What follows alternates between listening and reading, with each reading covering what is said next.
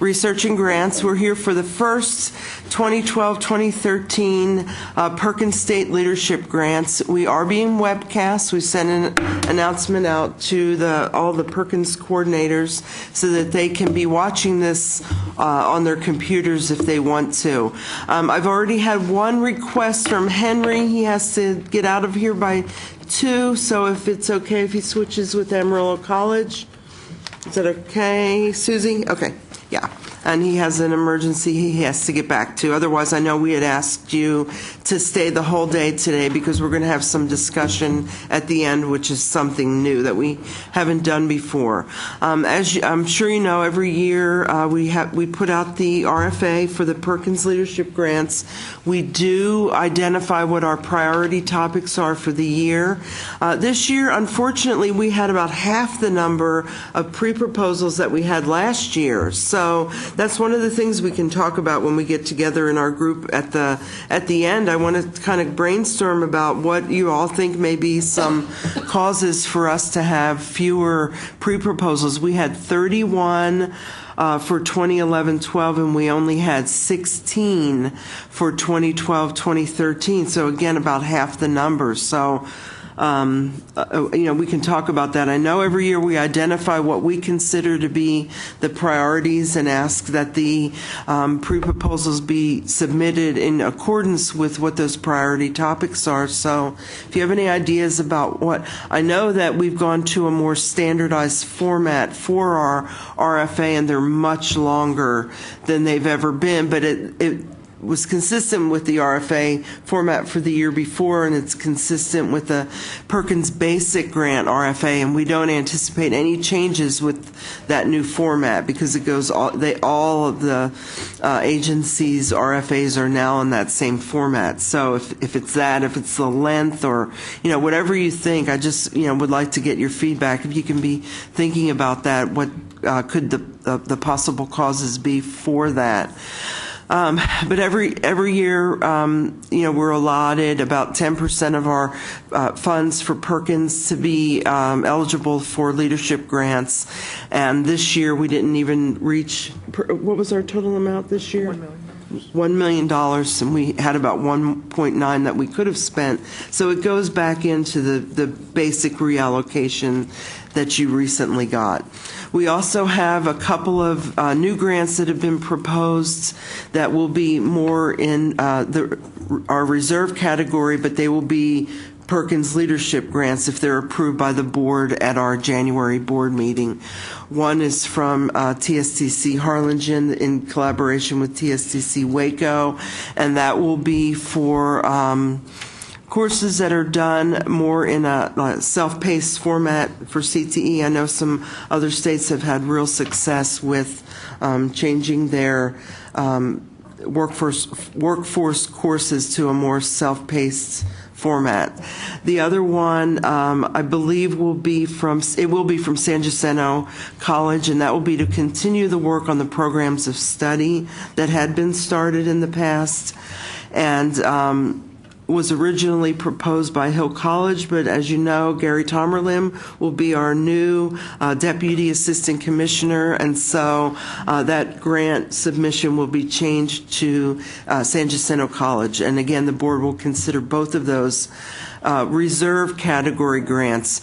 Last year in February, when we had a visit from OVE, the Office of Vocational Adult Education from the U.S. Department of Education, they did encourage us to use our reserve funds for special projects and grants that we need to be done. And we definitely need the work on the programs of study to continue.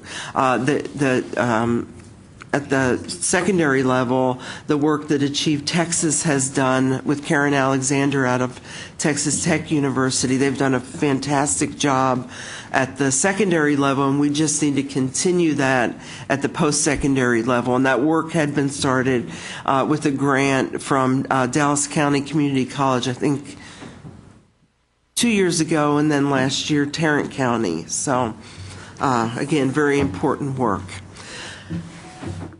Let me see if we are up and running. What happened, Jose? We can't find that. Okay.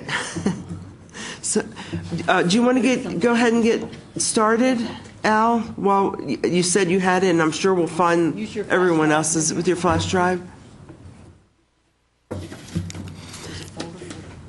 Texas Genuine is a statewide CTE marketing project. This is the third year that El Paso Community College has had this grant, and Al Lawrence will be discussing what this year's grant entails.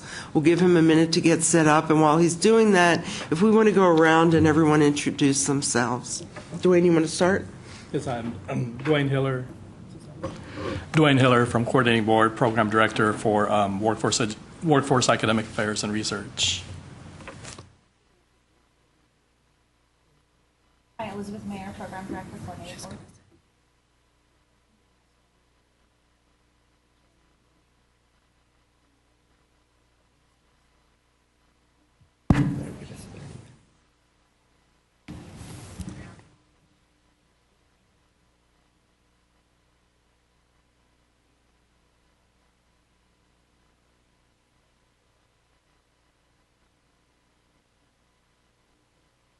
But I'm here with the project. Okay. I'm the chair of the work committee.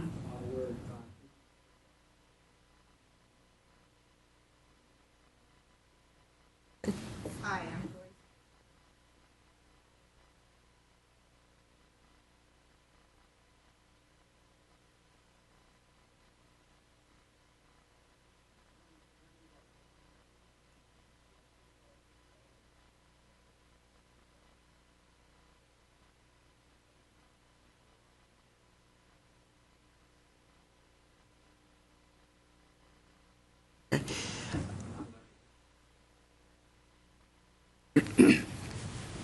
Could I ask that everyone, when you're speaking, turn on your microphone? That's the only way, because we're being broadcast, that you can be heard.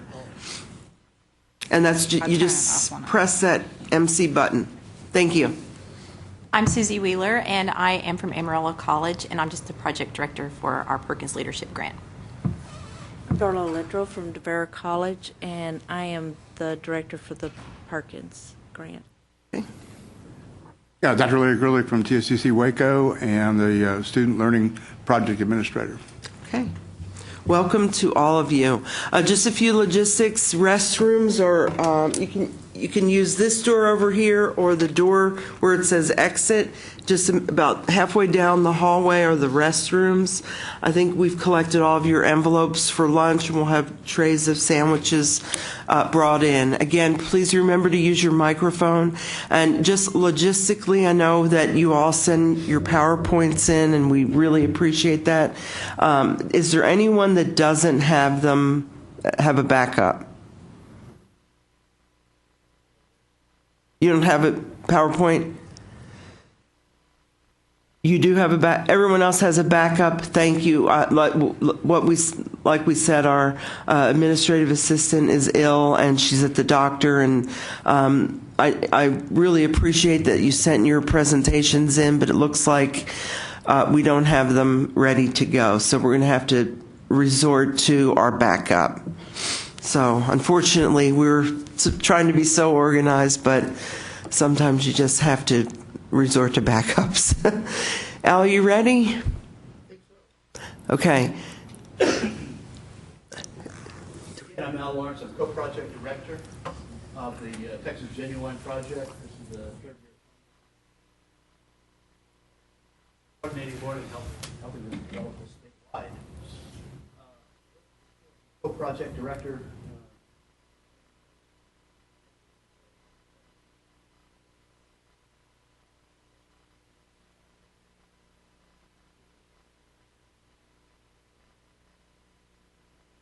Reason.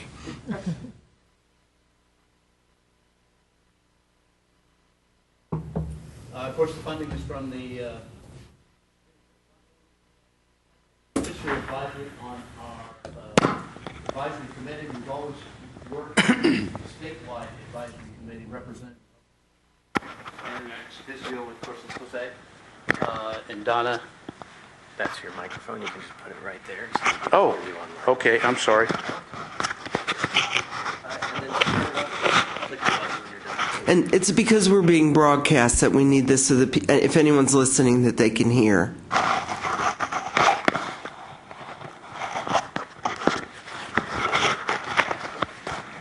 Okay. Is that good, I guess? Okay, thank you. And Vanji Stice Israel from TEA. We early on wanted to involve the TEA.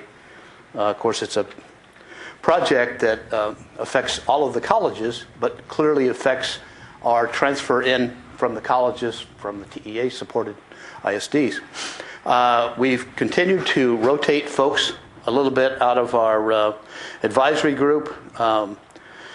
We've included some new folks from the last couple of years. Joanne Franson from Dallas Independent School District. Len Gosling stays on. Jaime Farias from El Paso Community College, our Dean of Technical Education, is staying on. Annette Gregory from Austin Independent School District and Austin Community College. She has a co-role there. And, of course, Henry Hartman, our good Starlink friend here, myself, Laura Morris from Lone Star, Frank Mosley, Kilgore is a new one. Melissa Mudge just recently, in the last 2 months, replaced Kurt Pervier, and then it had moved on to another individual. Jan Osborne has been on there a couple of years from TSTC. Elizabeth Steele, my co-project director. Samantha Uriegas from South Texas College. Susie Wheeler, we recently added on to support the Panhandle as well as to support the equity interests. We've long been well aware of our equity interests in developing this whole project. Joyce Williams recently joined us from Dallas County, and Sam Williams is staying on. Again, representative of the state. We always try to keep it that way. When we lose somebody from promotions or whatever, we try to replace them for somebody else, representative of the state. The rationale for the program. Of course, several years ago, we were talking about the need for co-branding our CTE programs across the state of Texas so that you could go anywhere and identify the fact that you could transfer your credits. Sorry to interrupt. That's right. Just going to maximize the. Oh, sorry. Absolutely. Broadcast. Thank you. Sure. Appreciate the technology assist. Okay, then we can still. Okay, good. Thank you. So again, we were looking at marketing and branding CTE across the state, so that you went to El Paso Community College, you had an idea that there was a Texas Genuine CTE program there that corresponded with a Texas Genuine CTE program over in Lamar or wherever on the other side. The goals and activities for 2012-2013, continue the web maintenance and enhancements, continue to support the advisory committee or include the advisory committee, always inclusive of this project. Expand the ESC, the ESC outreach development, integrate the student CTE exploration software assessment, development of a statewide consortium for sustainability efforts, and conduct project evaluation. Continuing the web maintenance and enhancements, we're continuing on a monthly basis with Interact, who originally helped us develop the website, and we're looking at expanding some small pieces of that as we go along, making it more useful for all of us. Excuse me. The main site, the videos, we're adding more videos to the resource page, and I'll show you that a little bit later. College landing page, we're trying to make sure that those get updated, not just by us, but just the colleges to take hold of those and to take interest in them and updating their own, of course. And any other enhancements that we can add to that. Continue to support the advisory committee, or include the advisory committee, actually was a better word. The advisory group continues to guide and provide liaison, particularly liaison to, as we implement the CTE recognition of Texas Genuine across the state through all of our institutions, meeting at least twice a year, and of course the advisory group represents their region. As requested, we get requests from ESCs to make a particular presentation. We got several of those last year. A couple of those we responded to. It's a long ways to fly from El Paso to East Texas to make that presentation for an hour. Our advisory group members have stepped up. We've asked them, can you put this into your schedule, work with your local ESC, and make that presentation. Some of the statewide annual ones, Elizabeth or I have made, but we're trying to download those. A couple of times last year, Elizabeth and I were passing each other in the airport. It seemed like making presentations, but we did a lot of that last year. Trying to do less than that and use more of our college context to do that. We did present at the TESOL meeting, and we had our first advisory group meeting at the end of that TESOL meeting as well. We're looking at expanding our ESC outreach development. Last year we gave $3,000 subgrants to the 20 ESCs. 18 of those ESCs responded to those. 2 of them were kind of didn't want to use that money at that point. Hopefully they'll step up this year and utilize that money. This year we were able to provide $6,000 subgrant funds, and we're in the process of getting proposals from those ESCs right now. Those are actually coming in now. We've requested little mini proposals from each one of those as to how they would use those funds, and we're getting those out before the end of the year, those subgrants. The funds that the ESCs get, they use to expand the promotion of the CTE programs, do that liaison and that connection between the ISDs and our colleges. We see that there's some reaction to it increases the liaison between the colleges sometimes. There's an outreach component to the colleges because the ESC is saying, well, what can we do to get them more information about the college and about their career opportunities after they leave here. Students will also be able to identify how the Texas Genuine program at their high school connects then through Texas community or technical education programs. We're looking at integrating the CTE software and assessment program. We've looked at a couple. We're looking to analyze how we can put this into our website so that students will have the ability to review CTE career plans and align those studies that they've already taken or would like to take, and ultimately familiarize themselves with the path that works for them, what colleges they might go to if they have a choice of colleges, where those programs are, and so forth, to do some kind of interplay, career exploration in the Texas Genuine site itself. Faculty, counselors, and parents would be able to work with the direct students toward more informed decisions.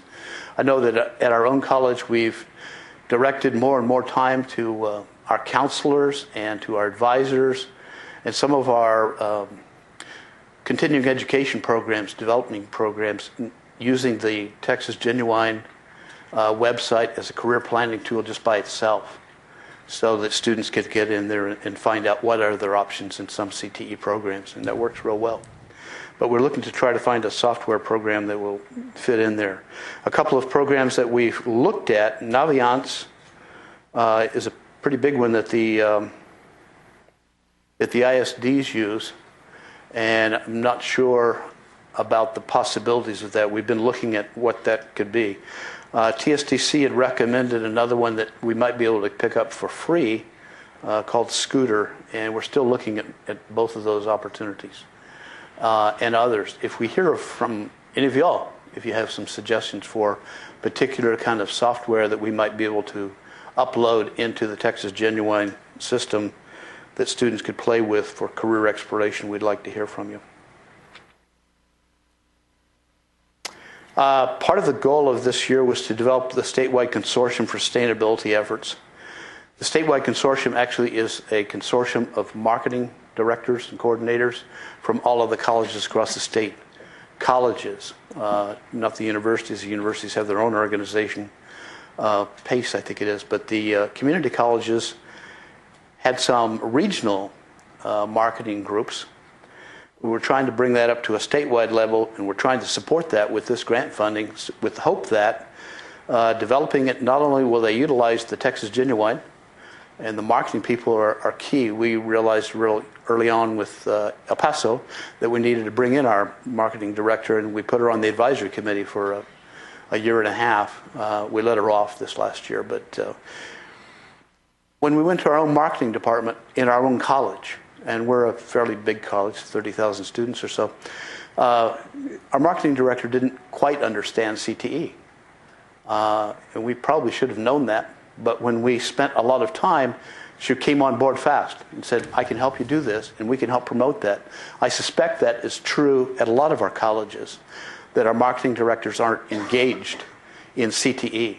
They're engaged in marketing for the whole college, which is great, but we really need to push the CTE piece and find out ways to help them help us market our CTE programs across the college and across the state.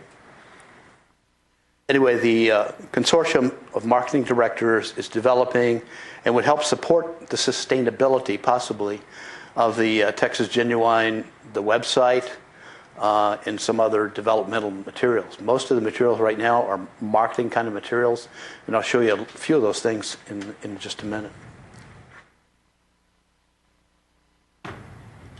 We were also tasked this year, or tasked ourselves, I guess, with looking at a project evaluation, review, and analysis of the Texas Genuine project, where it is, how much market penetration do we have, how many of our colleges know about it and respond to it, how many of our colleges are using it. We like to think 100% are, but in my heart I know that's not true. I wish it were, but we need to find out how to make that happen. If we find out where the weaknesses are, then we might be able to bolster that in the last 6 months of this project or so. I'm in conversation right now with the University of Texas at El Paso to develop a program. So we don't have to put that back out for bid, but I think we're going to be able to work out an evaluation plan with the university, inter-grant agreement, so that they could reach out to the colleges across the state. If that doesn't work out, I may be back to Jose and ask him if the coordinating board can help us, but I think we're going to be able to work out something with the university. It's important for us to know, even if we don't like all of the results, where we are with this project. It's important for the coordinating board. We think it works. We know it works, but it needs to be applied. It needs to be used.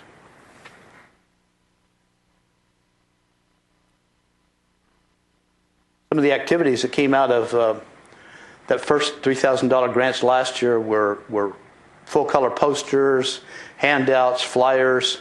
These were out of the ESCs. Some of them really got excited about it and used some of these materials to develop things. The coordinating board used some other funds to help fund some posters that went to high schools and so forth. The Texas Genuine logo was used. The website was used to put it out there, get it out there with ESCs, with the high schools, so that we can use it, so we can connect it with the colleges. Region 7 came out with a rack card that looked like this, where, again, we're co-logoing, and where they're putting their logo on the Texas Genuine rack card that was in existence. They also came out with a full-color poster out of Region 7, again, using some of our materials that were already there in our resource page on the website, and to bring it up and put up the career possibilities, as well as visit us online, texasgenuine.org. Continuing resources, print media we're developing, putting into that resource page, texasgenuine.org, colleges, programs, and careers. The website, program career videos featuring students. We've finalized some of those videos, and they're live now on there. I think we've got close to 50. Actually, a little over 50 videos. Some of them are multi-videos, and some of them are direct videos for one particular program, of course. They're all featuring students. They're all featuring current students and a graduate. They came from different places across the college. Many of them came from El Paso, but they were also blocked out so we don't identify the student as being El Paso Community College student or Dallas Community College or TSTC. There were some blasts on social media. We still have the downloadable brochure that we developed last year that you can be co-logoing. We co-logo that at El Paso Community College. This was one of the original billboards that came out. Victoria College, the marketing director there really got turned on to career and technical education in all of these materials. They were publishing a magazine called Career Focus from Victoria College. You notice they put the Texas Genuine logo in the bottom corner. I'm not sure if they're using Perkins funding for this particular magazine or not. It was about a 16-page magazine. We have the whole thing. It was developed, nicely done. It provides a lot of information for students. At the end of the day, I hope students read it, but at least it's an information kind of tool. Our marketing department looked at it and said, that's really neat, but I don't think students will read it, and I'm afraid maybe that's true. I don't know. I need to check with, this just came out this last month. Need to check with them and see what kind of response rate they get out of it. We would like to use something like that, or maybe a shortened version. They had one whole page in the middle of it. Pull it out if you get a chance, or look at that from Victoria College. We can also send you a copy of it if you want it. But one whole page devoted to TexasGenuine.org and how we developed the whole thing and how it can be utilized. And this was the back cover of it from Victoria College. Early on, Midland College was using it in their newsletter. Dallas has used it. We co-logoed with the Army in El Paso Community College. Again, a rack card that we had co-logoed with one of our billboards in El Paso Community College. We have a lot of luck with billboards. We didn't always have Texas Genuine on there anymore, but now we do. And we also have a 92% RN pass rate. We're pretty happy about that. Homeland Security brought us a lot of student inquiries.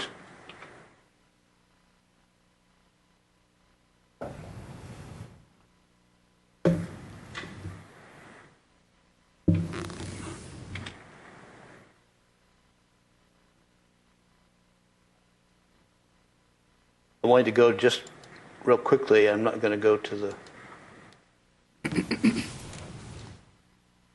Not going to go through the website. Hopefully, y'all have used the website, gone through it, looked at the videos. I'm not going to do that, redo that today, but I did want to.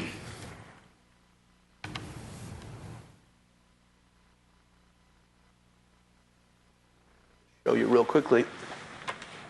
Again, you remember you can get all of, by hitting that, you can get into all of our resources. If you type in your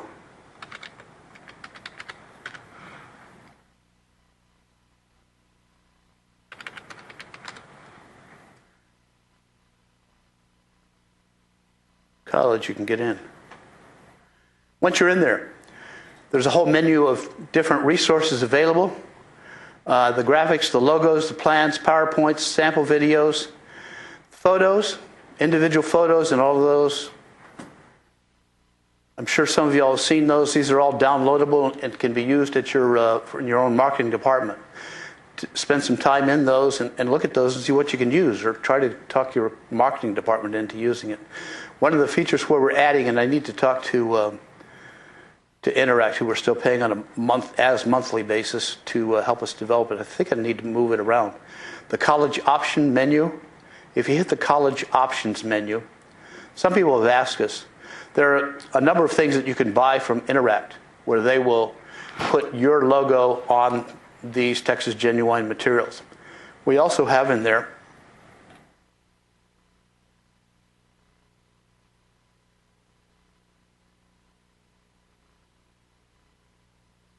program videos. Some of the colleges have asked us for the commercials, for the videos. They want to use them.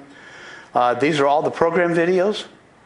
The cluster videos for audio, arts, technology and communications, health sciences cluster, law and public enforcement, compilation videos, management, administration, information technology.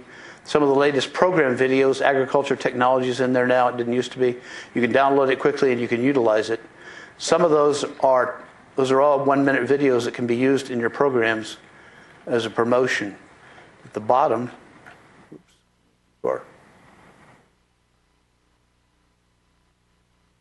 at the bottom are also 30-second TV spots and radio spots.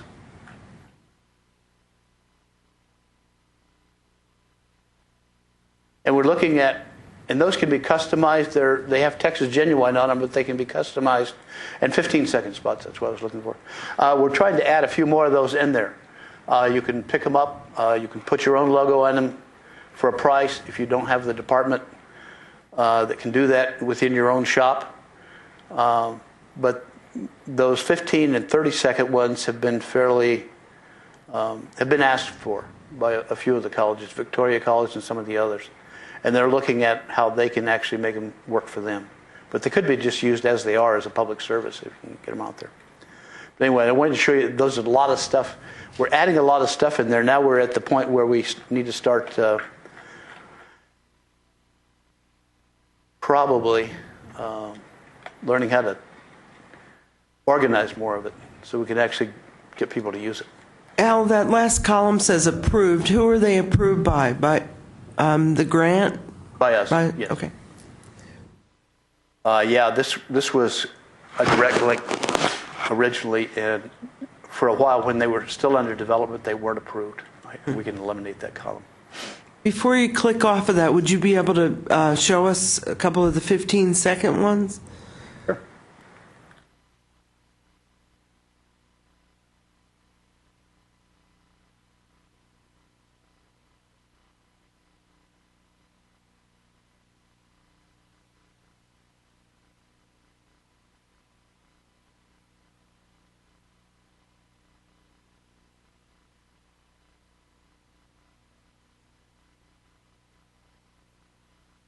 Not sure what that means. Can't read it? Click it.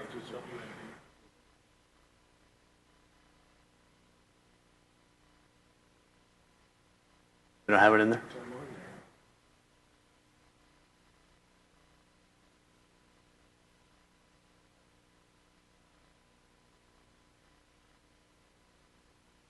Where do we go back? I think that tab. This one? One over there. This one? I think so. Nope. Okay. Options menu.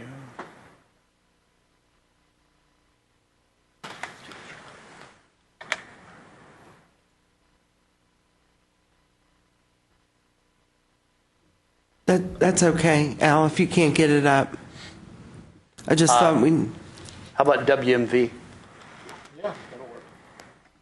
I just hit MOV. I don't know why. WMV should work, right? I don't know the difference, but I know WMV works quicker sometimes. 15 minutes, 15 seconds.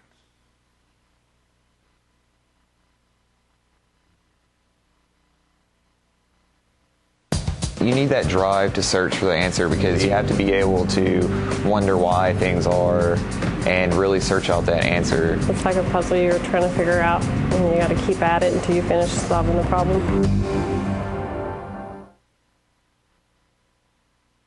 And were they all made with Texas students? Yes. Yeah. Oh, yeah. What institutions did you go to? EPCC, TSTC, Varro, I think, and Dallas. Mm-hmm. Two at Dallas. Tarrant, too? Okay. Okay, I want to. If you're not finished, I don't want to No, I'm done. Okay. I want to change things up a little bit. It used to be that the majority of questions came from the coordinating board staff, and now I want to open it up to anyone to ask questions of Al. Henry. Yeah, I've got a question now. How are the radio and TV spots being used? Who's using them?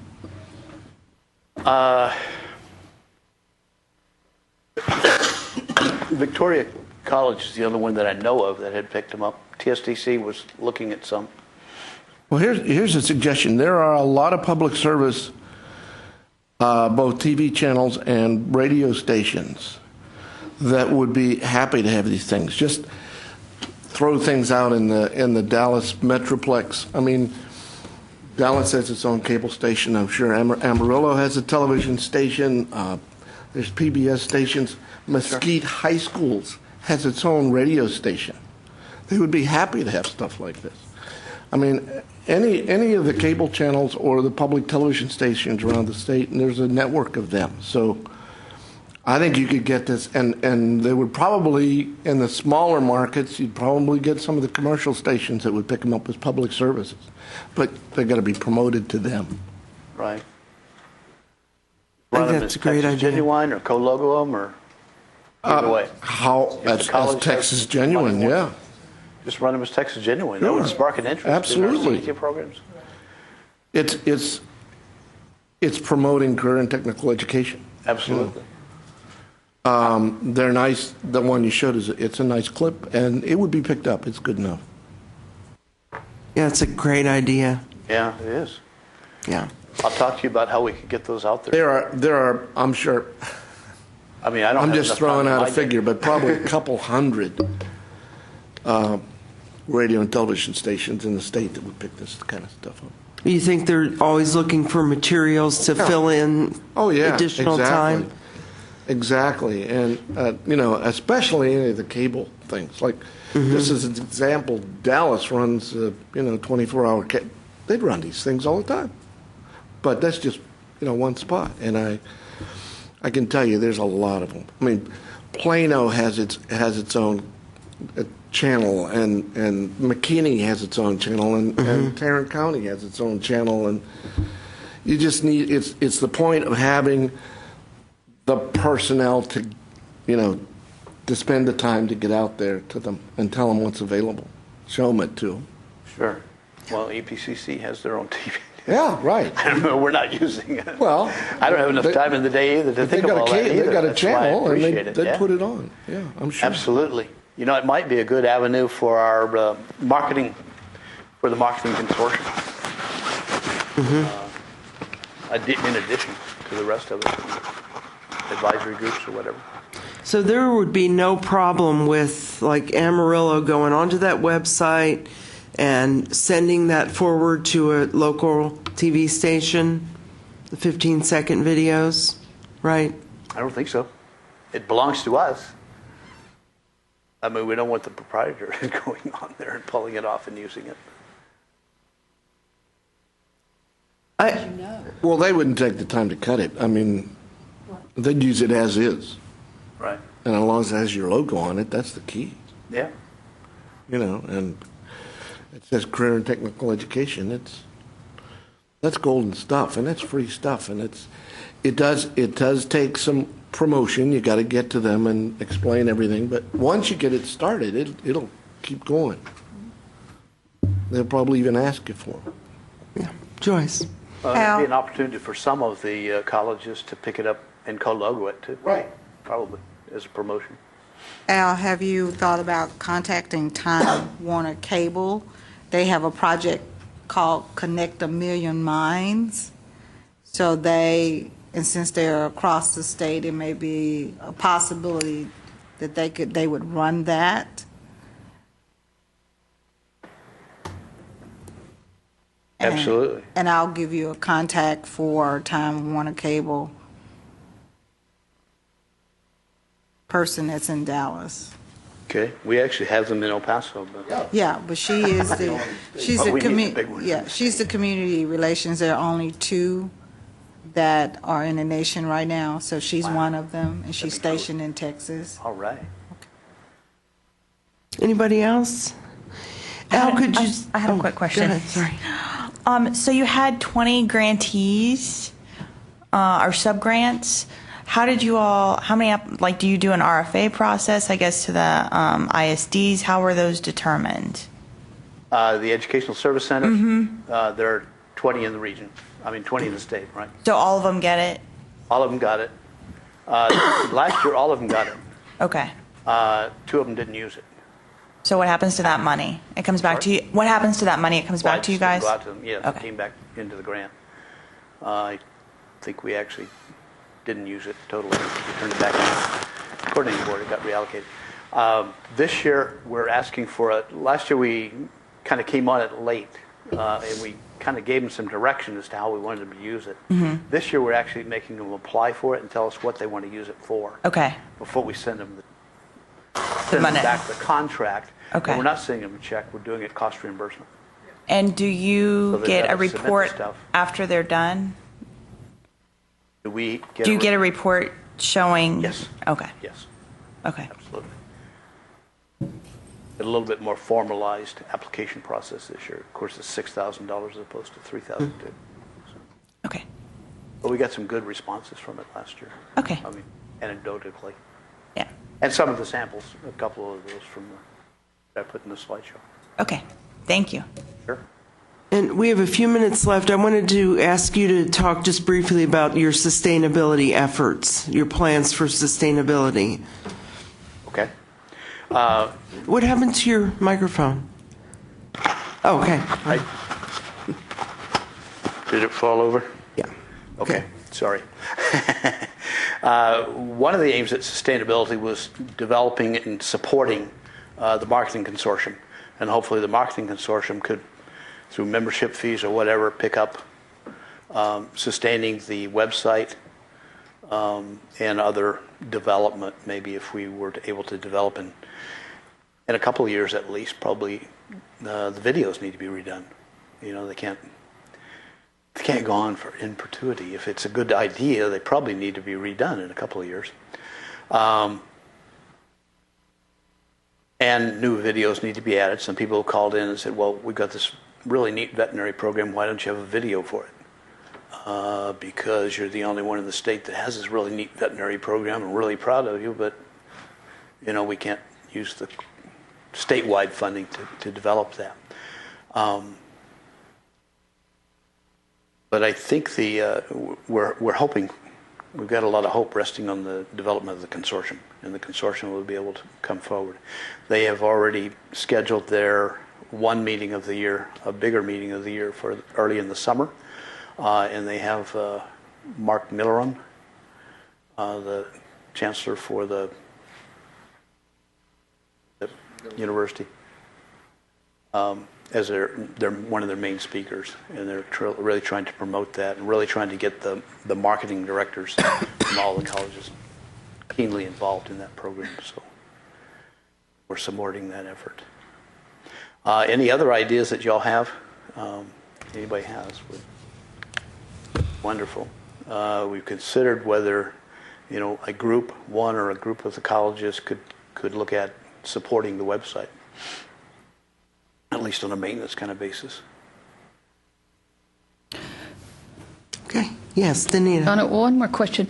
It seems as dollars get tighter, there's opportunities that we might not otherwise have to really partner with TEA, for instance, using existing Perkins dollars, especially where we have things like this project. And because I work on the non-trap project, it seems a natural fit that we better utilize our state-assigned dollars. And I'm wondering if these kinds of discussions have been held with Vangie, for instance, at TEA, because if there are dollars within their allotment that are going to similar kinds of things that could help with sustainability on the very kind of thing of promoting career and technical, it seems like the opportune time to have those discussions. That's a great idea, and I get together with Vangie monthly, so I can certainly talk about that as far as the sustainability efforts for this grant, especially because you've reached out to the ESCs. Right. No, I think that's an excellent idea. We really need that, continue that conversation. We included her on the advisory Right. last year, but through a number of circumstances, I don't think that she's been able to come to any of the advisory meetings, but I know she's interested, very Yeah. keenly interested. Yeah. Okay. Well, thank you, Al. Thank you very much. You bet. Thank you. The next presenters will be Navarro College. We'll give you about 5 minutes to get set up.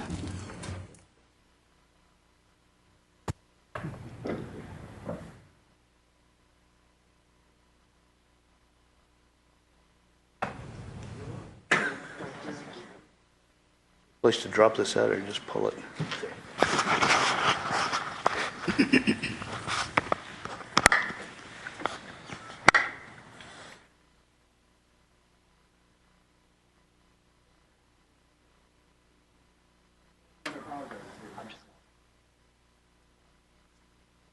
Okay, so we'll advance the slides. Because I don't know the first two slides. Do your best with them because I'm not going to follow them explicitly. Laura will start up when we're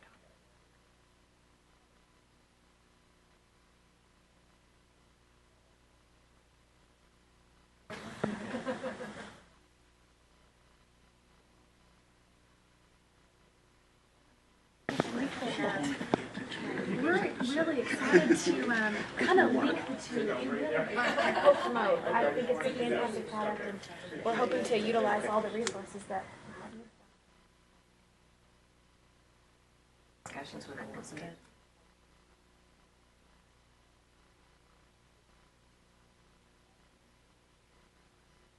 I mean, y'all have already gotten about that.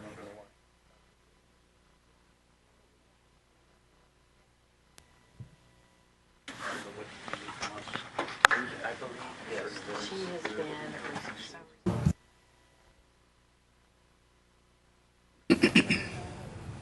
I met her last fall,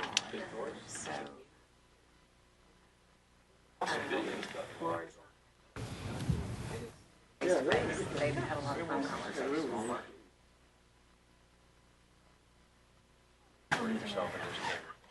Did you see my mouth form a J? I'm just like, no, that's not right. That's not right. There's a microphone here, and then I understand they gave you the microphone as well? Okay. Well, yeah, and I'm just thinking, because she'll do the ball. She's a president.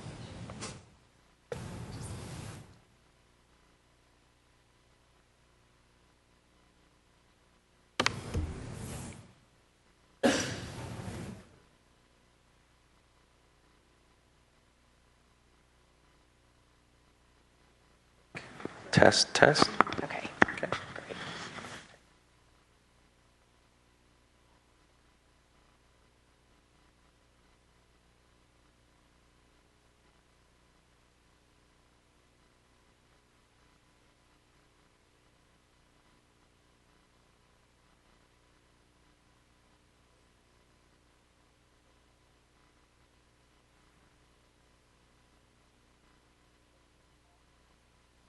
Or did you bring tea back? No, I didn't bring it. So if they have tea.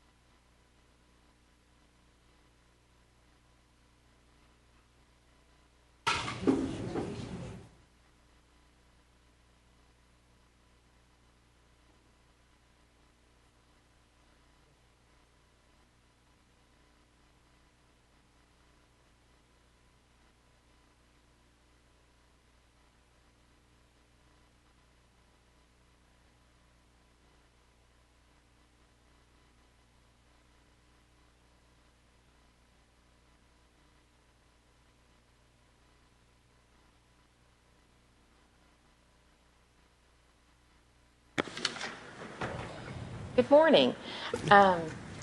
I'll go ahead and Okay. No, kick it off. That's mine. That's The whole okay. thing. We are excited to have for the first time Navarro College is here with their grant, CTE e-course for high school guidance counselors and community college personnel. It is the only new grant that we have this year, so welcome. Thank you. And I'm Judy Cutting, and I'm Dean for Business Professional and Technical Education with Navarro College. And we also have Laura Palmquist, who is managing this leadership project for us, and you'll hear from her in a few minutes. And then also Matt Miller has signed on to help us with developing the modules. We are really excited about this opportunity, and to kind of make a comment, Donna, on something you said earlier. You're wondering about the reduction in applications this year and why did that happen. I can only tell you from my own experience. I am aware that there are Perkins leadership grants, but it was never really something that I focused on. But Jose Rios came to our campus back in April to audit our Perkins grant. And while he was there, he really stressed the importance of looking into this to see. So, I mean, when he left, we started the conversations and came up with some ideas, and you see where we're at today. So just like I said, from my experience, it could be that people hear about it, but they don't recognize we can play a role in this. We can make a difference not just in our own communities, but we can make an impact statewide. We are working on this grant to develop, as you said, an e-course to help educate or provide professional development for high school guidance counselors and also college advisors. Something that I noticed in my years of working in this area is there's not a lot of opportunity to educate other than word of mouth. When I was at Angelina College, a division director for career and technical education, as a registrar, he took me under his wing and he said, this is what we do. This is what WECM is. These are where our graduates go. You know, they help fill a skills gap that exists. And I always thought to myself, how could we take what Dr. Lovelady did and just translate it across the state? So what you're going to see today is Empower Texas, which is empowering our high school guidance counselors and college advisors to help students understand the value that exists in career and technical education. And I am going to turn it over to Laura, who's going to just bring you up to date on where we're at.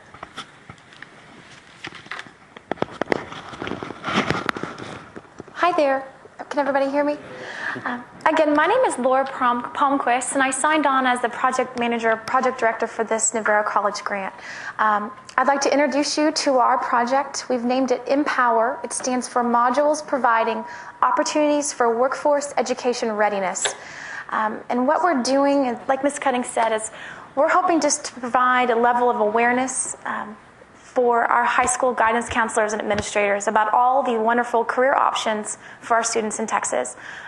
Just to give you a technical update on where we are with our goals, our main goal is to develop curriculum for a professional development course. Right now, it's a work in progress. We've started in early September. I signed on board, Matt Miller signed on board as our module designer, and we're working with Christine Holchek to be our curriculum developer for this project. She's with the Region 12 Service Center in Waco, and she's been a wonderful resource for us. As of now, we have curriculum for 3 of our 6 modules, and we expect to have curriculum for the remaining 3 by mid-December. We currently have in production 2 initial module stages to show you today, rough copies, work in progress. So essentially for goal number 1, we're mostly complete. Item number 3 here is regarding presenting our product. We're currently scheduled to present in February at the Career and Technical Association of Texas Conference in Austin, and we intend to present also at the Texas Counseling Association in July. And if funding allows, we'd love to show it to as many people as we can and visit any other events as possible. If you have any suggestions, please let me know and we'll make that happen. And again, we will be presenting 2 webinars as soon as we have a product up and ready to show. Our goal number 2 is to implement the pilot course at the Navarro College and Angelina College service areas. Right now, we are, again, working on developing our product. Our final e-course will consist of 6 different modules, and like I just mentioned, we're working together, collaborating. We have our weekly meetings to create an ongoing partnership between the 3 of us and really with you as well. Like I mentioned, we have curriculum for first 3 modules, and we have 2 modules in testing mode right now. We've been in contact with Dr. Patricia McKenzie at the Angelina College in where's that, in Lufkin? Lufkin, excuse me, brain freeze. It's our intention to test this in their area in early February, as well as our area in Navarro College. And Jose, that's what I want to talk to you about, is how we can talk about that later. But we intend to test with the counselors in their ISD, bring them in, have them try out our e-course, and get their honest, candid feedback about what they think works, what they think will be beneficial, what they think is not really worth the time addressing, and get that feedback and then put that back into the modules to revise, and hopefully have the modules ready to go on the Texas network by March, early April at the latest. We've been in contact with Marcus Molina. They're ready to go. They're excited, and we're just trying to hold him off a little bit longer. We've had a few hiccups and delays getting going, but I think once we got the ball rolling, we're working very well together, and we're excited about what we've created so far. Goal number 3 is to disseminate the course statewide via the Texas network. At the moment, this is a pending status update for us. We don't have a final product yet to disseminate, but as soon as we do, we'll get that out there and start promoting it. And finally, our goal number 4 is to give 2 conference presentations and 2 webinar presentations targeting high school and college personnel. This, of course, will be done in late spring, early summer. What we are hoping to really emphasize in this e-course is the importance of the partnerships between education, community, and business and industry. Especially in Corsicana, what we see is that it takes really all 3 moving parts working together to facilitate a good environment for our students to grow and learn and obtain a skill and then become successfully employed. We're trying to make our modules as interactive as possible by including short video clips, quotes, images from area leaders and business partners, giving their honest feedback and unique perspective on where they see CTE going in Texas now and where we need to improve upon it. We're hoping to make this a statewide feedback. We're hoping that it's relevant to every edge of the state of Texas. Right now, we just have feedback from Corsicana, and hopefully I can speak to all of you later about who you know in your area and who you think could give us some honest feedback about that as well. So far, we have a short video here to show you. This is Ms. Megan Vidassi. She's the Career and Technical Education Coordinator for Corsicana ISD. This is a sampling of things that we intend on including in our modules. It's not edited yet. Please take your judgment hat off, but it's still in work in progress. Hello, my name is Megan Vidassi, and I'm the Career and Technology Coordinator for Corsicana High School. I'm here today in our agriculture welding shop, and I'd like to talk a little bit about the importance of career and technology. We have many students that are college bound, and career and technology provides a jump start for those students that are going to be going to community colleges and then on to the university. For example, our criminal justice program, students can start as a freshman here at the high school and take a sequence of courses, and by the time they graduate high school, they'll have 15 college hours toward an associate's degree in criminal justice. Career and technology also provides opportunities for students to get industry certifications that lead to high-paying, high-skilled jobs.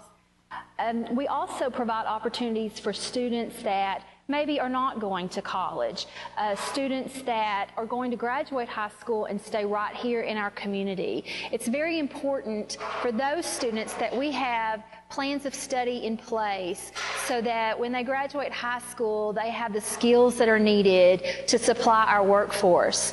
Our industries can provide skilled jobs and high-paying jobs, but it's important for us to provide the students with the skills and the certifications necessary to fill those jobs. So that was Ms. Megan Vidassi, and I think we'll skip over showing you our next clip, but just to give you a taste of what it is, we interviewed Dr. Harold Housley, who's the Vice President for Academic Affairs at our college. Prior to him coming to Navarro, he worked with the Quaker Oats Company for many, many years. So he offers a unique perspective of what businesses are looking for and how important it is to partner with educational institutions. We do our best in Corsicana to really train our students as well as we can and get them connected with companies that need their talents. Why we're here is to raise awareness about the skills gap that's going on in the state of Texas, to show that it's important for students to learn a trade and they have all these career options to achieve their goals. And he offers a really unique perspective, but for time's sake, I may not show you. Is that okay? Okay. All right, our Empower e-course. Like I mentioned, our e-course is going to be comprised of 6 different modules addressing the purpose of career and technical education, components of CTE programs, ways to identify CTE programs available through local community and technical colleges, advising CTE students, Carl Perkins Career Center services, and issues that students face when becoming a college student. This will be put online through the Texas Network and available to every school district. That's our goal, because we realize that every district has different needs.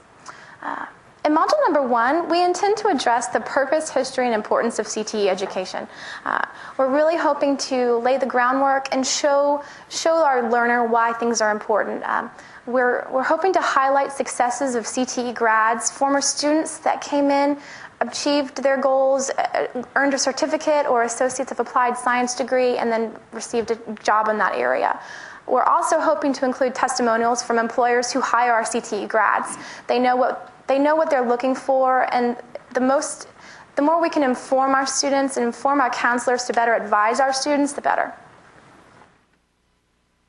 The learning outcomes for Module 1, we're hoping to convey an understanding of the role CTE plays in preparing students for employment, the value CTE brings to business and industry, and a sampling of the opportunities available to students via CTE. Having our students being trained and prepared and making them aware of all the different certifications they can achieve while in high school and after a couple years of college. This is a questionnaire that I've sent out to some business and industry partners of Navarro College, as well as business and industry partners of community colleges across the state. Just questioning them where they see a skills gap, if they see a skills gap in their area of business, where they see value in CTE education being offered in high school and college, and if they've had a successful partnership with a community college to develop a workforce. We're hoping that these real-life examples will convey an understanding of why this is so important. In module number 2, we will be addressing the different components of CTE programs, both at the secondary and post-secondary level, addressing course sequences that students can take, 6-year plans, addressing career clusters, programs students can follow to achieve dual credit, and articulation agreements as well. In module number 2, we hope to convey an understanding of the certificates and degrees available to CTE students, the components of CTE at the secondary level and at the post-secondary level, and the linkages between the two, because it's a moving part that needs to work together for our students to be successful. We will address career clusters, and I stumbled across the Texas Career Cluster website. I think the video on that homepage is something that we're wanting to incorporate, maybe bring it up to date a little bit and use it, because it's a great, wonderful resource. And as well as we plan on highlighting opportunities for students to learn outside the classroom, get out of these labs and get into the real world through learning, cooperative learning, internships, and practicums. Module number 3 is going to address ways for students and counselors to be aware of CTE programs available through their local community college and technical college. We really plan on focusing on the benefits of Texas Genuine here. I think it's a fantastic project. I was just telling Al, I've been in contact with Ms. Elizabeth Steele quite a bit. Was hoping she'd be here today to meet her face to face, but she's been a wonderful resource for us to communicate with. A good sounding board on just project specifics, what to do, how to handle situations, and I think collaborating our two projects will be great to promote both of them. And as you'll see when we demo our modules, we're following a similar color palette and just cleanliness of colors and clean lines. So we intend in module number 3 to convey an understanding of the importance and the value of a certificate, a degree, or industry-recognized credential for our students, as well as CTE dual credit and articulated credit available between high school and community colleges. And the value of articulation agreements between community colleges and universities that lead to a baccalaureate degree. I'm aware, I know it's in many schools that students even in high school can earn certificates and degrees such as a nursing aid certificate, and they can get out of high school and start right away. And then when they go to college, they can build upon it, and they're just getting their step ahead of the game, and I think it's wonderful. Like I mentioned before, we do plan on highlighting Texas Genuine and promoting the two projects. I think working together, we can make a bigger difference. Module number 4, we will be focusing on ways and practices to advise CTE students, specifically special populations, non-traditional students, first-time students, students with families already, and returning veterans. And really our big resource here that I intend on working with is the Texas A&M Special Population Center. I've been in contact with the directors at this department, and they have a wonderful resource of free online modules that are specifically geared towards CTE teachers. And I think it's wonderful, and they have so much information, and they've been really easy to work with and wonderful. I guess this is a good time to mention that Laura's an Aggie. It's true. So essentially with our 4th module, we intend on conveying an understanding of the best practices on how to advise CTE students, and all the resources and tools available for special population students, veterans, and non-traditional students, including Texas Genuine, the A&M Special Population Center, and Reality Check. Again, this is the reality check. Okay. I will show you. Yes. It's going to be wonderful. We do intend to use the A&M Special Population Center as a supplemental material. Like I mentioned, they have free online modules, easy to use. I took a couple of them, and it's a really informative source. This is Texas Reality Check. And Matt, would you click on the live link, please? This is a product of the Texas Workforce Commission. And welcome to Texas Reality Check. Career choices can be hard, but there is a strong connection between your lifestyle and your career choice.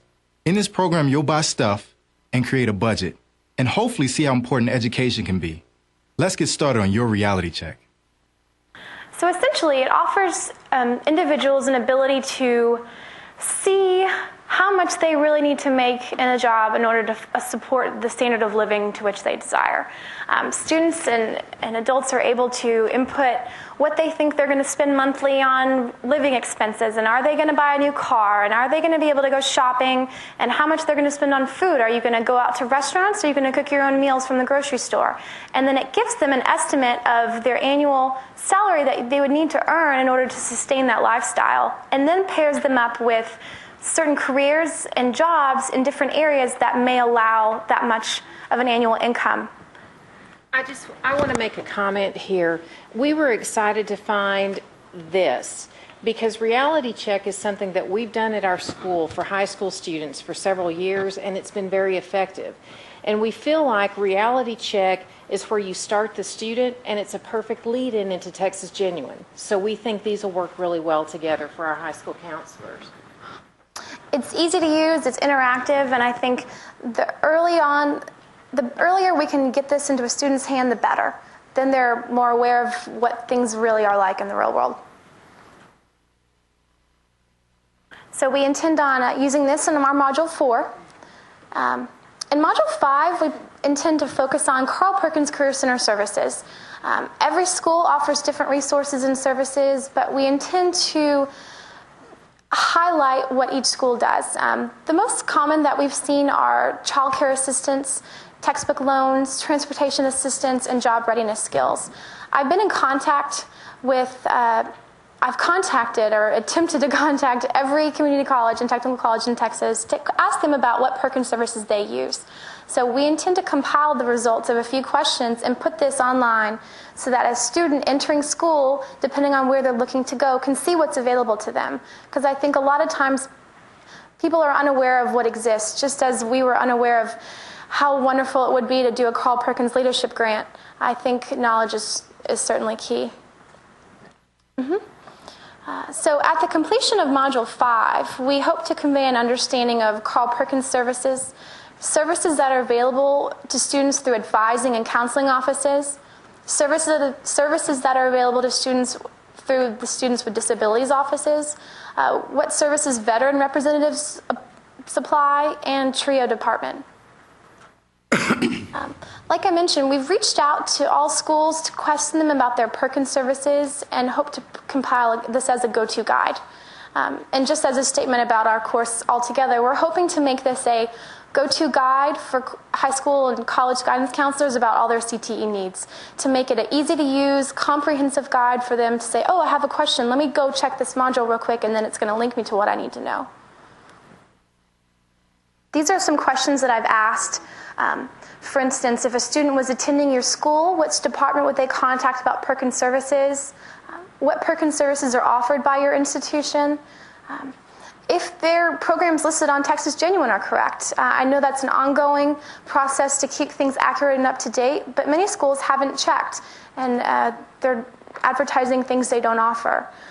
We've inquired if they plan any major updates. Updates are a constant thing. Things are always being improved upon, and just to ensure that links are accurate and up to date. And we've also asked for the proper contact information for advising offices, student support services, and disability services. And our last module will be about becoming a college student. Informing counselors on how best to prepare their students for going to college. Some students are first-time college students and they don't know what to expect. So we intend to address the admissions process, hurdles they may need to pass for financial aid, registration process, and how to buy their books and supplies. So with module number 6, we're hoping to convey an understanding of all the resources and tools available through the college admissions process for applying for financial aid, registering for classes, the importance of going to class, how to pay your tuition, how to register, how to be prepared and have all the information. So with Module 6, we intend to link heavily to Generation Texas.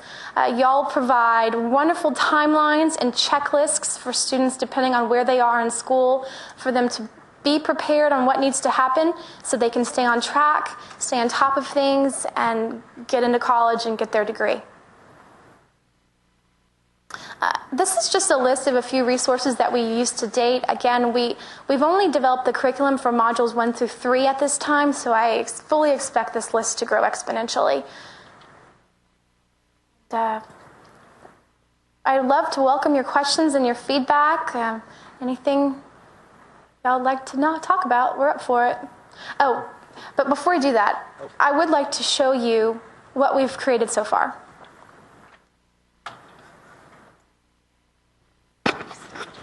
Exactly. And I'm Matt Miller, and I'm I'll be the graphic designer for the e-course that we're working on, as Laura had mentioned. Let me just very quickly go out to the site. The product we're going to be using to develop these modules is a product called Soft Chalk, and those of you from some of the other community colleges may be familiar with Soft Chalk. I know Navarro College and the rest of the around 43 members of the Virtual College of Texas program. This was a software that was made available through a group purchasing arrangement. And its its purpose is to develop lessons that can be utilized in online courses and e-courses. But even beyond that, SoftChalk is and I'm not trying to do a commercial for SoftChalk, by the way, but it is a very nice software. It also enables you to create packageable e-courses with putting lessons together to make a packageable, whatever, an e-course that can be delivered in a number of ways, whether through a college's learning management system. Gosh, you can put it on a flash drive or a CD-ROM. There's a number of ways in which it's available for counselors, advisors at the high school level or at the college level to be able to utilize. And so we found this medium to be probably I think the best medium for us to be able to deliver this e-course. And the other thing about SoftChalk too is that it is a cloud product. There is a downloadable product, but now you can also edit on the go. One of the things, I know you asked Al about sustainability, and one of the things that I've been kind of thinking about as well as we sort of go forward are changes in legislation, links that get broken, those kinds of things. It's a very easy thing to go in and fix. And then redistribute or however. I think the Texas Network is going to be hosting this e-course as well. So it also is available on a website. So there's just a number of ways that we can disseminate these lessons. If I go out here to, actually I have to log in real quick, if you'll be patient with me for just one moment.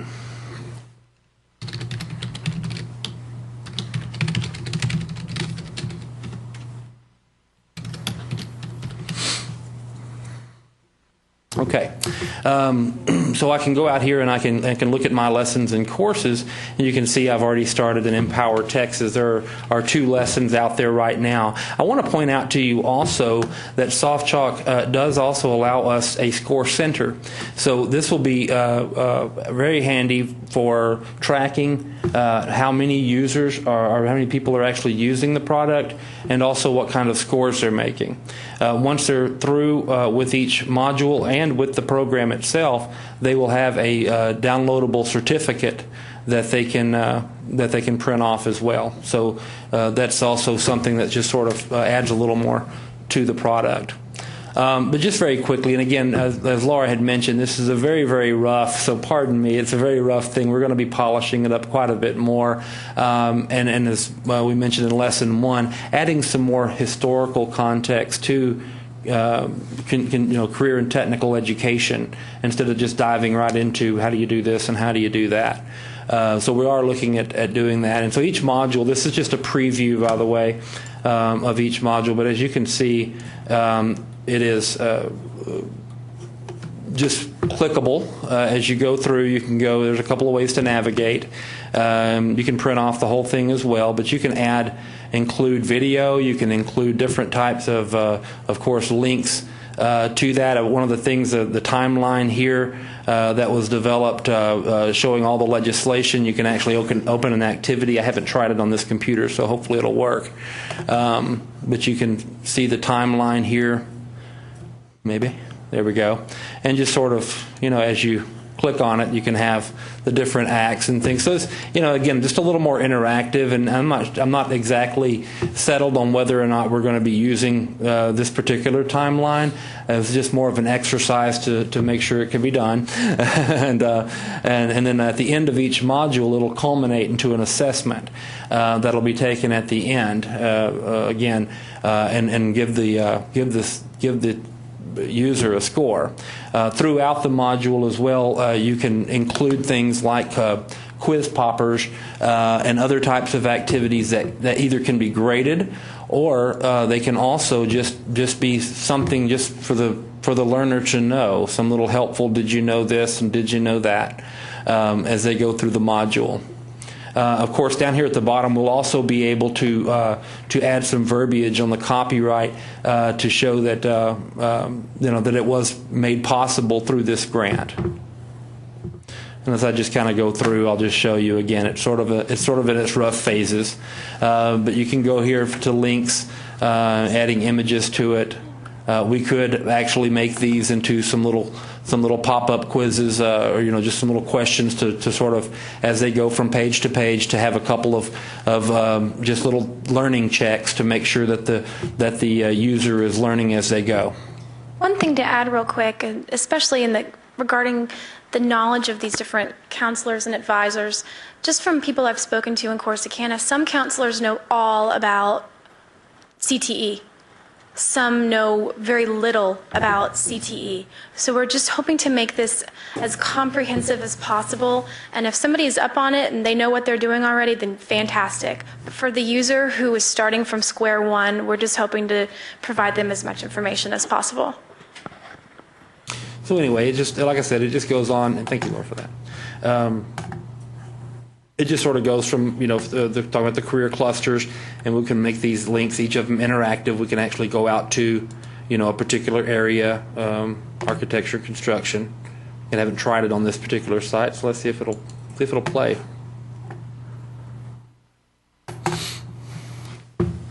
I guess not. Okay, but at any rate, but that is sort of the direction in which we're heading. I think that once we get a little more down the road as the curriculum becomes available, we adapt that curriculum to this particular product. I think it's going to be a very good thing. I was very encouraged to know that Texas Workforce Solutions does use Soft Chalk, this particular product, in developing training modules for their folks, as well as a group called Amtech. They've developed some e-courses. Amtech is an automotive mechanic training module up in the Ohio Valley. And they do a lot of training that way. I think it's a consortium of some 23 community colleges and about 19 or so automotive mechanic corporations. So anyway, are any questions about where we are in terms of this product or how we can utilize it maybe even more affectionately? We're looking for suggestions too. I have a question. Oh, go ahead.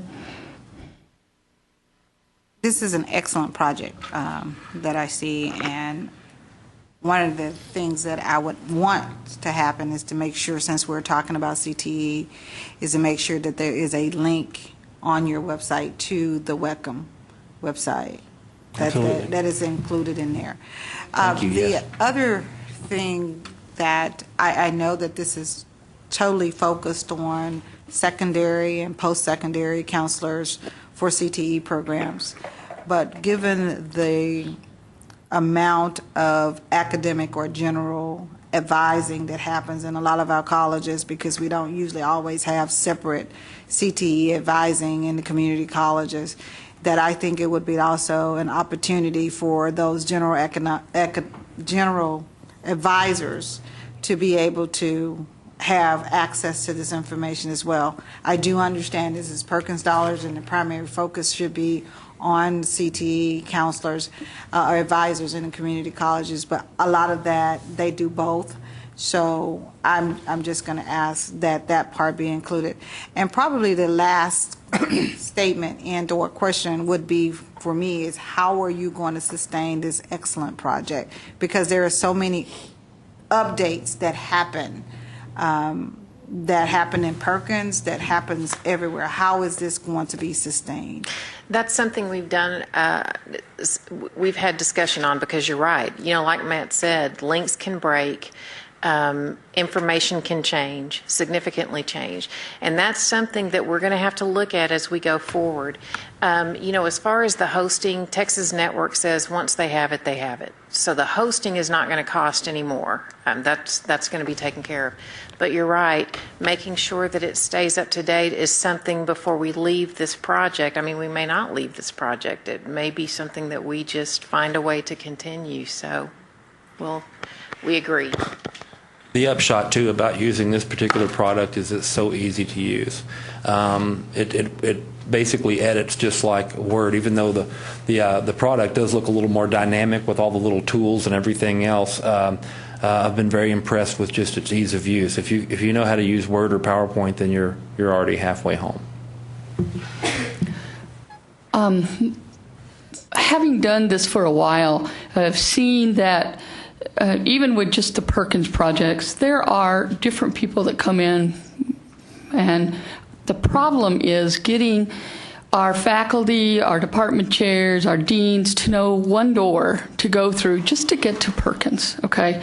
Just to get to our historical information and to connect the dots. First of all, I want to commend you as a group because this is your first project, and where you are today is so much further along than most first projects. But I'd like to connect the dots of your project to other projects. And because I worked on one just last year on advising, and there are modules now in the Texas Network, I would like for us to be able to somehow, when we go around and do distribution, replicability, as we talk and promote our product, that we share, like with the counselors group, like with the TEA groups, that here's one door you can go through. If you're an advisor, it's going to get you everything, at least to Perkins. I understand that there are several different professional development entities in the state just for community colleges, and we are really needing to connect that door, okay? So I encourage you to make sure you're working with the Texas Network. The second thing is on articulation, and you may not know this, but there is a statewide articulation group. It is called Advanced Technical Credit. It replaced Tech Prep, okay? And that group is funded by TEA through Perkins, and Eileen Boer at Lone Star is the lead. And I've written down the address for you. For you guys who have never seen the website, you probably ought to go out there and see it. It's called atctexas.org. This is, again, I mean, we've got one pot of money for the state of Texas, but we haven't connected the co-board money nor the TEA money, and we've got to do a better job somehow because we have people saying, no, and Jose was at a meeting with me last week, so he knows this, no, you can't do anything but technical dual credit anymore, which means that in some cases the students have to pay. Not at every place, not at El Paso, but an ATC credit is a free credit, and we could have ATC students sitting right next to a technical dual. We've got to do something better to get that word out and to get over this misunderstanding that every school is going to have to articulate every credit, okay? Because that ATC is already articulated. So if you could go back to Module 3 and get rid of the word Tech Prep, or at least say formerly Tech Prep or something. I just think getting that, because what happens is people say there's no Tech Prep, yet the people who got the Tech Prep credit still own it, okay? But going forward, we need to somehow let students know that there is a way to get credit and have it automatically articulated. And your modules are a way of helping get that message out. So I'm encouraging you to focus on really connecting dots. And you may want to go out there on the website of Texas Network and other locations like Starlink and start reading what is happening, because you may not have the full breadth of understanding coming new to this project compared to those of us who have gray hair. Thank you. But again, just to reiterate, I think you really have connected a lot of dots starting out already. It's just urging you to continue down that road. And you're so right. I like the survey that you're doing about the Perkins services. I don't think anyone's ever done that, and we have yet to see any two schools spend their Perkins dollars in the same way. I mean, we have some schools that spend it heavily on transportation vouchers, child care vouchers, sign language interpreters, and equipment.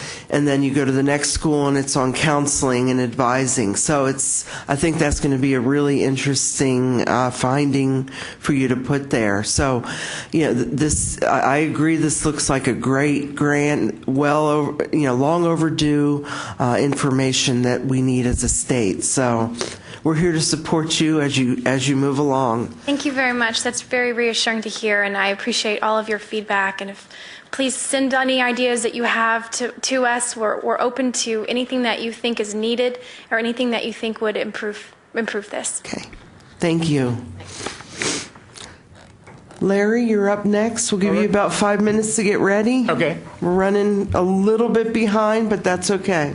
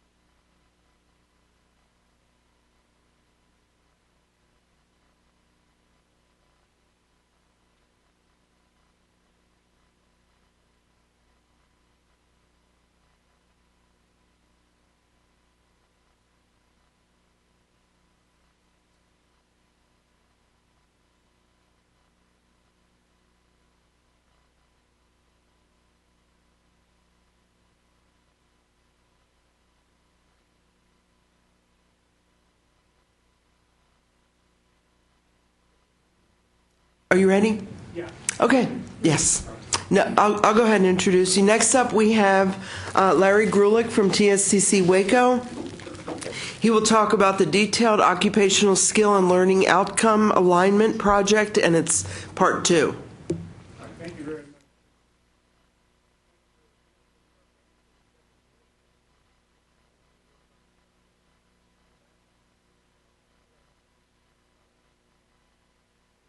Workshop in August that we're live streamed it to all of the community colleges, officers, all their vice presidents. Also had our campus for that workshop.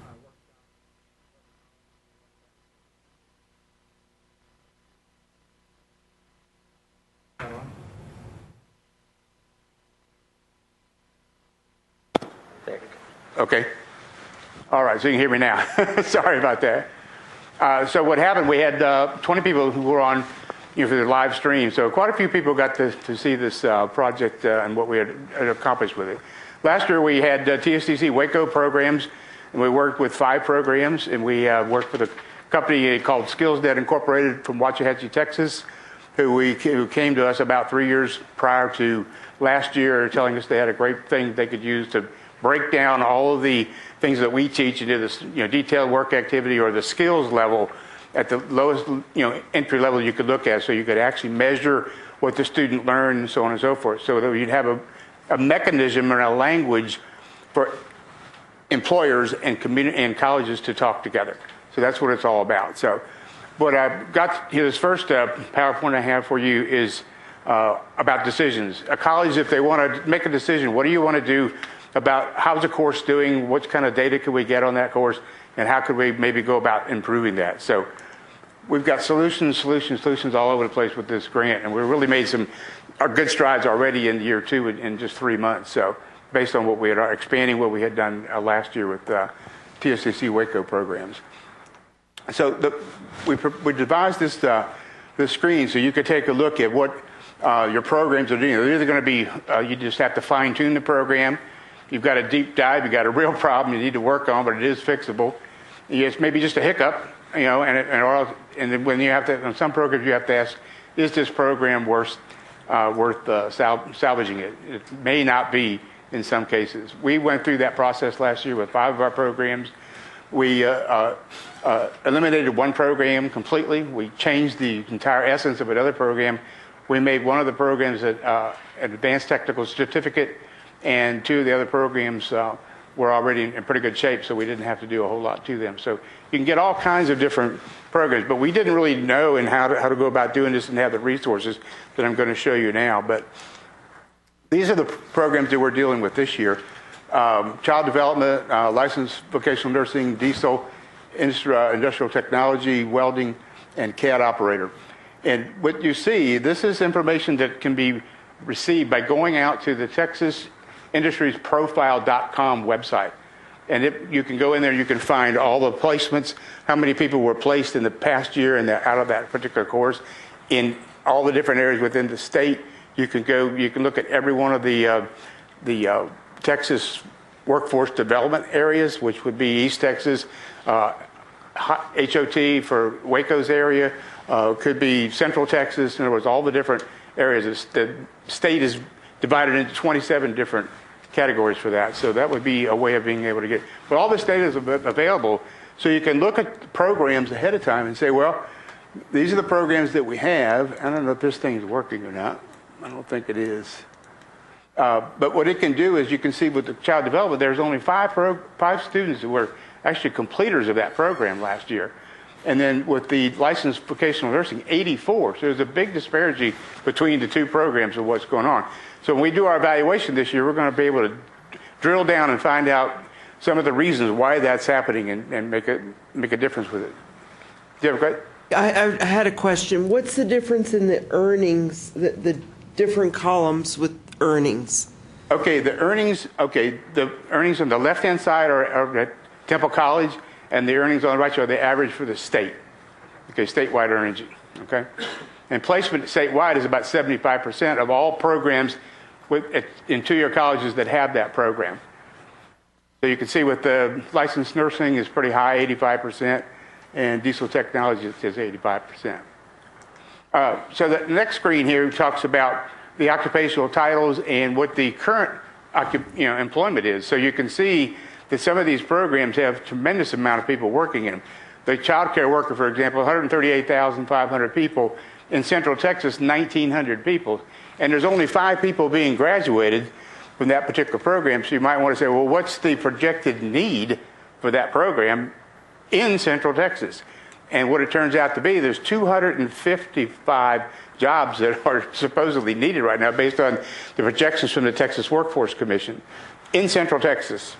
So they really need to think about what they're going to do with that program if they can improve, the number of completers for that program. So the next one, if just concentrating on that particular program, it would be time to go through all of it. Child care worker, again, this is a real-time posting. These are jobs that are out there on the online job boards all over the state of Texas, and they scrape that information out. And for Central Texas, there are 600 jobs right now that are being advertised for a child care worker. So, but this is the data that you need to work with in order on the front end to find out what that is. Some of this data I took from the Gainful Employment website with THECB. It's all out there. You can gather the information about any program of your college or any other college in the state of Texas looking at that particular web page. So, excuse me. Again, what did you say the real-time data postings is coming from? What? Okay, the real-time postings, that's from online job postings that are out there, like in, help me, some of the ones that are web, monster.com, that comes to mind. Indeed.com. Yeah. So you took all of those websites and came to this total, or I'm just asking, where'd you get that total under real-time posting? Did you go to a single website and get that, or this particular one right here? Yes. This came from SkillsNet Incorporated. They have a way of going out to all of the online, postings in the state of Texas by all kinds of different links that you can go to, and they constantly update that every 30 days. So they look at it from that standpoint, scrape that information, and for anybody that's looking for a child care worker, they add all those numbers up, and it turns out to be 600 people in Central Texas. So they could do it by any one of the workforce regions in the state of Texas, any of the 27 regions. Okay. Thank you. Okay, mapping is what this whole process is all about. And what it is on the left-hand side, my pointer's not working for some reason, but we can go through it this way. The inputs are the SIP-generated information, the WECM information, the campus catalog information, the course detail, the syllabus, any information we can gather from a particular course within a program, we gather that information because this whole process is based on semantics and actually looking at a word search and then comparing all that language into what would turn out to be useful information for employers as well as educators to look at. So the bottom section is job skill requirements. This is the part that SkillsNet does. So the college would come up with all the input data on the top side on the left, and then the bottom part on the left-hand side, the inputs would come from SkillsNet Incorporated. Once we send the information from the college to them, then they give us input as well. The outputs of that system are the goodness of fit, for example, is the labor market value index, and to know that it's an iterative process. It never ends. You could continue to keep improving the program.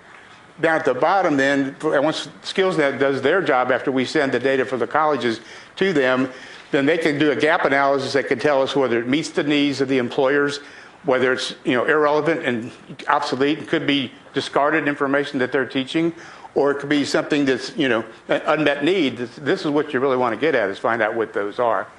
So anyway, that's just, let me go to another site.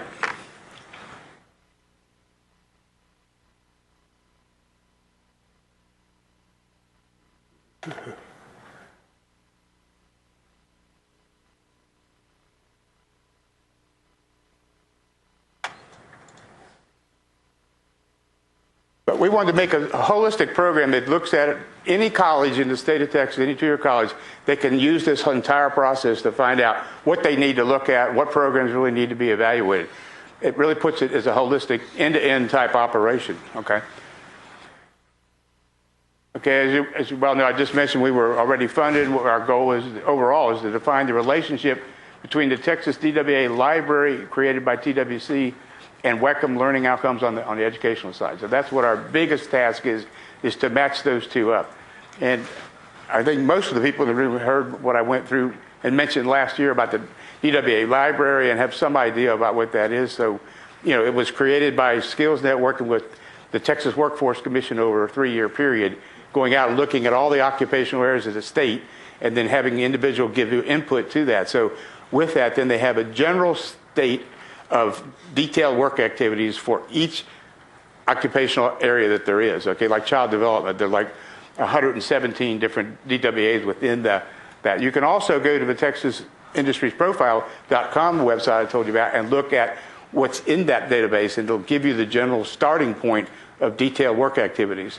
And then those are used to send out to employers to make modifications. We'll get into that in a minute. So our goal one was to validate the SkillsNet model again, like we did last year with several other programs. So this year we went beyond TSDC Waco. The co-board Perkins panel wanted us to look at other colleges, so we went to Temple colleges. We picked 3 programs from Temple College. Okay, and it turned out that only one of them, was not able to be done, but the other 2 were able to be done.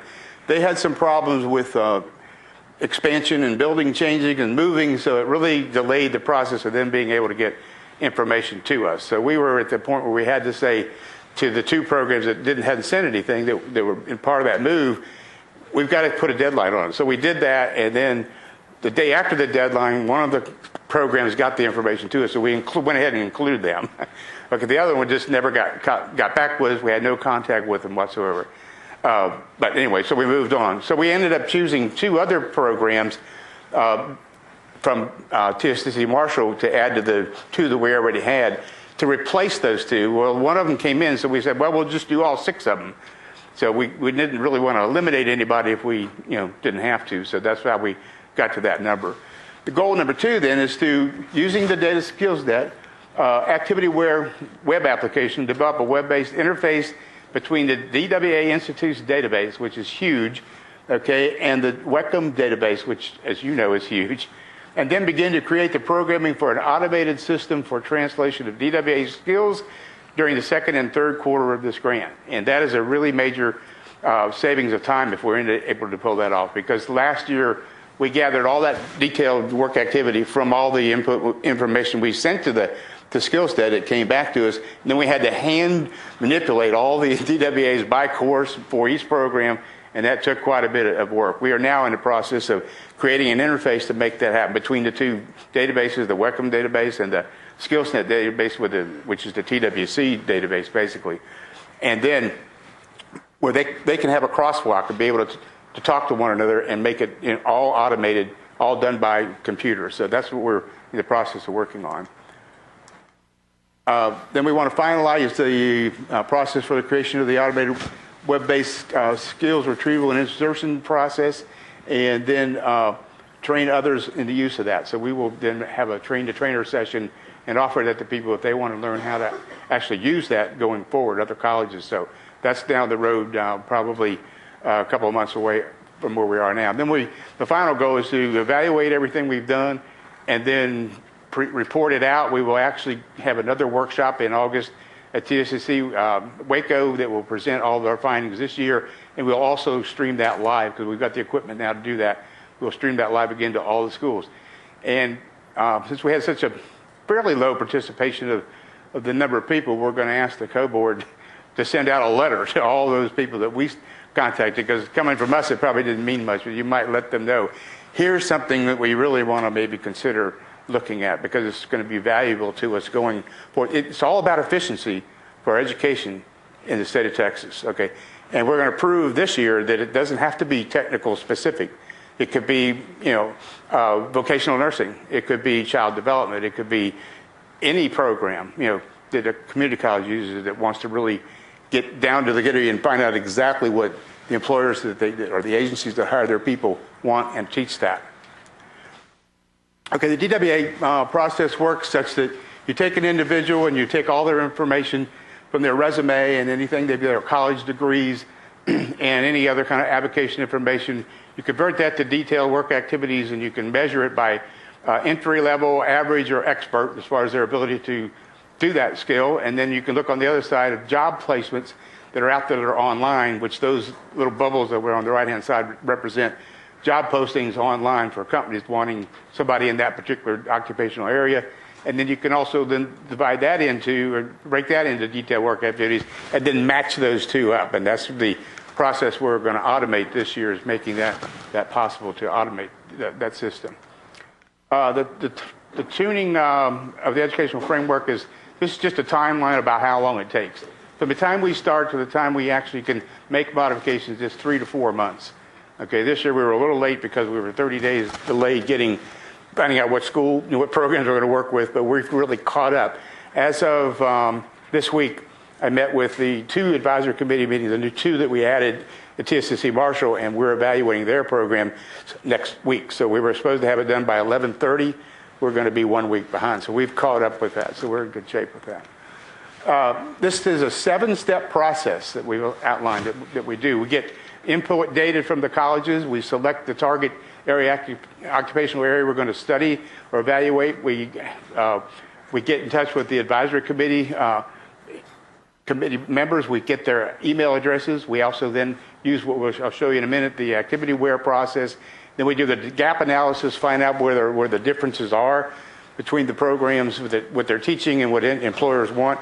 And then you go in and update your curriculum, and then post-alignment program gaps is where you resend that information back out after you've made the changes and see what kind of improvement you've made. So last year we had one program that we felt was salvageable, okay? And turned out the people graduating from the program were making $15,000, $16,000 a year from a 2-year associate degree. Not good. People weren't going into the program, so we found many things that we needed to fix and change. So we went back and changed it, sent that back out to the employers near the end of the grant last year, and we came back. We went from 21% match to 76% match. So now with the delay of getting it to the code board, getting it approved, and get all those changes in there, in the fall of 2013, we'll start offering that new program. Okay, so that's just a list of all the data that we collect, and I've gone over that before. And you can't read it, but you can see that it goes across from the rubric, the course, the zip code, the description. Everybody has handouts, I think, so you can see it and read it up close. The learning outcomes from the WECM, then local outcomes, and then course content, and then software and textbooks. So all that, you got to think, you're doing a semantic search. You go out to Google and you want to buy a tractor. See what tractor, you get all kinds of inputs. You go in there and you put green tractor, and you get, known brands of tractors that make green ones, and we know who they are. I won't advertise for them, but same thing if you go out and you're looking for a pair of shoes. Well, you can put in shoes. You can get a bunch of list of things to look at. You want to do red shoes, you change it, and you get a lower number of sites to look at. You go to red shoes with buckles. You get it. Just keep narrowing it down. That's just 3 word changes and getting it down from maybe multiple possibilities to some that are very, very workable as to where you could buy those shoes, where you could buy that tractor, whatever. That's the process of what goes on with all this data. This is shown for one course in the DET program of the whole program. There are like 15 courses. So every course has all that information added together, and that's sent to SkillsNet, and they put that into what they call their activity-aware. Now, one other piece of information we needed to decide when I went to the advisory committee meetings and asked them, I had to agree on what occupational title do you want to use for us to make the analysis on.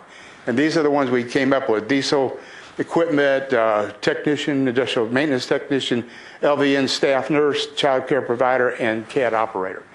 So that's coming from the actual advisors, again, from the employers, not from the college. So what we did, we got the contact information from all the colleges and for each program, for their advisory people, so we could send out this next thing I want to show you, this web application called ActivityAware to them, so we can really make it happen with that process. Okay, so SkillsNet, this is the process. Inside your booklet, you have a book in your packet, you've got a booklet that looks exactly like the cover that's on the screen right there. And this was really not available to us until this past year. We had a certain person passed away, and then the company decided we're going to open this up to anybody in the state of Texas and make this thing happen. So this is what it is. But if you turn to page 4 inside that booklet, that's how it starts. So what we do, we send an informational email to each one of those advisories' email addresses saying, you've been contacted by representatives of TSCC Marshall or Temple College, and we're asking you to participate, spend 15 to 20 minutes of your time to do more or less like a monkey, survey monkey type thing, but it's much more detailed than that. Okay, and then we ask them if they say yes and they agree to it, then we send them login information, and when they get that information, we send out the activity application to them online. They put in this little box there, they begin the evaluation, put in the code that we send to them. Up pops up, you go to the next screen, because we know who you are, we don't have to register. Go to start the process and go to page 7.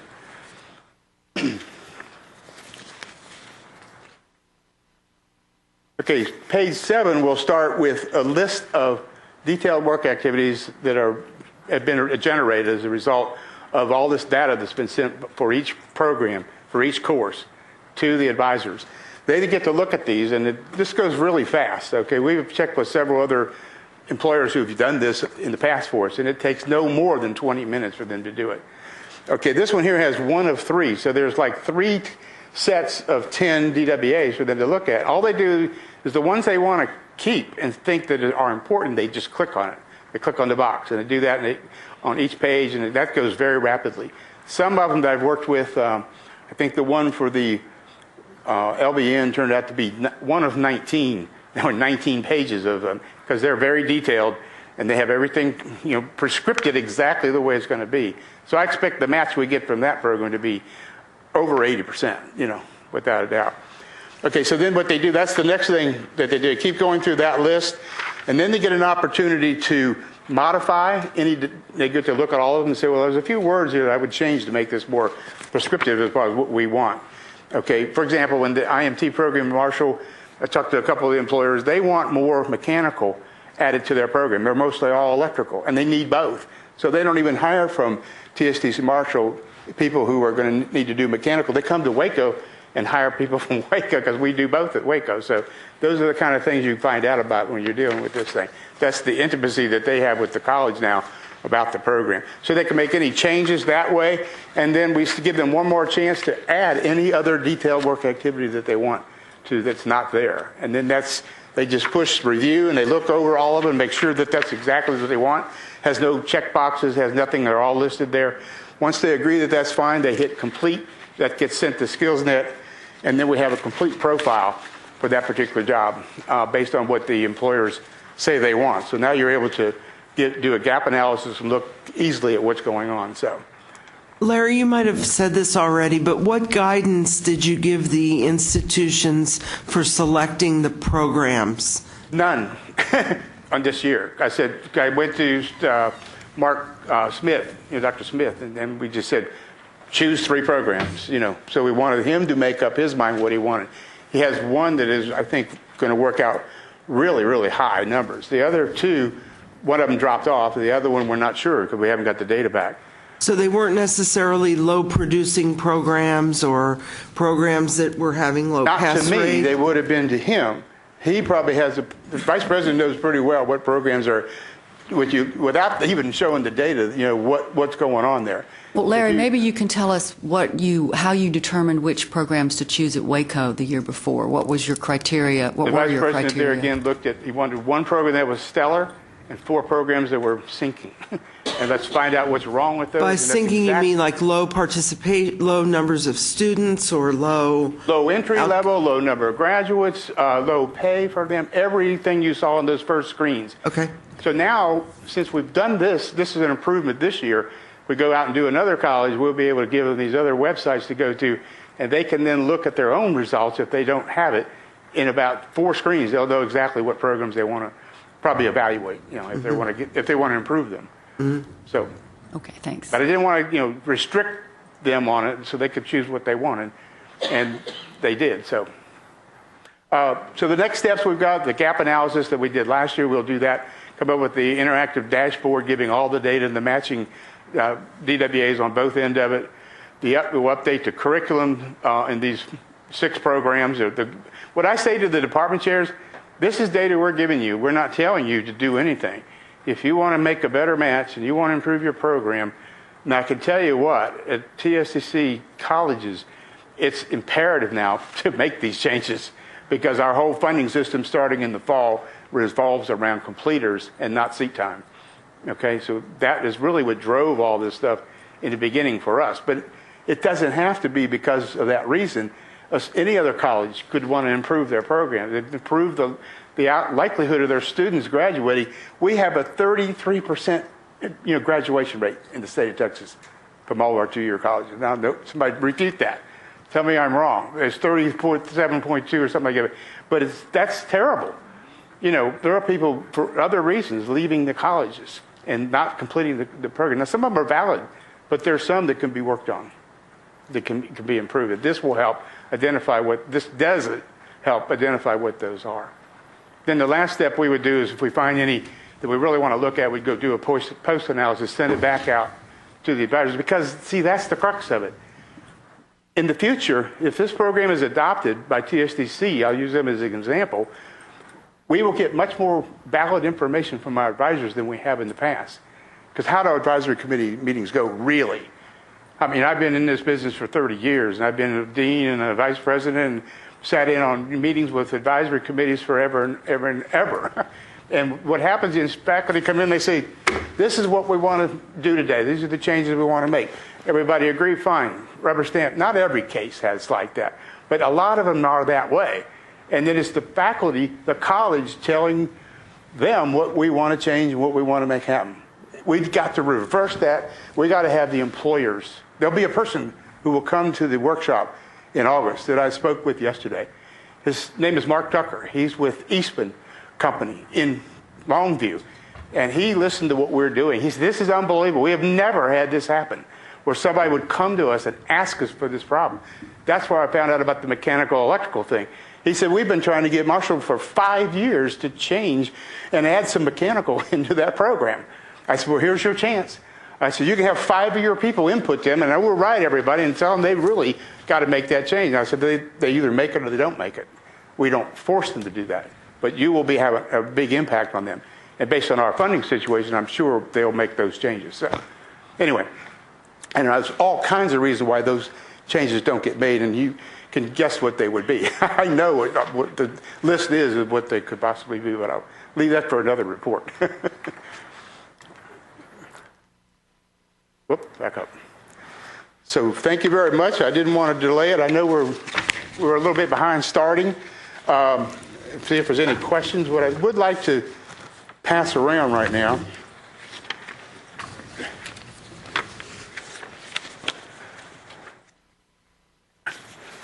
Our lunch is here, but I want to allow for any questions that you have for Larry. Look at it and pass it along to the 3 people there. This is a sample of the automated system, the interface that we're developing for this year to make all this stuff happen automatically without hand manipulation. So you can look at that screen, those sheets. That's just, I did it last night. I didn't have time to make copies. They're that far along with the process of the interface. So the programming has begun. And the 3rd sheet gives you an idea. What we got last time was data that we hand manipulated and had to color code it. This system will automatically do all of that. Okay, so we could start with what websites the colleges need to look at for their programs and give them all that information like I showed that first set of slides, and then give them this information we collect. Rather than having to send them a template and tell them to fill it out and then have to explain it to them, this will do it automatically. All they have to do is take their syllabus information, plug it in, and it populates all those screens, all those fields. So that's what this is the beginning of that particular process. So, and then at the same time, SkillsNet has got over $1 million grant from Kaplan University to do all of their programs using this process. So in doing that, they've had to hire an IT person to automate all the things that they in the past had to do also by hand. So that's being done and will be done by January. So we'll have that is in our arsenal also. So this thing should be an end-to-end process that will make it very, very simple for somebody to get the information from them. One thing that I insisted on this year was I would not start an activity-aware process that I just shared with you in that booklet until I visited the advisory committees at every one of the colleges. And we made that happen. I just was last week, met with the CAD and the welding program over in Marshall, and this next week we will be evaluating, sending out the activity-aware to them, because we found out if the advisors don't hear about it, they don't have any clue of what you're doing. But they're going to be more and more in the state of Texas finding out how valuable this program is. They'll probably come around to the legislature and all the people politically, it'll probably happen, that they'll say, look, there's a tool out there you can use to make this happen for you, especially for technical programs, without a doubt. So, thank you very much. I have a question. Is this a statewide project? Pardon me? Is this a statewide project? It sure was, because, what I did is I invited everybody from the state of Texas to come to the workshop, and then I, put up a way for them to view it online, and all they do is sit at their computer and they can watch the entire thing. So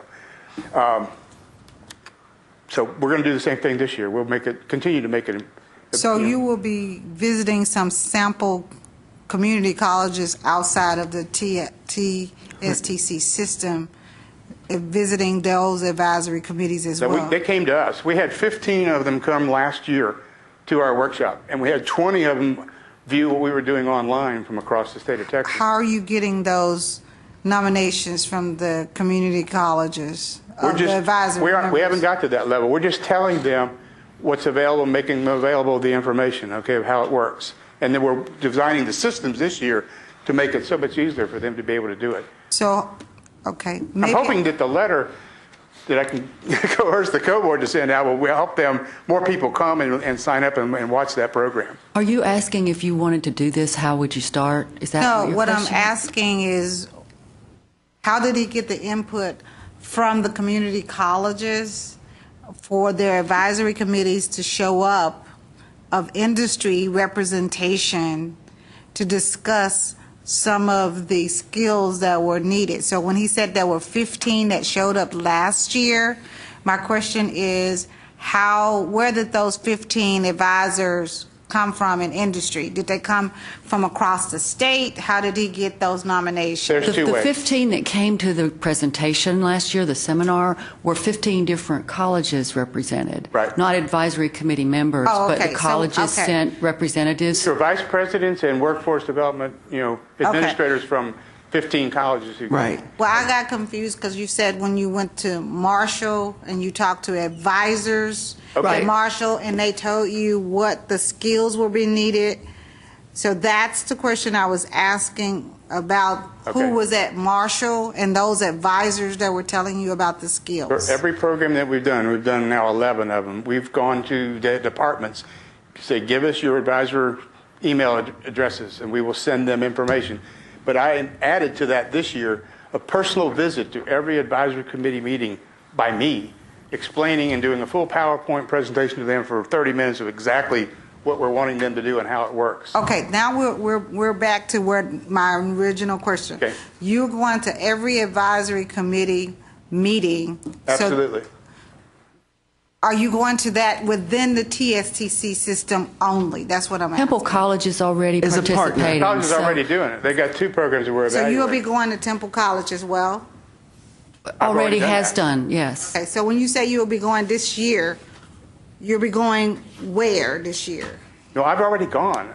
This year, what I say is we'll host a workshop in August like we did last year and stream it live to every community college in the state and technical college in the state of Texas, and invite them to come live to the... So Larry, at the beginning of this year, you selected how many programs to participate? Was it 5? You have 5? We had 5 to start with, 4 Marshall. Well, ultimately... It was 2, no, it was 3 and 2, and then it became ultimately, 2 and 3. 2 and 4. 4 at Marshall, 4 programs that have asked to participate, and then 1 at Temple. Only 1 at Temple College this year. 2 at Temple Vocational College. nursing and child development. Okay. The child development finally did get their data to us. So we ended up doing 6. So, Joyce, the grant is awarded to TSCC Waco. Their partners are Temple College and TSCC Marshall. So the first year it was only TSTC Waco, and the second year was expanded to another TSTC campus and to Temple College. Gotcha. Okay. We just want to show the portability and the repeatability of the process, and that's what our data will show at the end of this But year. the goal is that this will be a process that any college in the state could take advantage of and use. Speaking on that, I want to know, because I'm a researcher, I want to know how I could get into this SkillsNet, or can I? Is it proprietary? I would like to try it out with some programs at AC and be able to see, where problems might exist instead of basing it on my anecdotal knowledge. Right now, with the fact that they don't have it automated, the cost of that is $4,500 a program. Okay, so that's what we have budgeted, in our budget to pay SkillsNet for that work this year, and we did the same thing last year. But they're trying to, with their automated system, we're going to get that price down, that cost down. There'll be less people involved in having to do it. It'll be automatic, done by computer. So, are we saying that in the future, for colleges to be able to use this information in this process, they will have to pay SkillsNet a fee? That's correct. Okay. It's proprietary information, and what they do with that, they have a thing called Job Ready, they have a thing called Skills Pass, and they have a thing, Military Skills Pass, they're developing now, which would be a part of another $750,000 grant from TWC for the veterans, to make sure that we can look at veterans and evaluate their situation, find out exactly where they fit into the process and what training they need, so down to the skill level. Right now, that's the price that they have going now, but they're working to try to get that to a very reasonable amount of money. And for that fee, it would take a college from the very beginning all the way through the process. Exactly. To the So what outcome we've and developed under results. this grant would be available to any college that wanted to use that wanted to do the SkillsNet thing, because it's all built under the grant. So we'll turn this over to the other colleges, and say this is what you would do, and we can also help administrate at that. But it might be a fee for us to have to do some traveling or whatever. It would be minor to be able to do that, But the big cost is the SkillsNet. Do you have fee. any idea how much that might come down? I'm hoping it'll as come time down to like goes on? $1,500 a program. That is cheap. $1,500 per If you take program? and do the math, if you went from 30% completers to even 50% completers of what kind of money, that revenue that would generate, within their coffers, it's amazing. So. But that's what we're working at. Just to clarify, by program you mean like diesel mechanics as a That's program? right. Yeah, occupational area. Yeah, the diesel mechanic, industrial maintenance, child care worker. So the college would have to pay $4,500 for each? Not for every course. No, for each program. Right. Each program. Okay. Yep. So if it gets down to $1,500, we plan on doing all of ours at TSCC Waco because of the situation we put ourselves in by coming to the legislature and saying we want to be paid by completers. So we really need to do that with all of our programs. We've done 5. There's still 95 more to do. Sure. But that's, if it was 100,000, 10, you'd be talking about a very small amount of money compared to what would generate if you could improve that and get paid by that, with the new formula fund that's been developed. So, but even if you don't have that situation, you could still improve your lot as far as your graduate, completers within your programs. There's no way you couldn't do that by doing this. So. Thank you. Okay, lunch is here. Sorry. We have water here if you want something else down the hall. Right before you get to the glass doors to your right, there are some machines with Cokes and stuff available. So we will have until 12:55.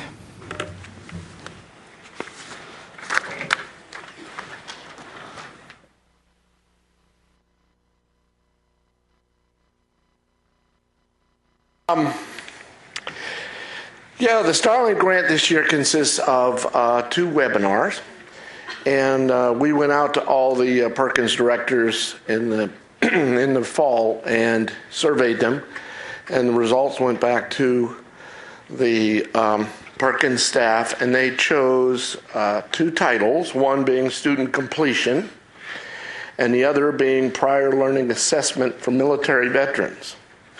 So other than Initial contacts with the two project directors at the board, we have done nothing with this project so far. So we have the titles and that's it.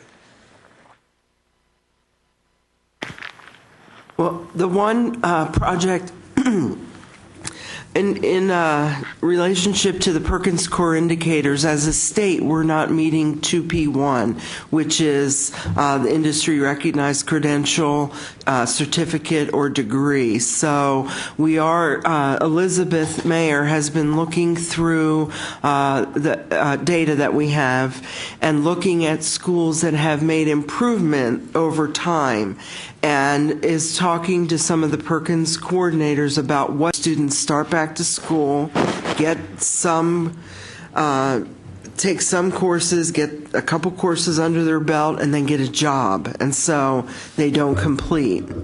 But we do know that there's a lot going on, and Elizabeth might talk about this for a minute, in preparation to given Henry. I know we've lined up some people so far to talk about that, and maybe Jose can talk about the one for the veterans. It's been interesting because I looked at all of the data, and there were some institutions that actually increased quite significantly. But when I would call the Perkins individual to talk through what they were doing, some of them couldn't exactly pinpoint. It kind of was a shot in the dark. So what I'm trying to do is get colleges and institutions that know exactly what has improved and know which programs are working, and hopefully we'll be able to present those to Henry, and we can get those in the webinar so other institutions can look at them. I talked to one individual who actually knew exactly what they had done, and also explained to me what initiatives they were doing and why certain Perkins things were costing the way they were costing. It happened to be that their salaries were really high, and so she explained to me why that was. So I think it would be really, really helpful and beneficial to everybody, because it does sound like some institutions I talked to, it was kind of a shot in the dark, which is a little concerning to us. So I think the webinar will be really helpful for those institutions, and it may be stuff that you all have heard of, but aren't exactly sure how to go about implementing it. So when we set up the webinar, I think we're going to have Donna do a little intro, and then Gabriella talk a little about the data, and then have those individuals present, but also give time to Q&A. And, you know, if you guys need to talk offline, that's fine, but to ask people basic questions of how did you even start doing this? One of the individuals I spoke with did say that she had a really hard time with her registrar in buying into this, and it took a long time. So I think it's often a group effort, and everybody, you know, you get busy, you're kind of in your own world. So a lot of times it's a institutional effort, and I know that that is not easy. And so the education process, I think, is important for institutional officials, because once she was able to go to her registrar and explain, you know, everything that why she wanted to do this, it made more sense. But it did, from what my discussion with her, it did take a couple of years for them to get that way. And she was new and wanted to do this when she first got there. So and that was doing degree audits? It was, yes. So it's actually Blinn, and they actually do data mining. So they go through and see who actually has the credits for graduation but just didn't graduate. So she went through this process, and she was able to, they spend quite a large amount of money on salaries because it takes time. But she said it's been able to increase their numbers. You know, when you go back and see, oh, all these people actually finished, they just didn't go through the process of applying for graduation and things like that. So I think institutions may have talked about it, but I'm hoping that she can maybe facilitate institutions in going through the process that she went through, and enabling people to ask questions, you know, which, you know, I feel like the big ideas, you kind of have an idea of what they are, but actual implementation is a whole other story. And it's like, yeah, go do that. But implementing it to maybe have a step-by-step guide will be really helpful, and a resource to go through. You know, if you start it and you're like, I don't know about this, you can give her a call or talk to other institutions that are doing it. So hopefully, I've got a couple more institutions I'm going to try to call and see if they can pinpoint what they are doing to improve, and hopefully get that in the next couple of weeks to Henry, and then we can start off and running with putting that together for you all. The second webinar will be dealing with veteran issues. One of the programs that we're going to be highlighting is the Credit for Heroes program. Again, we will have all the information probably within a couple of months of how we're going to do it, who's going to be in the webinar. Other things that we might be able to discuss is other services for veterans within the institution. So it will deal with veteran, and again, within a couple of months, we'll be able to, we'll have an outline of the webinar, and then who's going to be discussing what. Okay, any questions for Henry in relation to Starlink? Okay, well, the next one then, Henry switched with Amarillo College, but I believe Larry Lee will be next.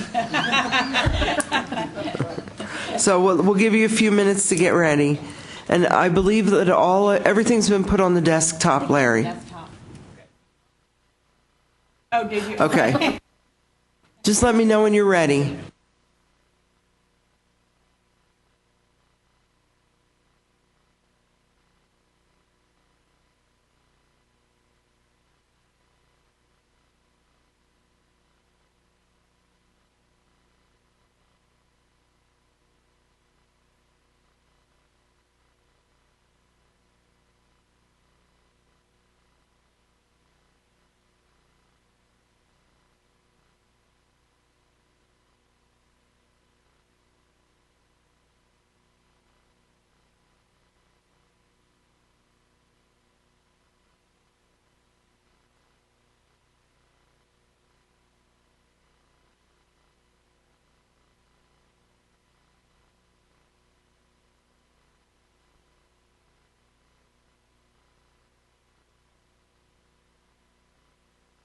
Oh, it works.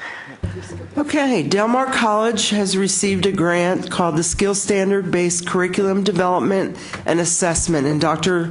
Larry Lee is the project director. And I'm glad you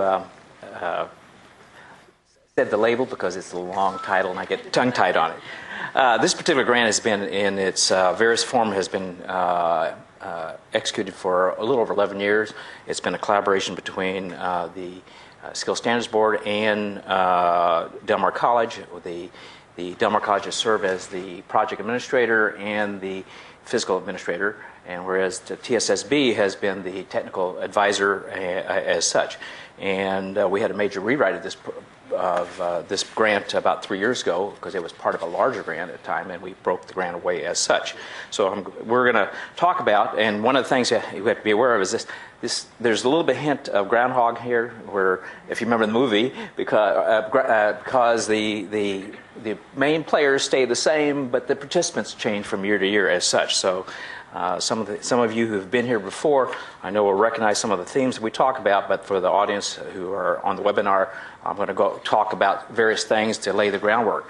We're going to talk a little bit about the TSSB's roles, its origin, skill standards, and then we're going to migrate into the specific leadership project and talk about our goals and the specific activities we are doing currently, and identify those particular participants in this year's grant, and then talk about where are we in the timeline in terms of working on the deliverables and so forth. So if you have any questions, please ask at your time of choosing, whether it's in between the slides or at the end. I welcome any of your questions. The key thing is that the TSSB has been tasked by the legislature to develop a statewide system of industry-defined and industry-recognized skill standards for major skilled sub-baccalaureate occupations with potential, high earning potential and employment opportunities. The second part of their tasking is that they are to help the Texas industry to be competitive in the growing global economy. The state legislature established the TSSB in 1995. The governor appoints 11 members to its board of directors. 2 come from education, one from the secondary and one at the post-secondary. 2 come from labor, and 7 come from business and industry, and that's significant because the most important part of participants of this is the industry members itself. The board convenes industry groups on a frequent basis to look at and develop and identify new skill standards, and it also validates on a routine basis existing national industry standards. The TSSB also serves as a liaison between educators and the industry, so that the industry, since they develop the skill standards, they want to make sure that the educators understand the scope as such. And the third thing that the TSSB is tasked to do also is that they work with the education institutions to integrate and to incorporate these skill standards into their curriculum for their workforce programs. So one of the questions people ask is, what is the skill standards? What is it all about? Well, essentially it is a job profile. It tells the worker exactly what he needs to do to be able to do a job and to what level of competency he needs to accomplish it to show a complete understanding of it. But it also serves, and importantly, serves for the education institution as a guideline for, as a template or guideline for student learning outcomes, and eventually to develop the assessment measures. This is an example of a skill standard developed for a database administrator. This was developed by the Northwest Center for Emerging Technologies under an NSF grant. And if you look at the various components, it has the key activities telling what specific tasking needs to be done. Performance indicator indicates to what ability or to what level this is performed. In other words, to what level of competency it needs to be performed at. The technical knowledge identifies the skills and the abilities and the tools that are needed to use in this particular key activities. And the employment skills talks about the scans. I think most of you are familiar with the scans requirements. This is the interpersonal skills, the personal qualities, and the critical thinking skills. These are the 15 industry-defined sectors as such, and these are the ones that they have taken from national standards and they've incorporated them under the Texas standards. Our specific goal is to promote awareness among the technical and community college the role of skill standards, and to encourage them to incorporate these skill standards into their curriculum by applying for recognition as such.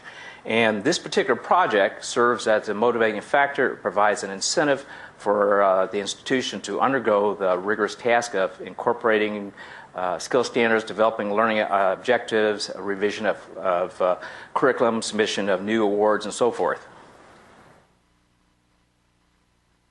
These are our 4 goals: promoting the TSSB in its role in technical skill attainment as a performance indicator, looking at the TSSB in terms of the programs and how colleges utilize the programs in meeting performance measures, reporting to this particular body, talking about the schools who have accomplished and completed TSSB certification, and finally to present at conferences to encourage other schools to seek program recognition also. Our current project activities, we've actually completed the first 3. On September 1st, we disseminated via the TACTI listserv and the coordinating board listserv the request for applications. During that time frame, our deadline was October 1st. We received 11 applications, and we had the technical support staff and myself. We reviewed the specific applicants, and we typically review to make sure the things we look for are: did the institutions apply for the right type of project? Does the skill standard, is it recognized in this state? Did they address all of the specific criteria in the RFA to be considered, and so forth, and then they're ranked as such. The process starts by downloading an RFA, and they would choose the category, and they submit it by email to me, a copy, and they have to submit the cover sheet by mail. And like I said earlier, the project director, myself, and the TSSB technical staff, we reviewed all the specific applicants. During the month of October, we reviewed these 11 applicants, and of the 11 applicants, we had recommended specific applicants go forward. We have three types of projects at which they could apply for. There's a Type 1 project. This is where a skill standard exists. The incentive amount that if the school completes all of the deliverables and gains recognition is $6,000. They all have to do an award, whether it be a level 2 certificate or an associate's degree. Type 2 project is the most rigorous project. It involves the most work. That's why the incentive amount is significant. It's $20,000 payable in multiple increments. This is where a skill standard does not exist. They will have to either perform or conduct a DACM or a PCAL, whatever way they want to determine what the specific skill standards are for a specific job as such. And it's costly to bring in people to do a statewide DACM or a PCAL, whatever they want, however they want to identify those skill sets. But the issue is this is for where there is no particular skill standards that exist. They will be creating it, and they will be developing the student learning outcomes. A Type 3 is what we typically call a replication project. It only has a $2,000 incentive amount. This is where the skill standard exists, has been recognized, and there are programs that currently are utilizing it. And what you're essentially doing is liaising with an institution that has a program, and you're essentially replicating their degree plans and their materials, their syllabi, and so forth. And people who have been involved in Type 1 projects are obligated to work with these institutions who choose a Type 3 project. Currently, as I said earlier, we are ahead of schedule. We were supposed to finish by end of December, but we finished by end of October. During the month of November, by end of October, I had notified all the institutions that were selected to proceed. I notified them by email and called them by phone, and I had also those that we selected informed those who were not recommended for proceeding and did the same by email and by phone call. This year, which is very strange, in the last 5 years participated, we've never had where we had no one apply for a Type 1, and this is apparently what this is going to be because most of the skill standards have been taken care of. So we're going to look seriously at developing other types of programs, I should say other types of project within this project to adapt to the changing needs. We received 5 Type 2s. We initially selected 3. Austin Community College is doing the biomanufacturing technician, led by Dr. Linnea Fletcher. Richardson College is doing digital forensics, and they are, the project director will be Alan's, I can't pronounce the last name, Zabo? Zoltan, I'm sorry, Zoltan Zabo. Saibo, okay. And it's Richmond. Okay, Richmond, okay, Richmond, thank you. And then Type 3, we have Houston Community College Northeast under John Galeatos is going to be doing process technology. TST Harlingen, we have several. We have biomedical equipment. We have their digital media design and their network administration and wind energy. Last year they participated in a project, a Type 1, and they were very successful. They said, you know, we can do this. So this year they got Judith, I should say, Ybarra down there, got with her people and said, hey, this is a worthwhile project. And we have a whole cast full of people there. Cesar Ibarra, Enrique Carrillo, Roberto Rivera, and one other person escapes my, J.J. Rivera, are all 4 people who are participating as project directors in those various projects. The The next significant timeline for them is that they will be given we've already done by notification. I have outlined to them what is due, which phase 1 is due in March, and they have been given specific things they're doing. During phase 1, they will be meeting with their advisory committee to get their support. They will be making contact with the TSSB technical team for an on-site visit with the instructors. They will be looking at making a decision, I should say, on whether or not they're going to be revising or submitting for a new award as such. So all of them have been notified. And as we speak, the Type 2 project people, Richland, members from Richland and Austin are at the TSSB currently meeting right now as we speak, working on their getting indoctrinated on what needs to be done, since the Type 2s are the most rigorous.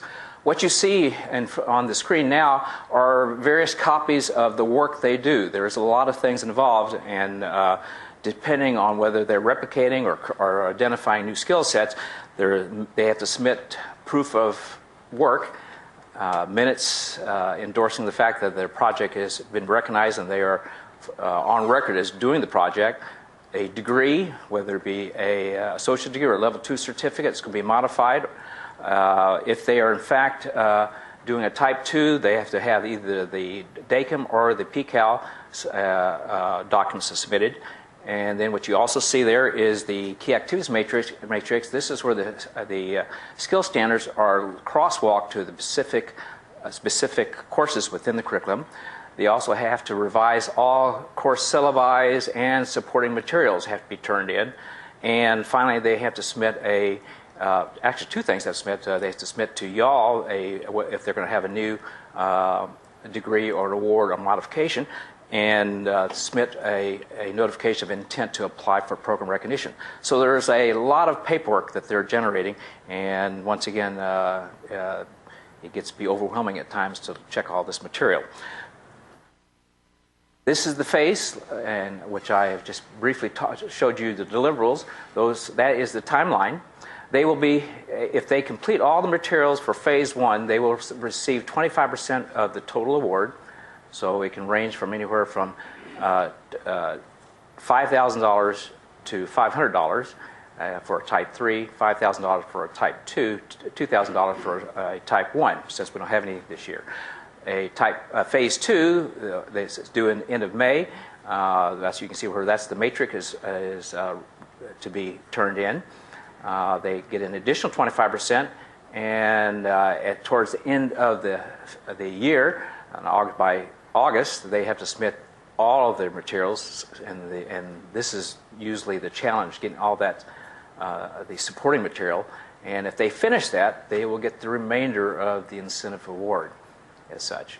And sometimes we have to beat them over the head on that part, because just like anybody, they have a tendency, it's just a lot of paperwork.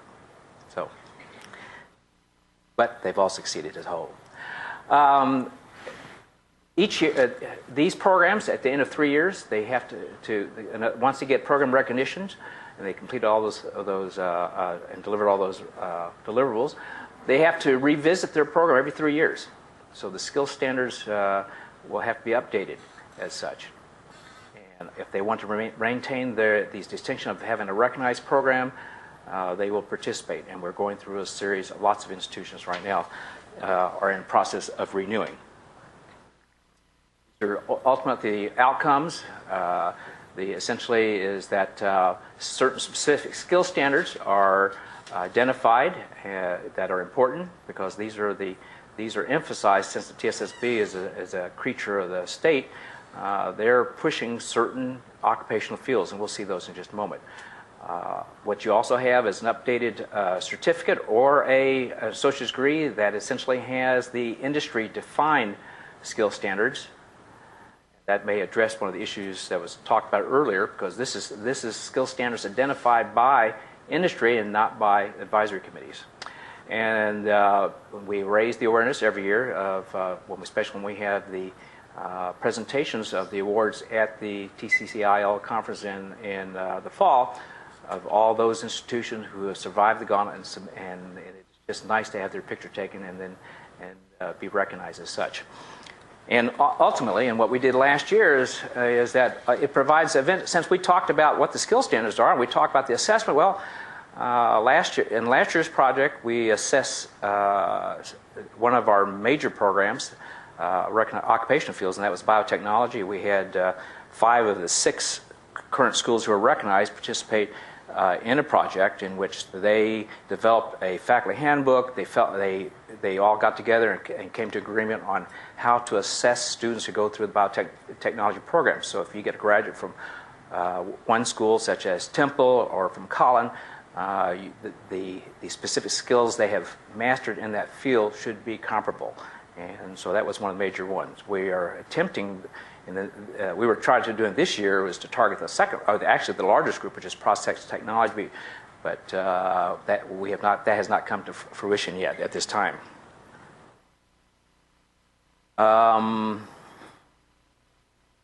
All like to receive their checks, I can tell you that. When we send the checks out, I find out that the last 2 years, I've issued a half a dozen checks over again. I'm not sure what happens to them. They go to the president's office, and they think I don't know what they think it is. But I just know that when I track them down, they've not seen it. So I have to cancel a check and then go back out and issue a check again. So at any rate. But I think all of you have seen at the TCCIL conferences, it's usually a significant portion of one afternoon in which they present. Ann is up there with the president and the chairman of the TSSB board presenting the awards to the various institutions. These are the recipients this year. TSTC Marshall did a great job. They did the grand tour. They were the first institution in the record, at least my retained record, in which they did one project from each category, and that was significant. They did one for Type 1 as in lineman, a Type 2 in biomedical technician, and a Type 3 in process technology. El Centro participated in both creating or getting her replication for a Type 3 in biotechnology, but she also contributed her time into the assessment project that worked. And that particular document and handbook is currently found on the NSF BioLink site and also on all 5 of the participants' websites. Brookhaven received their recognition for web design. Let's see. El Centro replicated their project from the one done at Wharton, because it's a replication. TSTC's process technology, El Centro's was a duplicate of one from Northwest Vista. TSTC Marshall replicated in their Type 3 project for process technology from Wharton, and Brookhaven did theirs replicated their Type 3 from Northwest Vista. And then TSTC Harlingen, they did theirs in, actually they didn't do a replication, they did a NIMS manufacturing project. So those were the last year's recipients. We currently have 28 schools who've participated. 54 programs are recognized, and that's significant. Many of them have gone through multiple times as such, and if TSTC Harlingen completes their project successfully this year, they will have the most recognized programs in the state. Mentioned earlier that they all have to choose a specific occupation program, and the occupation program has to be within the defined sectors as such, and these are the occupation programs which those schools have completed.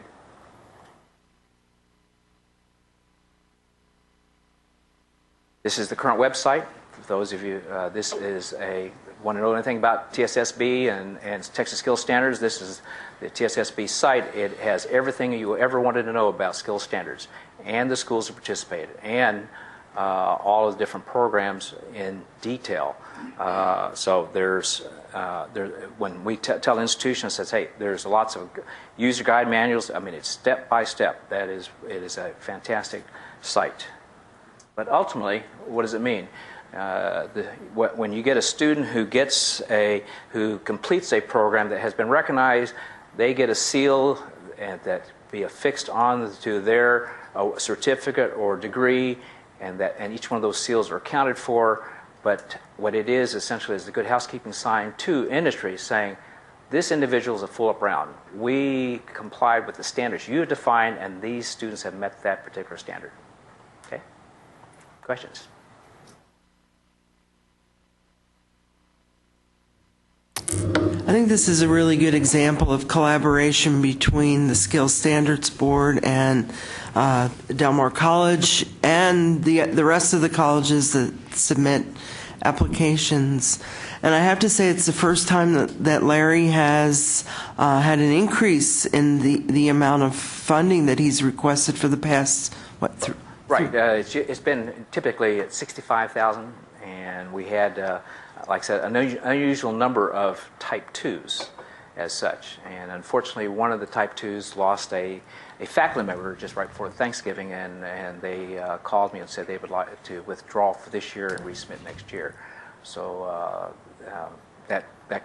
we went through the process of getting augmentation, but we will probably have to reallocate that funding to some other, probably support the existing 2 Type 2s, most likely.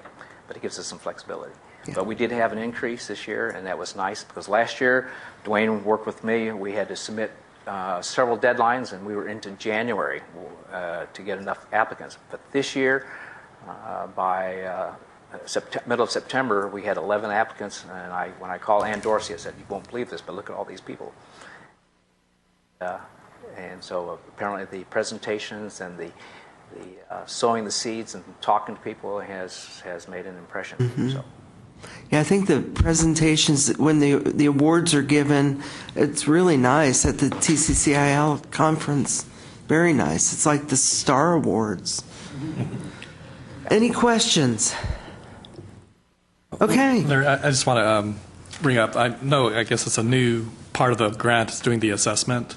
Can you kind of go in a bit more detail about how that's coming along? Well, last year was the first time we did it, because what you have to do is you have to have a number of, like I said earlier, process technology has 5 schools have been recognized. Biotech has 6, but the next number of institutions, which there is a cluster, is GIS at 3. And well, of course, getting 3 institutions to work together is a lot easier than getting 9. But we'd like to. We're targeting process because it's one of the older ones, and since the nature of the current economy and how process technology is affecting a lot of counties, we'd like to tackle that one first. Tackle that one next, if possible. But essentially, what happens? We will usually bring representatives from each one of them to talk about assessment measures, making sure they're all the same. Even though we started with the same skill standards and define what the performance measures are, we find that they kind of deviate a little bit, especially over time. And that's why every 3 years they are revisited again. But last year we did some experimentation, and we definitely have some lessons learned. We met very frequently. We had 2 face-to-face and almost a phone conference every other week to talk about skill standards. And these conferences were usually an hour and a half long. So it was of course, they were very detailed. If you know Dr. Fletcher, she was very detailed, and we were very blessed to have a very energetic group that participated as such. But we've taken away our after-action report and looked at lessons learned from this thing, and we know what we can take as a template to do an assessment portion for we hope will be process technology on the next round. And I think that's a really important part of the grant also. Yes, so. Because you want to make sure that the person who completes the program from one institution, next institution, that the skills are transportable, but they're equal, and they're comparable as such. Thank you. Next up will be Amarillo College, but that'll be in 5 minutes. Yes. We have Amarillo College, who is the recipient of the grant Unlimited Potential, Increasing Opportunities for Non-Traditional Gender. And the The grant director is Susie Wheeler, and we also have Danita McAnally, who is the Perkins coordinator. Thanks, Lana. Well, this year, as a change, we are not doing just women, getting more women into non-traditional CTE. We also want to include men, and we feel that this is really an unlimited potential. We can get women and men into these high-paying, high-demand jobs and increase our workforce and the need for these people in CTE. So the purpose of our grant is to encourage the non-traditional gender to pursue training in CTE according to their interest and abilities. And we certainly, this is one of the things that comes up, well, what if they're not interested? Well, we're certainly not going to force people into something that they're not interested in. But we want to make sure that if there is an interest there and if there is a skill there, that they have the opportunity to go into these fields. This has been very timely with the 40th anniversary of Title IX to ensure that everybody has equal opportunities and no matter their gender, that they have opportunities to go into these educational programs. Also, we would like to improve performance across the state on Perkins indicators 5P1 and 5P2. Yes, Donna. I told Susie when we were eating lunch that we just completed the consolidated annual report, which is a report that we have to submit every year to OVE, the Office of Vocational and Adult Education, and it's a report that we have to submit with TEA. So this is just late breaking. I don't have the numbers with me, but I can tell you that as a state, we exceeded the targets for 5P1 and 5P2.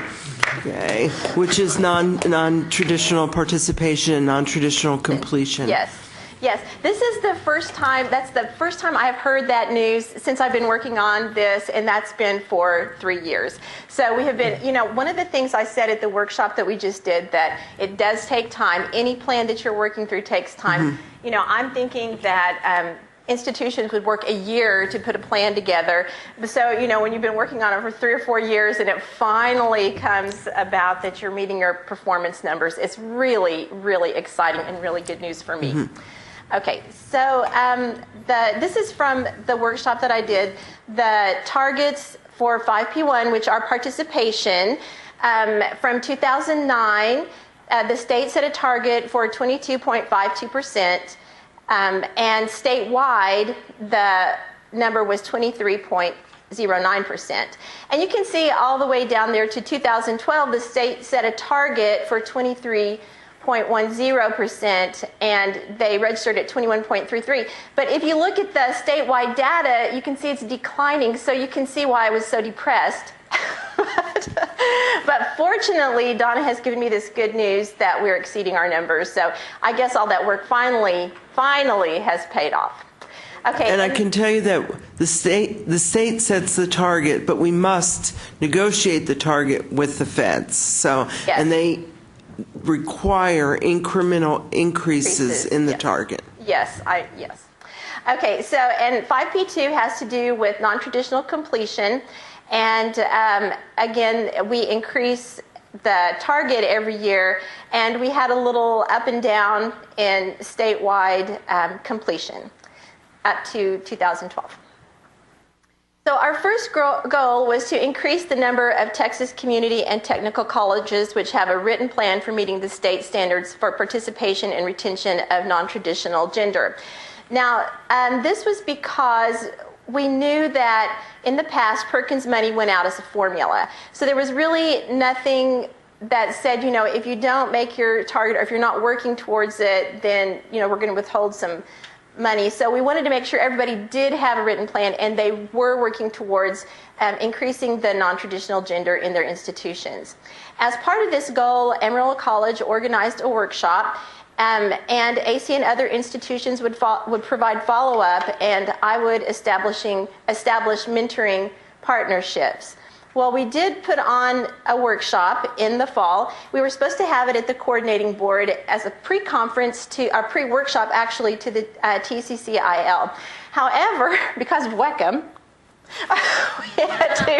we had to condense our workshop to a morning workshop, and but it worked out. We had to have it at the hotel instead of at the coordinating board. And I was so concerned about our budget, and Lyndall helped us, Grigsby helped us set up our physical part of it. And every time I talked to him, I would say, we have to consider the budget. I don't have very much money. We have to consider the budget. And so he was so good working with me. And he gave me some really good advice, like if you don't have coffee in the morning for your participants, you will get lots of complaints. And so he said, well, what about morning snack? And I said, well, what do you think? And he said, I think they can go get their own snacks at the snack bar. So anything he could do to help me keep everything on budget, he really did. And he was a great, great asset. And so I don't hold anything against Weckham now. It started out, I was like, oh, Weckham. But now I'm okay. Okay, so we had set a goal that 20 colleges would attend because it is really hard to get people to come early to these conferences because of the travel budgets. But we did have 39 colleges that attended. And we made contact with the lowest performers in the state. And I do want to thank Donna and Jose for contacting them and saying you are required to be there, because it made a big difference for those people. I think they saw it as something that was so difficult to reach this goal or to make any difference in their 5P1 and 5P2 numbers. But after they came and they were around the other people that had good ideas, they thought, well, maybe we can do this also. We can work on this and bring our numbers up also. The THECB had a presence, and it was so wonderful because when we started 4 years ago, we couldn't get anyone from the THECB to come. So that they were there and that the people from the community colleges could ask questions to them and see that it was important to them, that made a huge difference for us. Of course, Texas Genuine came, Elizabeth Steele came and spoke to people, and it's incredible to me that there were people there that said things like, oh, I've heard of Texas Genuine, now what is it again? I couldn't believe it. Where have you people been? But, they were there and they were learning, so I take that as a positive also.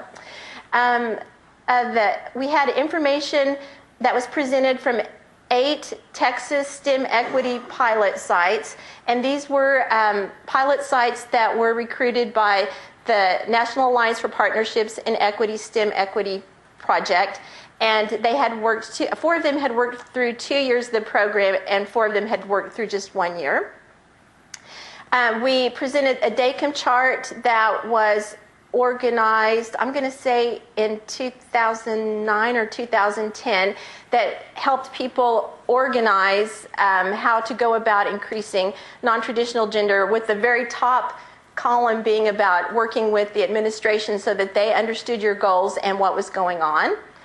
And then we made connections for colleges working on similar programs. So if there were colleges that were working on getting more men into nursing, then those colleges could connect and say, well, what are you doing? How are you going about this? What's worked for you?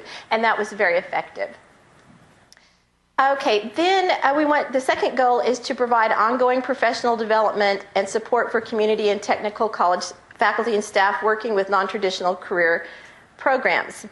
And we're going to organize professional development sessions that include viewing archived webinars on the STEM Equity Pipeline site. And the 2 that I've chosen so far have to do with professional learning communities and how to go about marketing your CTE program to the non-traditional gender.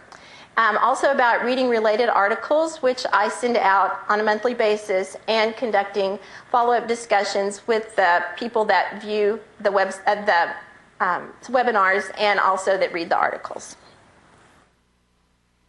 Okay, we also wanted to award 20 NAEP affiliate memberships.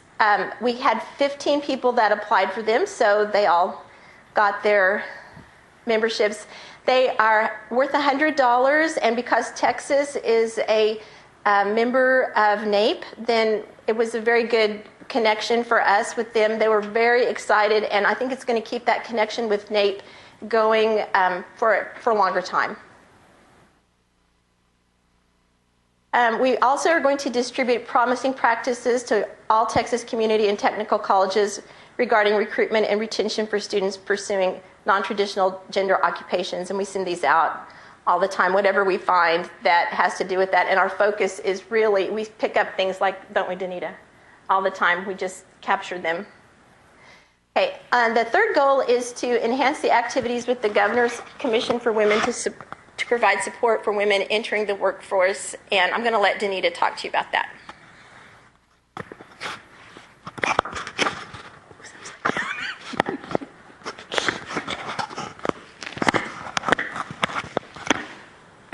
Well, we have four activities under this particular one, and we have run into a stalemate.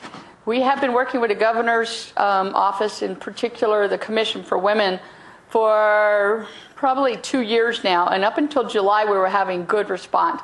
Now we're getting absolutely no response. But in the grant, when we wrote it last May or so, we intended to have these 4 bullets, which the intent is to increase big awareness across the state, because many times we simply can't seem to get the message out that if a woman goes into a traditionally male field and if a man goes into a traditionally female field, the chances of them succeeding are very high and their salary level is very high. So our intent was to reach through the statewide efforts using the governor and his Commission for Women to put the word out that there are opportunities. And since the Commission for Women is working on women in this particular area, we were working on STEM, manufacturing, energy, and IT. And as it indicates in the second bullet there, we have actually gone through and picked 6 particular companies based on what they are already doing in diversity and reaching out to women in these kinds of careers. And we have 3 of them are from Dallas, 2 are Houston, and 1's Fort Worth. I'll just read you the names of the ones we're working on. ACS, which is a Xerox company, Bell Helicopter, Textron, FMC Technologies, Marathon Petroleum Corporation, Southwest Airlines, and Texas Instruments. And up until July, it looked like the governor's office was going to agree to actually distribute the letter. I drafted the letter on behalf of them.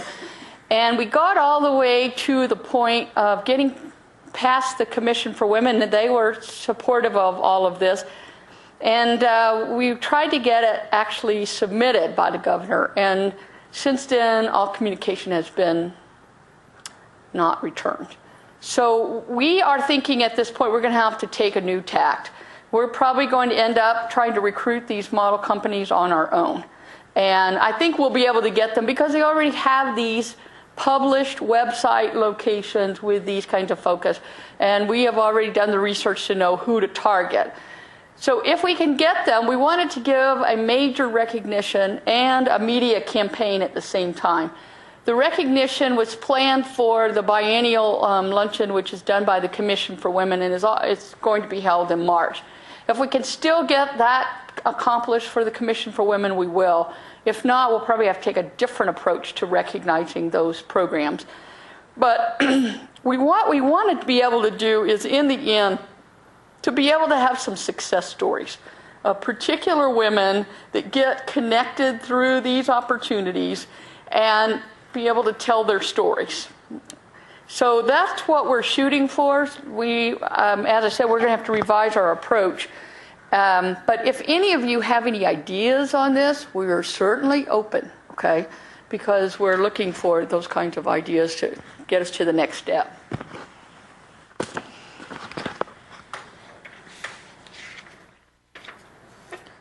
Okay, and our 4th goal was to solicit a member from the THECB Perkins staff to serve as the liaison for outreach and support to Texas community and technical colleges, and to assist with identifying those which were not meeting performance measures 5P1 and 5P2. Donna got us the list of all the community colleges and their 5P1, 5P2 numbers in August, I think it was, and that way we could see who was meeting the goal and who was not, and who was very, very far behind also. So that was, Donna, I appreciate that so much.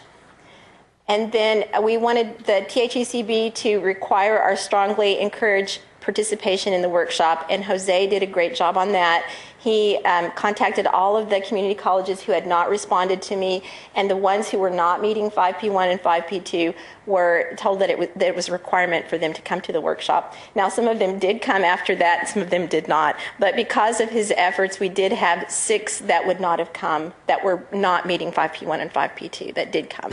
So and we were told anecdotally that had we not required it, they would not have been allowed to come, some of them. Oh, really? So it was their administration that was, our business office that was holding them back. Right. Right. Okay, and then also to participate in professional development opportunities. And as I said, we did have representatives of the THECB at the workshop, and it was great. It was wonderful for the people to see that you were there. So the outcome would be at least 20 colleges would attend the workshop, which we had 39. The colleges who participated would receive plan development follow-up, and I'm certainly glad to help with those colleges that have requested it. 75% of the attendees would complete a written plan for improvement of at least one non-trad program, and we're still working on that, of course, because at the workshop, one of the things that I really stressed is that this isn't something that happens overnight. It's something that takes a long time. So they are working on it. I've had several people contact me to say that they're still working on their root causes. They're trying to find out exactly why people aren't, or why the non-traditional gender is not enrolling in programs. So they are working on that now. And let's see. 4 colleges will be recruited to work through the PipeStem model.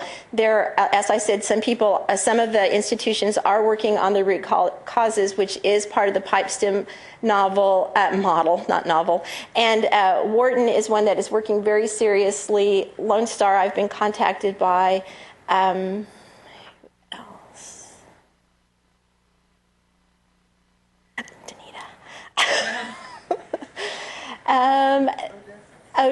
Odessa, no. And I am really pushing Frank Phillips and South Plains because they have very low numbers. And so they are listening to me, especially the South Plains. They are trying to get everything together now. But like I said, it takes a while. We will have 3 professional development sessions, which we had the first one, and then also we'll be applying for the TACD conference and then one other. And then the 20 NAEP affiliate memberships would be awarded. That happened. I am communicating once a month about what's going on to keep everyone on track for the project. We are trying to meet with the Governor's Commission, and perhaps that will happen. And with that, the 5 model companies will commit to offer these mentorships or internships.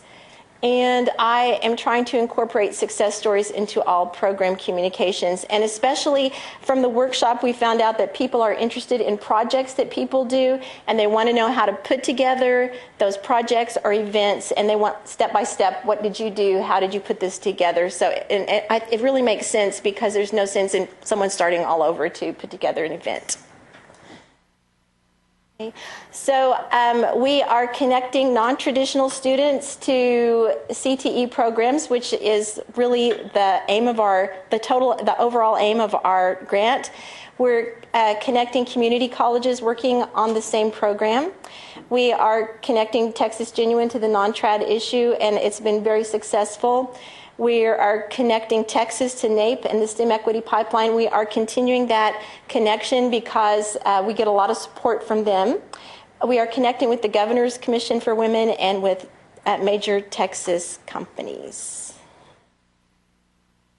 Okay, so final thoughts. First of all, I want to say that the Perkins leadership presentations have led to valuable connections. Yes, all of you. And with Texas Genuine, a huge partnership with Elizabeth Steele and Al. It's been wonderful. Also, because of Dr. Lee, I have found out about how to give little mini grants to people, and I would have not known that either. So really very valuable connections. And with Donna, of course, because Donna went to the NAEP conference with us, and it was a very valuable connection. Second, the THECB confirmation of the importance of the project has made a huge difference. And I think, and Donna, you've been there more than 1 year. I know you've been there for 3 years? 2 years, yeah, that just your continual support of it has really made a difference. When people see you and they know that you're supporting this, it really makes a big difference. And there are many approaches to improve Perkins indicators 5P1 and 5P2, but it will take work. And it's not going to happen just by wishing and hoping. It takes work and a plan, and it won't happen unless we're all working on it together. And I'm so excited about our new connection with Navarro College with Judy, and I think that, I was telling Matt earlier that people ask me, this counselor connection is huge, and if counselors knew about getting the non-traditional gender into these CTE programs, and I always say, well, they don't even know about CTE programs. So once the counselors are aware of the CTE programs, then we can work on getting the non-traditional gender into them as well. So I'm excited about it. Okay, so are there any questions for Danita? She likes to answer them. Well, and I just want to add that, we've had really positive feedback about the workshop that you had this summer. So, it was good. It was very good. And the only thing was it was just so fast, and that was the number one complaint. People wanted more time to collaborate. They needed more time. And that's all Weckham's fault. They're blaming us, Joyce. They're blaming us for Wait a taking the minute. time. We gave you a room, a facility. Well, actually, that was the biggest complaint, is that people wanted more time to collaborate with people that are working on the same programs, and also people that were in their area that they could work together on programs together. So that was really the biggest complaint that we had, more time. I have a question. Yes. Yeah. For Danita. For Danita, yes. You were talking about trying to get this information out statewide, and I was just thinking about all of the programs that the Texas Genuine Project has for videos. Mm-hmm. Have you all had an opportunity to work with them so that they can pull those programs out for you? Yes. And maybe you can attach them to your... Yeah, they've been great. They've been really good about and very conscious about making sure that there are women represented in the traditionally male occupations and men in the traditionally female ones. They've been excellent, yeah. And that's Susie, one of the things. Go ahead, I have sir. one question. You talked about mini grants. Have you already ran out of funds? Because I know a couple of the colleges I work at have asked, they want to go present some of these topics like an ISOD and some of the other events going on statewide. Do you still have funds for that or not? Yes, in fact, I just sent out an email. Did you see it? And it's there are mini grants, so they're only worth $250 because we're a very small grant. Would you like me to send you some information? Yes, I did send it to Mary Gay? Maureen Cartledge. Yes. Oh, yes, okay. If any of you hear anything in our comments that we referenced and you haven't heard about it particularly, we'll be glad to send anything to you directly. We tend to send to all the Perkins administrators, and sometimes the word just doesn't get to the right person. So just let us know. We'll try to get you that information. We'll add you to our listserv or whatever. Thanks. And I just wanted to add that one of the logical outcomes of us coming together with these leadership presentations is that we've had a number of new Perkins staff, and everyone learns from each other. And as we go around the state doing our site visits for Perkins, if a school hasn't been meeting 5P1 and 5P2, I know the staff have really been able to talk about, do you know about Amarillo College's grant? Are you involved with that? What about Texas Genuine? They have they spotlight non-traditional students in some of their videos. That's another connection. So we all try to, talk about grants with the other schools when we go out. Yes, and I've had 3 different institutions contact me because of your work, and I do appreciate that because it really does make a difference. I did want to say that obviously the schools that are doing well, like Alamo College, they are all on board. They want to do everything they can. I mean, they're just working so hard.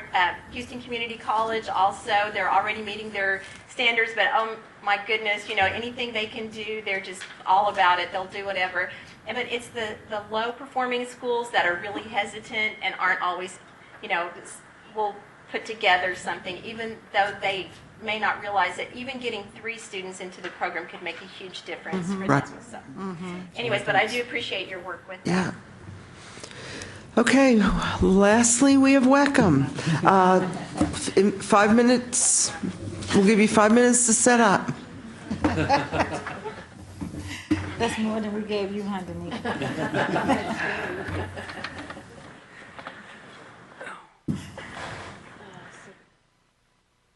Okay, so that's not.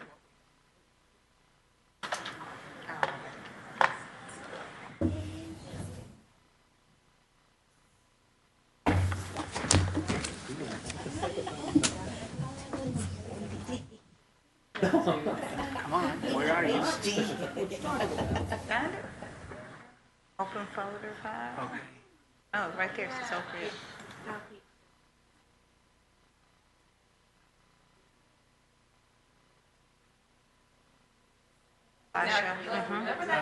Yeah.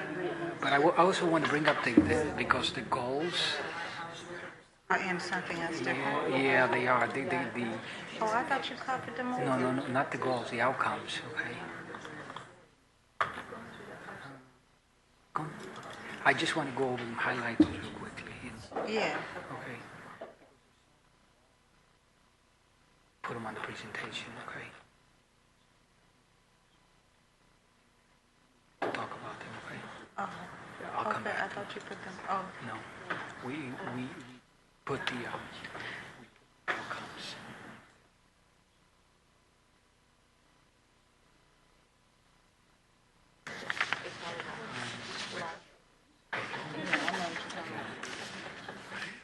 The ones that you and Robin did, ones to go? No, those are the goals of the project.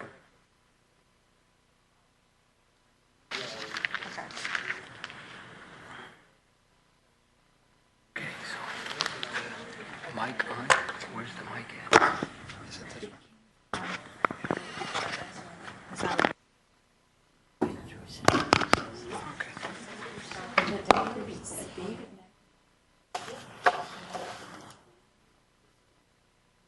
it this one? You gotta be related.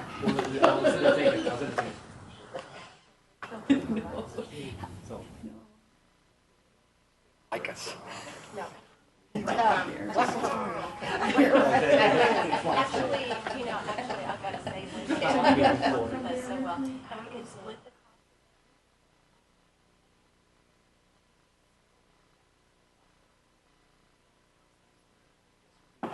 We do. He got a big award at that.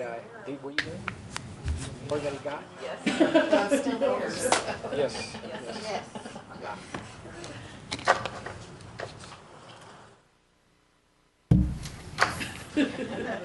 Yeah.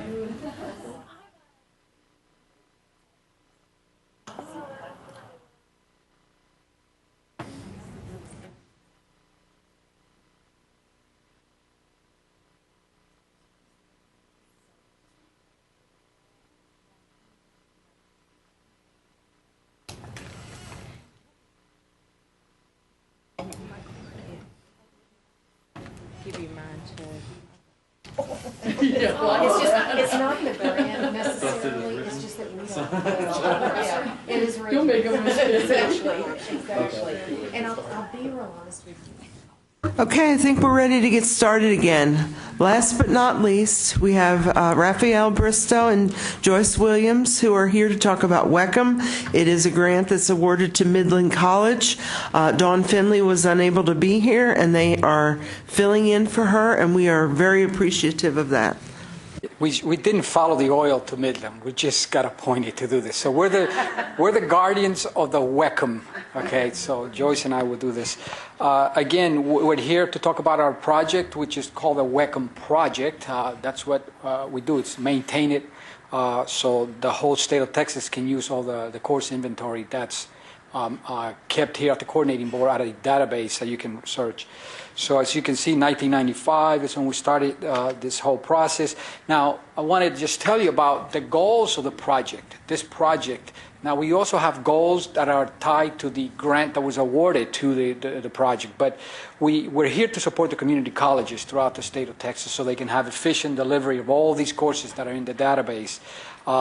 Currency and consistencies of the workforce courses throughout the state of Texas, resources for the WECOM Leadership Committee, which we're going to talk about. I'm the chair, the current chair of the committee. There's 16 members, and you see who makes up the committee. We meet 4 or 5 times a year, sometimes even more than that. Online meetings are usually also held. And then, of course, we do a lot of training throughout the state of Texas to make sure the database is been able to get used by the colleges and the faculty and administrators. And then, of course, responding to electronic submission, which is a very efficient way of getting the courses updated. And finally, there's a protocol manual that's adhered to, so we don't have haphazard activities going on without the coordinating board in the colleges having a say on what goes on with these courses. And finally, the big part here that Dwayne is part of is the database, the entry and editing of all the courses, which we have anywhere between 17 to 20,000 courses that are being maintained. At one time, it was 33,000 courses, and the coordinating board is telling us, let's get these numbers down to a manageable size. So that's part of our charge. I'm going to talk a little bit about the deliverables first of this grant, what is expected. So every year, we're expected to review as many as 3,000 semester credit hour in CE courses. Last year, you'll see the numbers that we looked at. Editing, developing new courses, or sunsetting courses, or deleting courses from the database. So this year, we're going to do workshops again. This time it's going to be in San Jacinto College, where the events are going to take place. We'll talk a little bit more about that. Outcomes for this grant period, again, Starlink webinars. We already conducted one, and we still have one more left. We have annual presentations to stay in regional professional organizations, and we'll talk about those also. And then update the WECOM database, and Dwayne will help us with the new database that's being upgraded. And finally, respond to statewide WECOM comments. These are comments that come in daily to the WECOM leadership and to Midland College, where they have the actual fiscal agent and the project manager working at. This is the last one is a big task that takes a lot of manpower from the leadership group, and also even the coordinating boards involved in responding to these things, okay? So here are our partners right now for the WECOM Leadership Committee, which is kind of in charge of making sure that the project functions on a day-to-day. So we have TACE, which is the Texas Association of Continuing Education, TACTI, which you heard Susie talk about in her presentation. TEA is part of the committee. We have one rep, Kathy Park, sits on the committee. The coordinating board, obviously, we always have a rep present. TACRO, we also have a rep from TACRO. And then finally, we have community colleges, 9 representatives that are there for the sole purpose of helping the WECOM leadership group function. So these are throughout the state, small colleges, large colleges, remote areas of the state. As you know, this is a very big state, so it's a challenge to have representation there, okay? Okay, so activities today. I'm going to let Joyce talk a little bit about what we've done so far. Activities today. We've had 2 WECOM Leadership Committee meetings, and during those meetings, they're all-day meetings. All-day meetings. With no food. They're all-day meetings, grueling meetings, but at those meetings, we look at new protocols that need to be set up, simply because we're always looking at what does the field need? What does the industry need? Is this process too hard to get through? Are we changing fast enough? What are the issues? Are the colleges getting through loopholes that we have that they should not, because it gets them in trouble? So one of the things we do is we maintain and look at the manual update protocols based on the changes that are happening in the state, the changes that are happening in legislative moves as well. The other thing we're looking at is the new career pathway structure.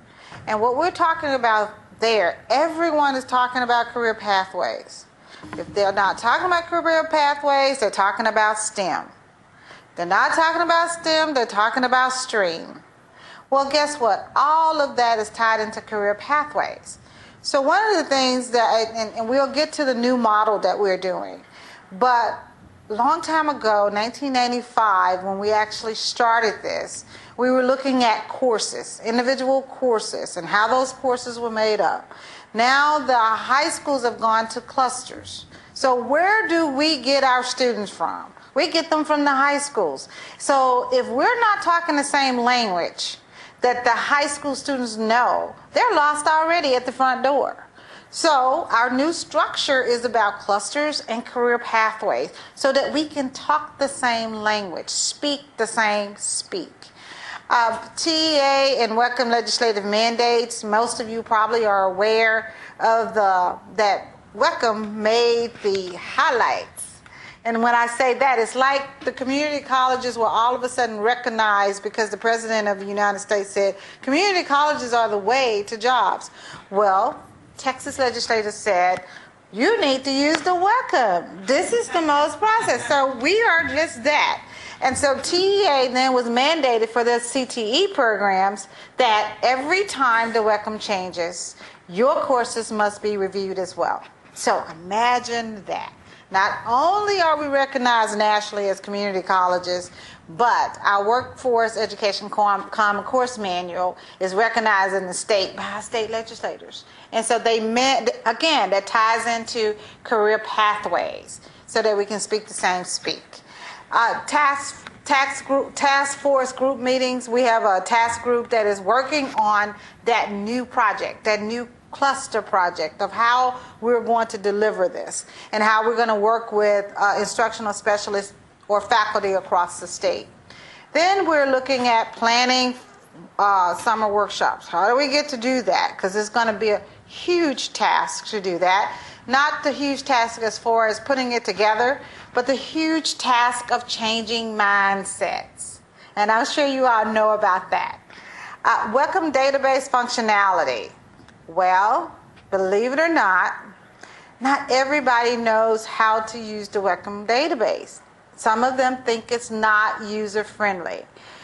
And so we've been working on this for 10 long years of how we can constantly update it and how we can look at it. And so a lot of new technologies have come about, and we've been working with Dwayne and the coordinating board to see how we can use the new technologies and also make it user-friendly. And Dwayne, throughout this, almost at the midpoint of our presentation, Dwayne will give you all a draft view, a peek view of what the new database will contain and how user-friendly we're making it. Presentations. We've done three. We've done 3 presentations to yet. We did one at the TCCIL conference, which had about 209 members who were attended. We did TACRO as well. Raphael and Robin Garrett also did a presentation there.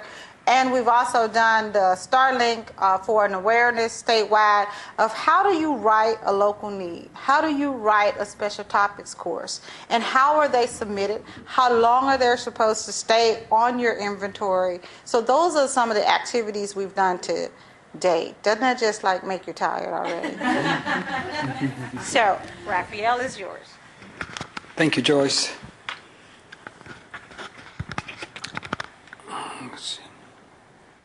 Okay, so what are we getting ready for now for this coming, the rest of the year? We have the summer workshops to San Jacinto College. You're going to see that spelled out how detailed these activities are. Starlink, we still have one more workshop on WECM, how to participate in the summer workshops, what it takes to get into what's going on across the state. And this is for administrators as well as faculty and staff throughout the colleges. We're hoping Starlink, I know Harry's gone already, but this is a good way to reach a lot of people, the Starlink webinars. Then we still have presentations coming up with organizations across the state. We have TACE coming up, we have TACT, TCCIA and TAC and TACE regionals. We're finding out because of travel restrictions from a lot of colleges, the only way to reach people is to go to these regional meetings. So Joyce has graciously volunteered to go all over the state, and wherever she's needed, she's going to help out with some of these things. Again, I say voluntold maybe instead of volunteer. Let me clarify that since we're on webcast. I have not volunteered to go all over the state. Voluntold. So anyway, so yes, these are some of the activities. The Welcome Search Engine update, which, like I said, Dwayne will give us a quick preview of that.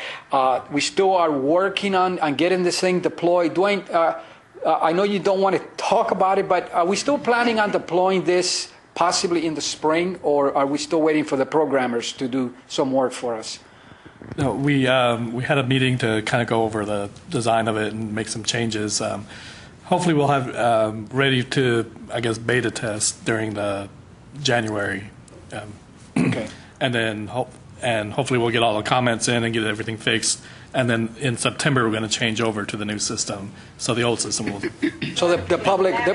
The public will have access then in the fall of 2013. That's what we're saying. Right. With the workshop, with the results of the workshops from this summer would be the first to show up on the. Thank you. And then finally, we're going to continue to process these welcome comments, which again take a lot of time because we're, on a weekly basis, you're getting 1 or 2 comments. Some of them are very complicated to the point that we have to call the entire welcome leadership committee on a webinar or something to or go to meeting and even include Dwayne to respond to some of the complex questions that some of the colleges have. I mean, people are always coming up with questions that we may not have an answer. One of us may not have an answer. So this will continue throughout the year, the period of the grant. And does everyone understand about the summer workshops, why they've moved from Midland?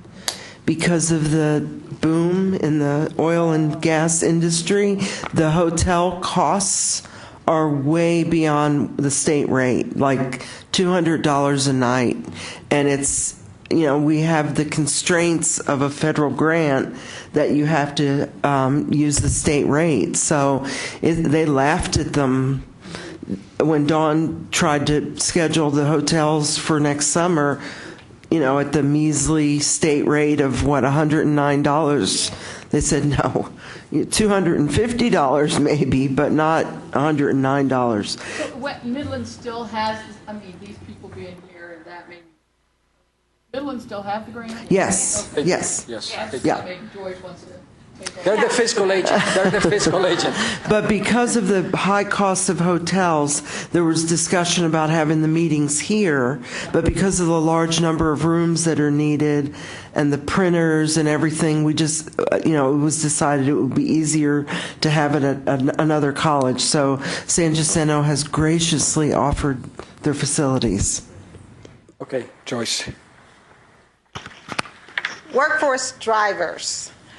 Of course, you know that some of the things that drives us to look at changing courses and the welcome, that says workshop drivers. My vanity is getting to me, so I don't wear my reading glasses.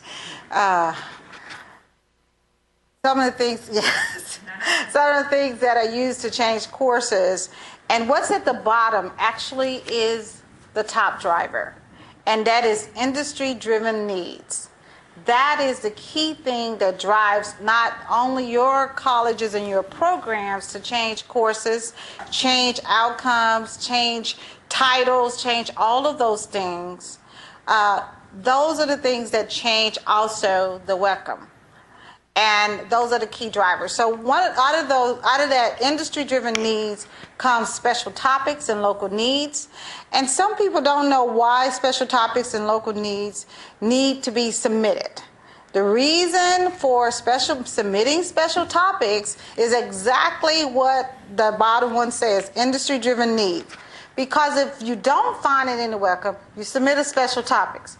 You submit a special topic so that it can be reviewed at the workshop, so that it can be put in the welcome, so that the whole state then can use it as an industry-driven need. Because remember, if it's in this area of the state as an industry-driven need, more than likely, if not today, if not tomorrow, somewhere next week, it's going to be an industry-driven need in the other part of the state.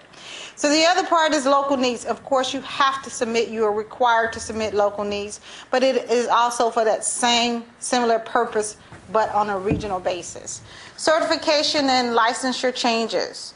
Those are changes that we have to adhere to the at the welcome, because you do, a number of you, and statewide, you've said welcome, because that's where you go to look for everything. So we have to make sure that all certifications and licensure, when those things change, the welcome is updated with those changes. Welcome comments. As Raphael has said, we get welcome comments on a daily basis because people are looking for the welcome to say, can it solve everything? And while we may say we can't solve everything today, but our plan in future is to solve everything that they may want to do. So we're always looking at that. So welcome comments also drive changes in the welcome. Emerging technologies. Anything that is coming up, new things. Usually the TSTC comes up with some new things that they're having to create. Sometimes the colleges come up with some new things. Sometimes industry comes up with new things. And those also are drivers that have us changing courses in the welcome or content in the welcome. Curriculum leadership projects, these projects that where you have curriculum that's coming out of these projects also change that.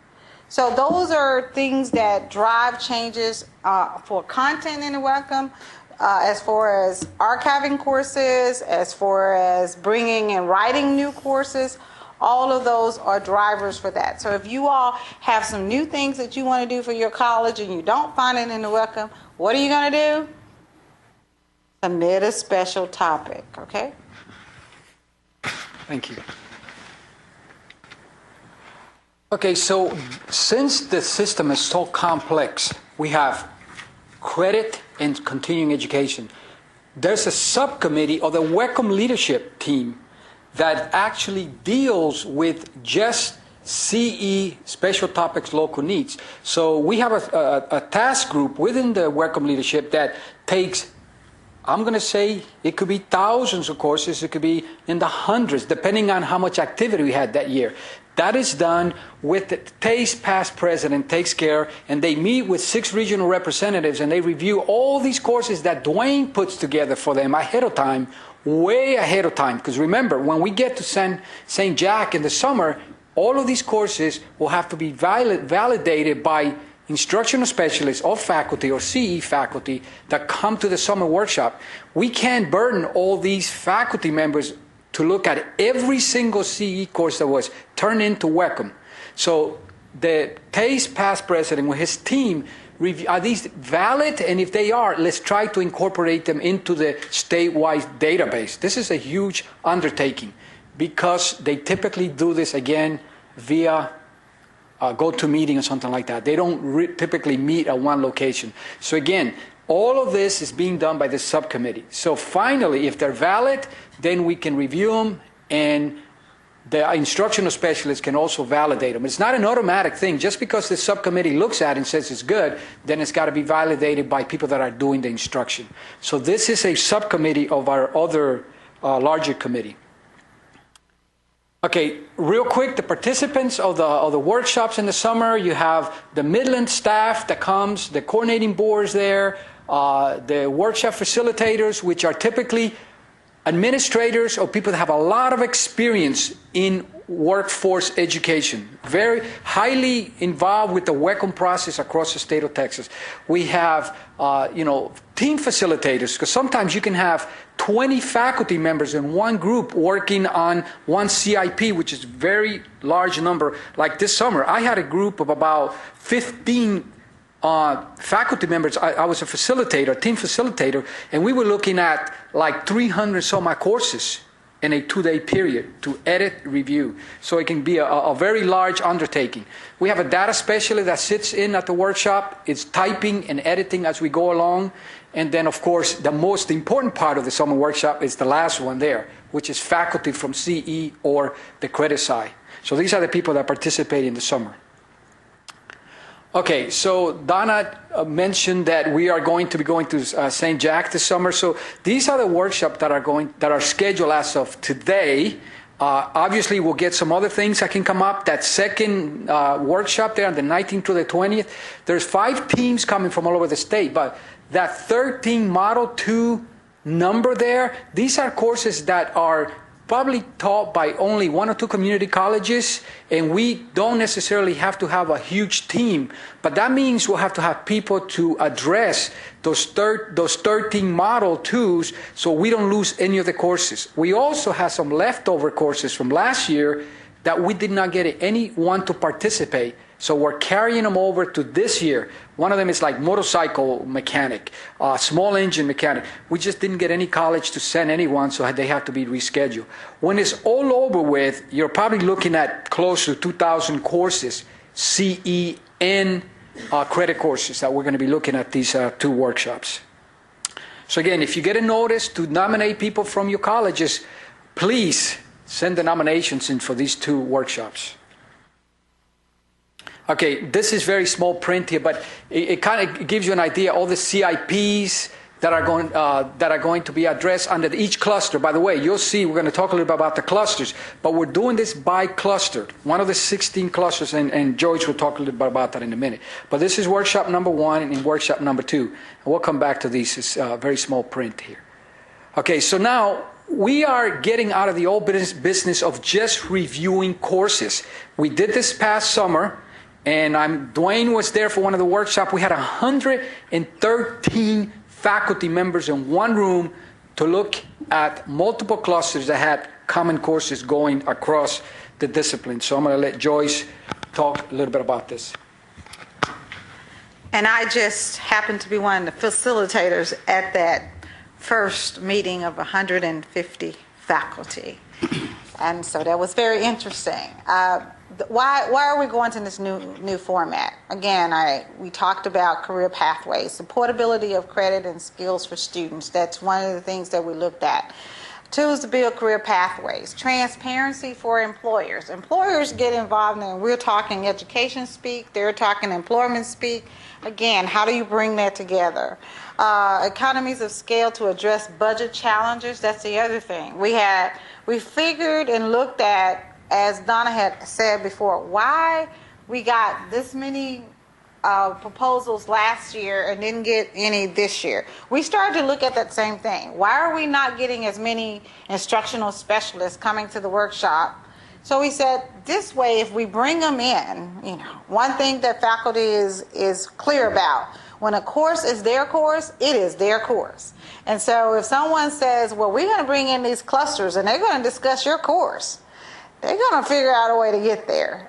So they're going to make sure that happens. So we started to look at that to address budgets for the colleges. And of course, alignment of state and national trends. Again, the career pathway, those issues, and less redundancy in the welcome. That's what we thought until the workshop. So this is what we did. We revised the format. We started to look at career clustering, career pathways, programs of study, all keywords that you have heard across the state, all common terms when we started to talk about that. So we said, okay, how are we going to do this? Well, one thing that we talk about that all of you all know, when you start talking about SACs and you talk about SLOs, okay? Student learning outcomes.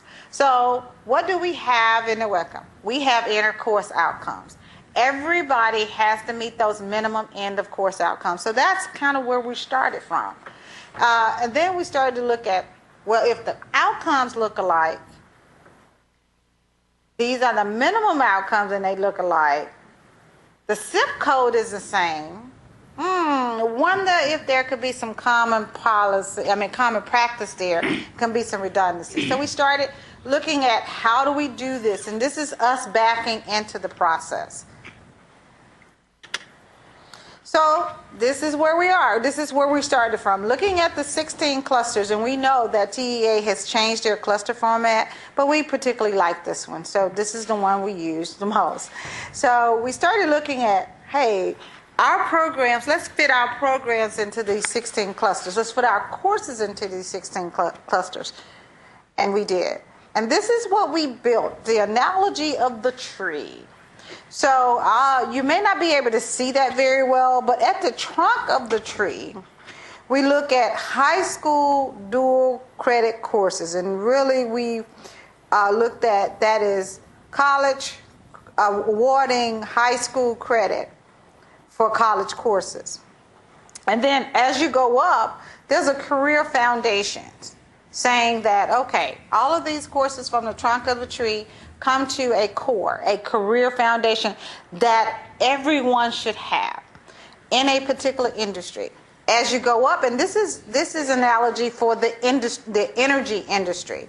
So everyone has that core curriculum there, and then as they go up to the branches of the tree, they start to branch off. And some things here they have here is like solar technician, wind technician, geothermal, process technician, those things. That's how we did the concept, looking at what are the common core skills that everyone needs, and we had industry around the state come in and tell us this. This is the common core skills that anyone that's going into the energy industry needs. And then we branched off to specific things, very much like what we do at our colleges already.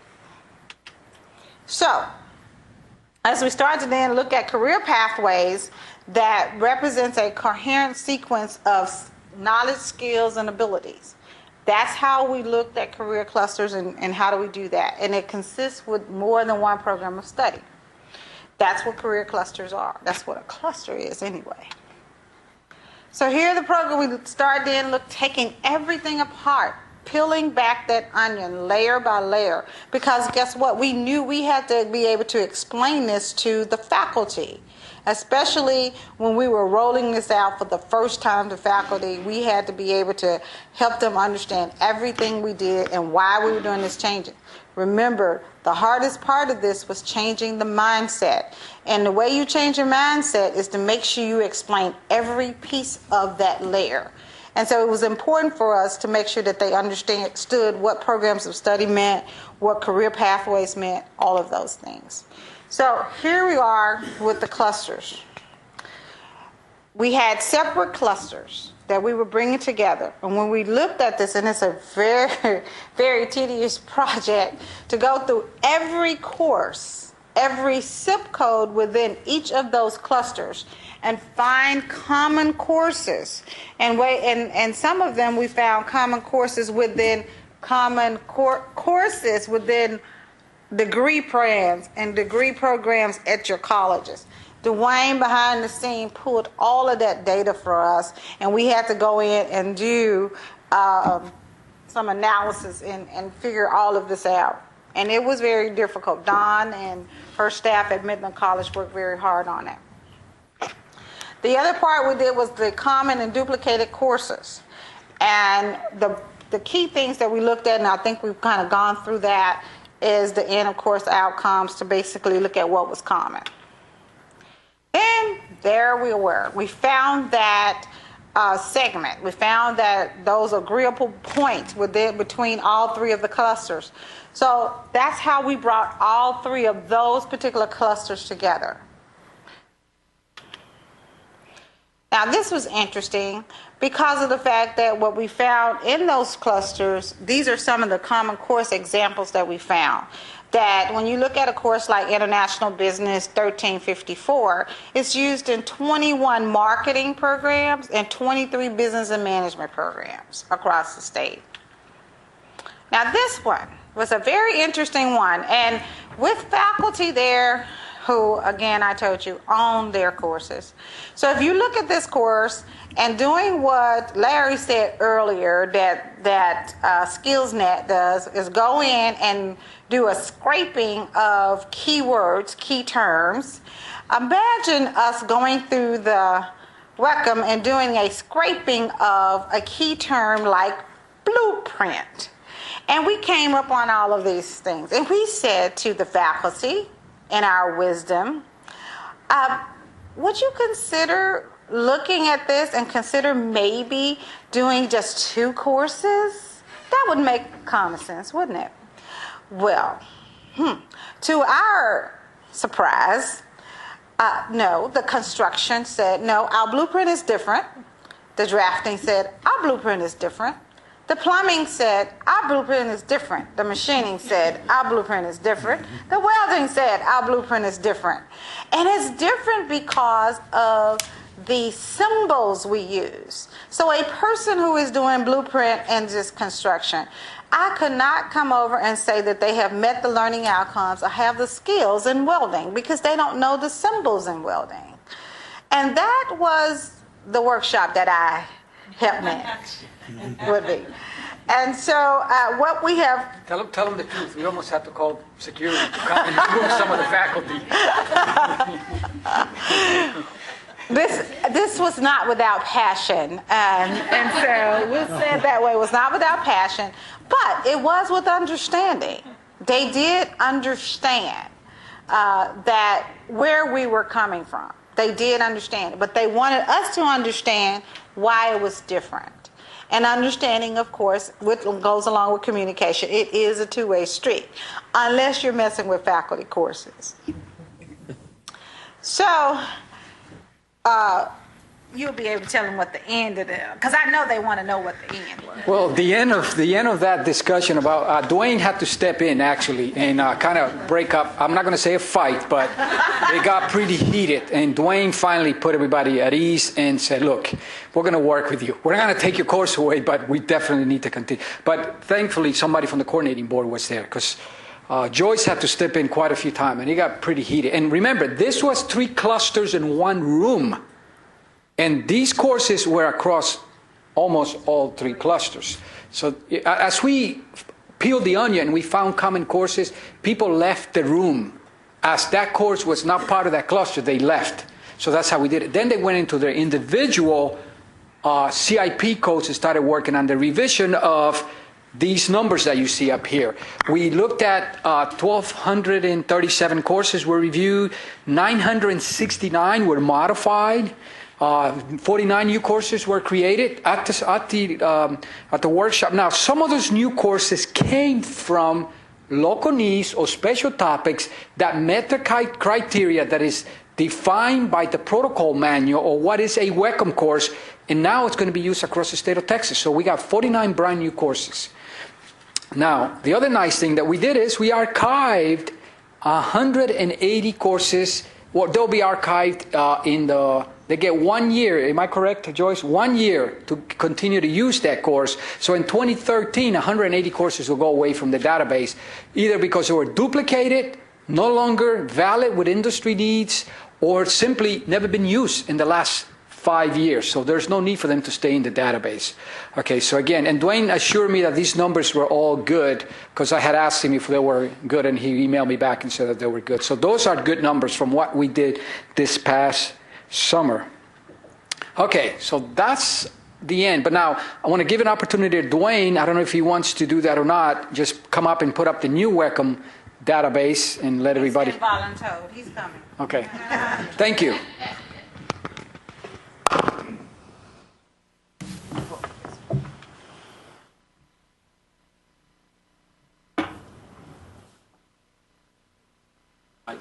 Okay. While Dwayne does that, are there any questions?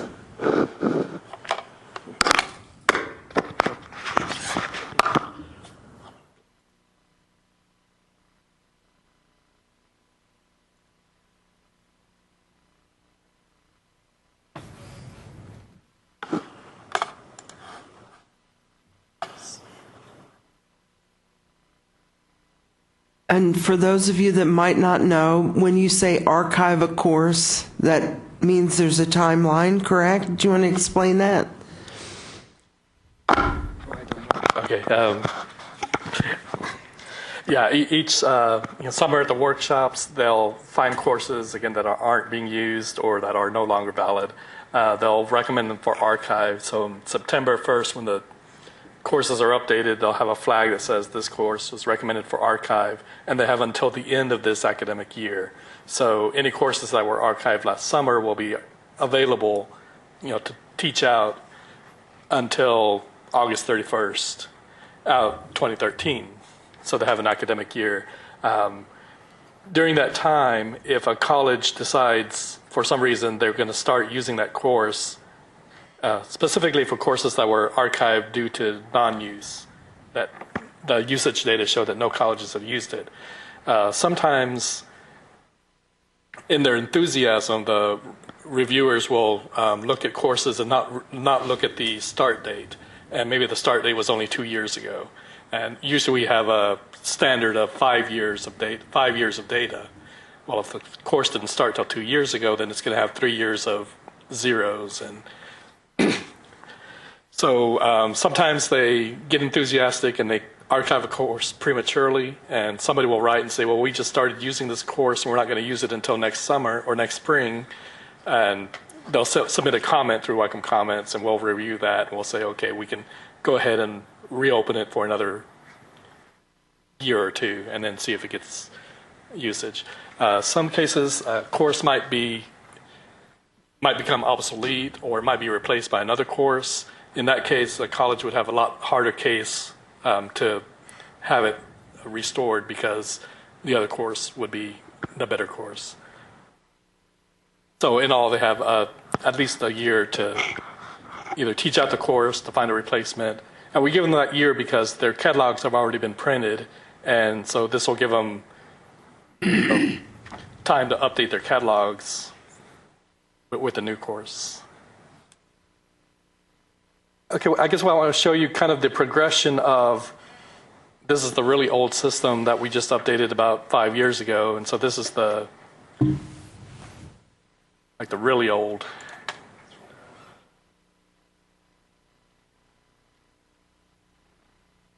And what I just want to show is that currently, if a college wants to see out what courses were revised, they can search for revised courses. And these courses will have this code at the end, and it'll show them what was changed about this course.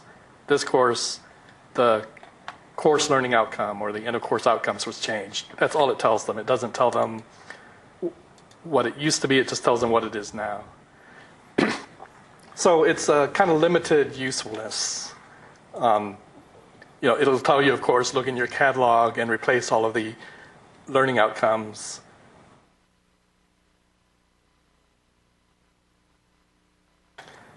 In the current system,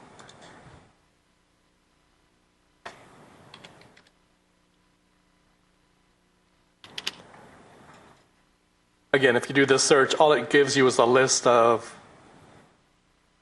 since you put the search criteria, it tells you that the course was changed. Unfortunately, this doesn't show anything about what was changed. So that was kind of something we were going to add to this, but just never had time to do that. So what we've been working on, hold on just a second.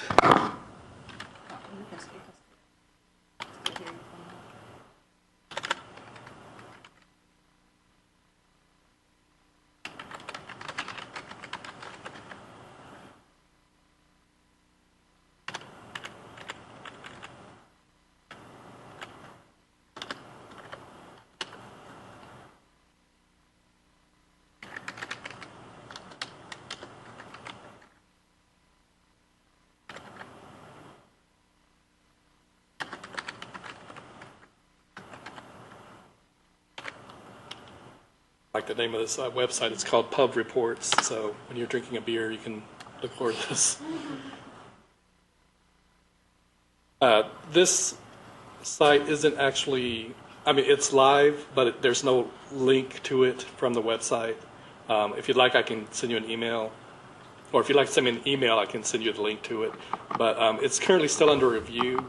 And kind of the reason is we told our web programmers what we needed, and they kind of just gave us the standard, and then they said, well, we want to make sure that if you want to make changes to this, make it pretty and everything, we want to make sure we get all the comments at once rather than bit by bit.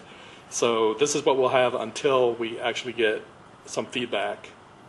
Again, we did have one meeting last month with some of the task group, and they made some recommendations about how to rearrange this and kind of group these better for the search criteria.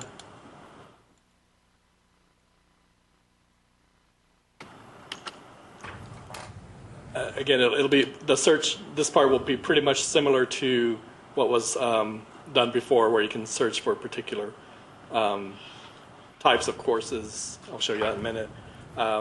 One thing we want to point out is that now, in the current system, we usually have like one entry for the CE course, one entry for the 3-hour, and one entry for the 4-hour. And this was because in the old database, we couldn't specify a contact hour range for each course. It had to be a contact hour range for the blanket for the whole course. And so we wanted to make something different. There was no way to do that. With the new database, all courses will be on the same screen, so it'll help kind of cut down on, why do you have 3 courses with the same title? In this case, each title will only show up once. One thing we don't have now that we will as soon as we have some history is that each time a course is updated, there will be a link at the bottom here that will show the old version of the course. And this will help like updating catalogs and other materials.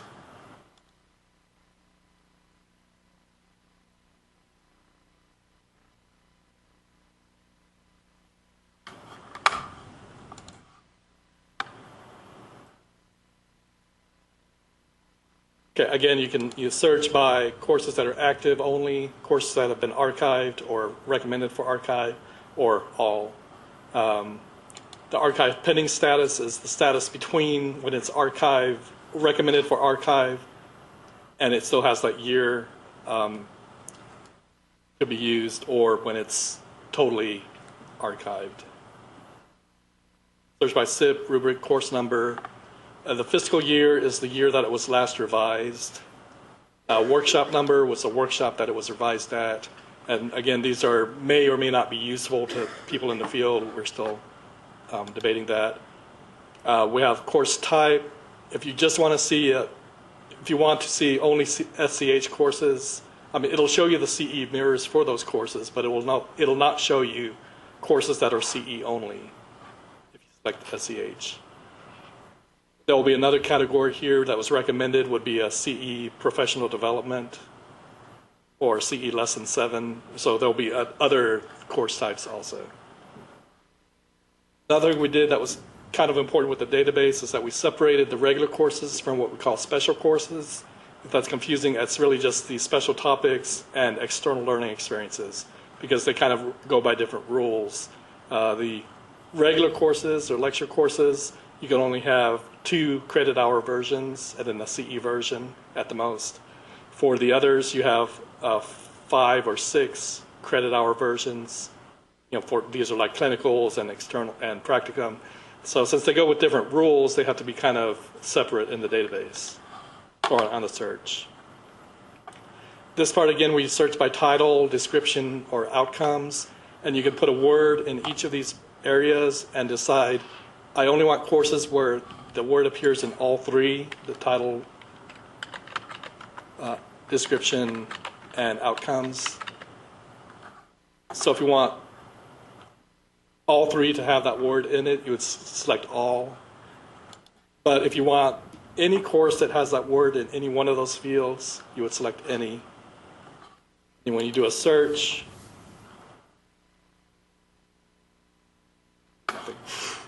but you show a course, even if it's not in the course title, if it's in the description, it will show up. Or if it's not, if it's in the outcomes, that course will show up. Again, there will be a manual that will kind of help. The other important thing about the new system is we also have, under reports, we have all of these courses by workshop. These are more for the courses that are going to be reviewed. And special topics, local need courses, the frequency information about how often a course is used. If you're trying to decide between 2 courses, you might go ahead and search and find out which one is used by more colleges. The more important one is the history. And we have history description and history course detail. Again, we'll probably have to change the names of those. But all this is showing is if anything was changed in a course. And you can also download this into Excel if you want to do like searchable runs on it. If anything of if any portion of a course was changed, it'll be highlighted with both the old and the new version. So hopefully this will give you a way to like update catalogs and other materials. That was a big challenge. We used to get a lot of complaints from the colleges. You know, something changed and they have to go out and search it. This is going to really make it functional for everybody. And again, we want to thank Dwayne and his team here at the coordinating board. You cannot imagine how much work has gone into this. Joyce alluded to the amount of time that has taken to migrate from the old database to this new one. You know, it's been 10 years that we've been trying to get changes made. Some of us have been around that long. Somebody mentioned gray hair earlier. I don't know who it was, but you know, this has been a long journey for us. And again, I want to thank Dwayne and the team here at the coordinating board for supporting the WECM project and the leadership team, because it's never going to end. We understand that, but we got to get to the next phase where it's manageable and the people in the field that use this can get good results. Because in the old database, the one that's currently, you cannot download to a Excel or Word or PDF. It's not available. So, thank you. Are there any questions? Okay. Thank you so much. And again, the timeline for this, we're planning to, we're still working on the comments that were made, so we're planning to have this kind of broadcast sometime probably in January or February. And what will happen is there'll be a link here that will just say, test site for the new system. Also, I just want to take this chance. I'm pretty sure that most of you are already on the listserv. Someone alluded earlier that announcements are made out to the CB listserv. In order to sign up for this, again, it's on this Texas Career Technical Workshop Education page, and there's one that says IP listserv, and all you do is click on that, and it'll bring out a form, and you just sign up, and you'll get notices. There's no membership fee or anything like that, but you'll get notices whenever like WECM is updated or any kind of workforce program information is put out there. So this is kind of a useful listserv to come up on. Okay. Thank you very much. Any questions? Okay, in wrapping things up, I wanted to do something kind of new, and that's, you are the Perkins State Leadership grantees, and I want to use this as a, hopefully for you to be a resource to each other, especially for new projects. There is an expectation that there be statewide dissemination of the information from your grants. And so if any of you have questions about how best to disseminate your grant information, there are people in the room that have had a leadership grant for many years. So I just wanted to take this time to talk about any challenges you may have in getting started this year, or any questions you might have about how best to disseminate information. If you want to try to get on the agenda for a TACTI meeting, who you should contact, those types of things. But to use each other as a resource, really, to make the best out of this project. So if anyone has any, information about any problems they've had, maybe that we can start out with that.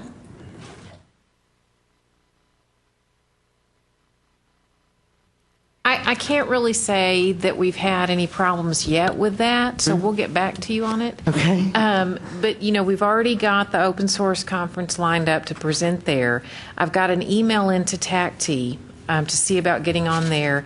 We're looking into Texas Counselor Association. As soon as they're requesting proposals for presentations, we'll be in on that. We've decided, under the grant, there were really no funds allowed to put this course in some kind of physical format, like on a CD or DVD. Right. We've decided as a college to fund that because, in particular, with the early meetings before we're ready to put it out on the Texas network, we want those who attend to take it back with them, try it out, and give us feedback, because that's going to help us improve the quality of the course before we go live with it on the Texas network. Of course, once it's there, we can refer them, with a link. But that's our plan right now. Now, if anybody has other ideas, we welcome them. No, I think that sounds great. Donna, and you're aware of this, so everybody's aware. The challenges with the WECM project, obviously the issues with the summer workshop locations, the cost, with Midland, to the point that we know some of the hotels were committed to a whole year, and we don't see that changing coming the next year. So as you speak to the people here at the coordinating board and TA, whoever the funds are coming from, remind them that the project is going to continue to have a challenge with resources when it comes to the locations across the state. We talked about some other locations, but like San Antonio, we have the same issues Midland's having with the Eagle Ford Shale activities. There are no hotels in a lot of the areas in Texas. It's not just peculiar to Midland, but just be aware that the committee is very concerned that we're going to continue to face these challenges. So as the grants are awarded, they need to be looking at some of these challenges. And I know some of those are mandated from they're coming down from the federal government. Right, exactly. But in order for us to be productive, there's got to be some wiggle room sometimes to get the goals accomplished. Okay, thank you. Yeah. Anything else? Then I wanted to move on to the issue that I started out with at the beginning with the decrease in the pre-proposals. Do any of you have any thoughts about what could be possible reasons for that and what we could do to have a better response next year?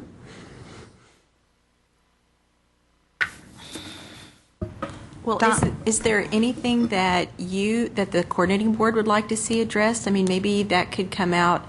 We're having, like you said, 2P1. Is there somebody, maybe you could say this is something that's a need, maybe there's somebody that would like to address it? Well, we put that in the priority topics for last year. Oh, you did? Mm-hmm. We did. Have you all heard from institutions like they want to do it, but they don't have the individuals to do it, or do they just have so much going on that they just don't have the time? I don't know.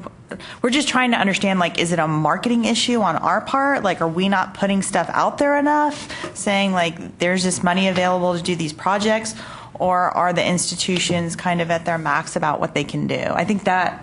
I don't know. I don't want to speak for Donna, but I think that's when we've talked, we just don't know what the issue is. If it's us not putting it out there enough, or if it's the institutions just. Well, it's not. You go ahead.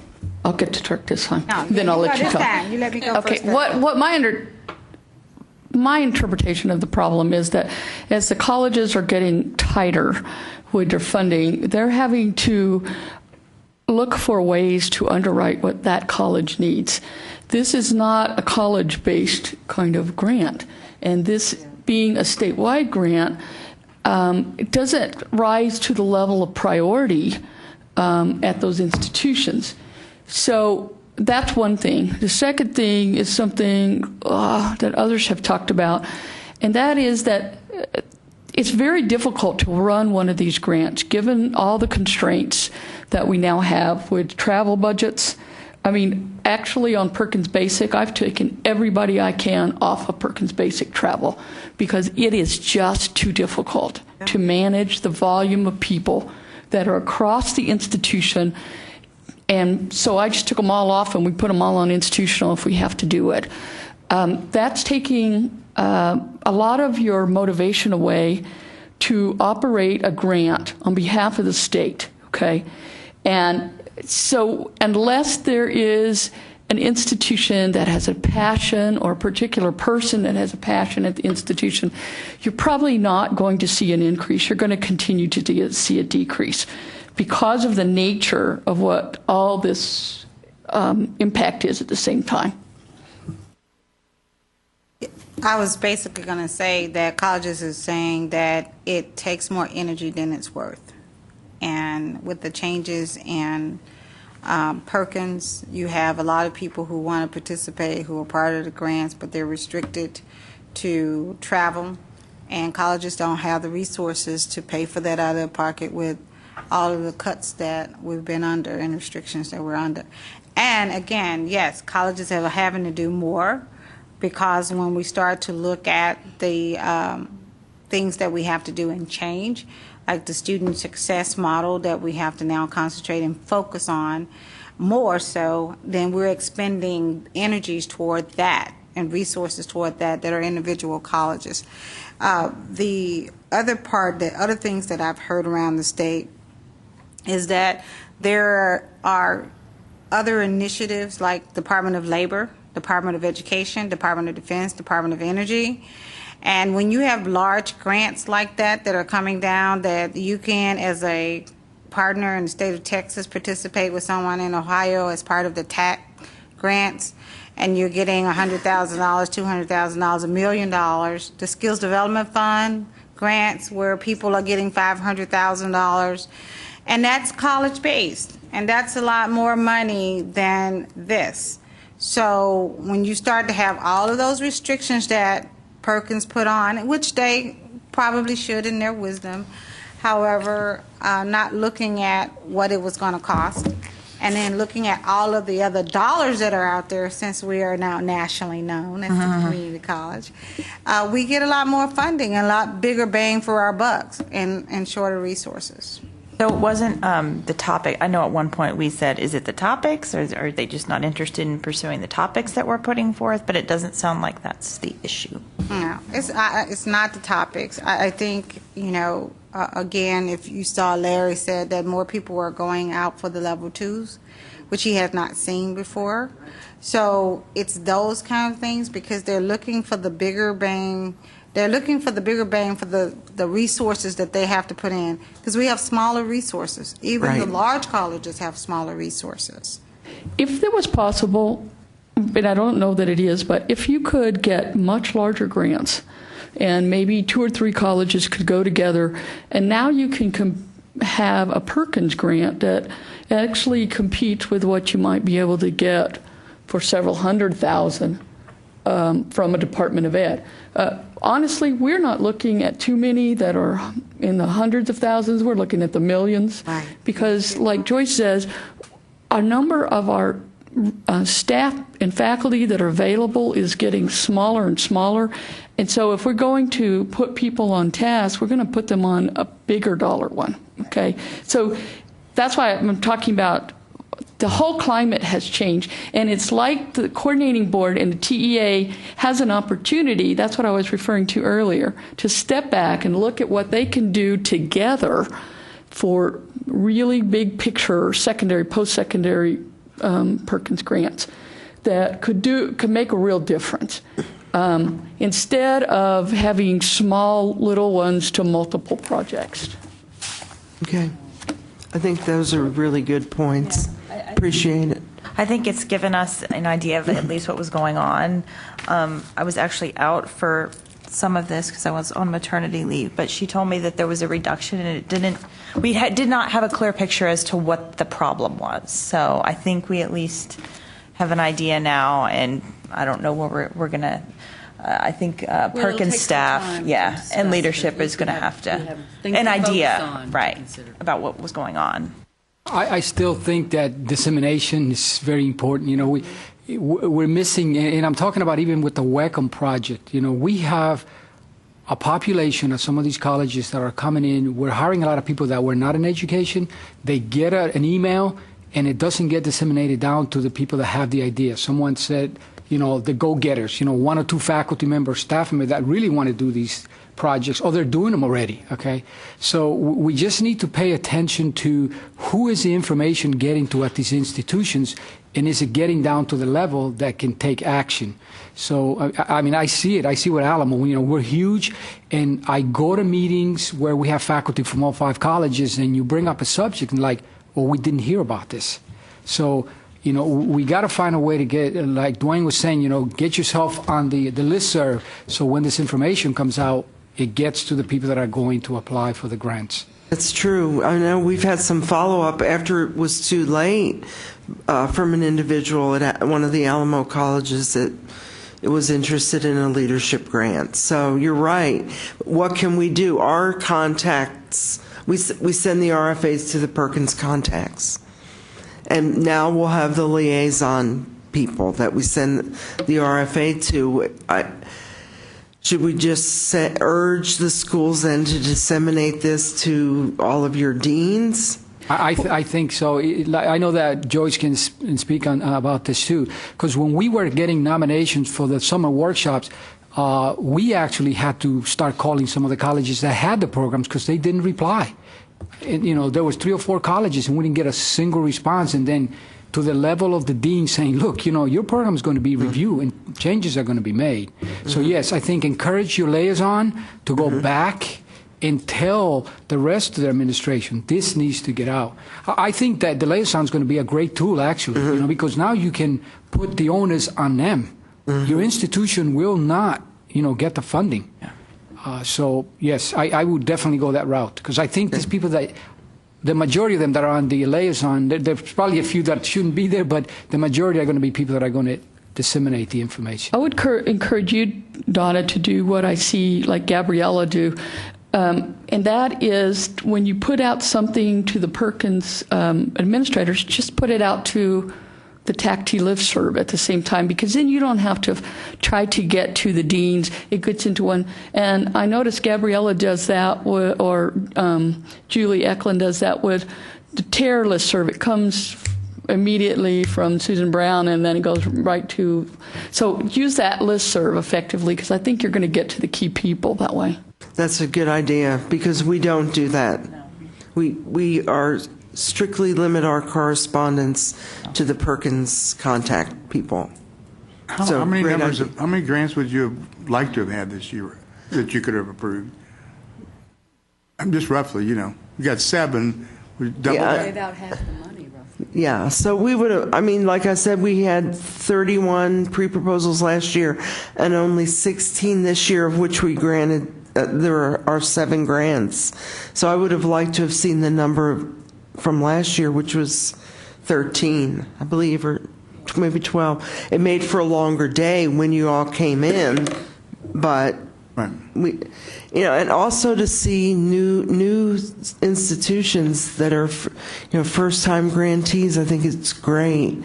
I know that every summer almost I get calls from new Perkins basic grant contacts that say we need someone to help us.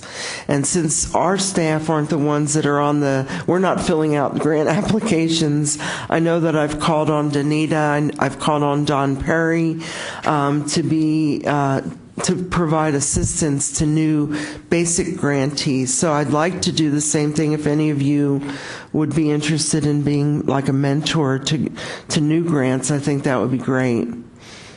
One more thing on that. Several years ago when I did my first Perkins grant, there were mentors. We would come to a meeting if you were a new grantee, and you would work with previous recipients.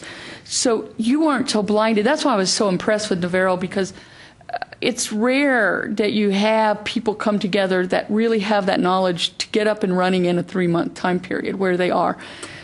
And I think that's kind of scary if you're coming into it right now, because you've got to try to figure it out.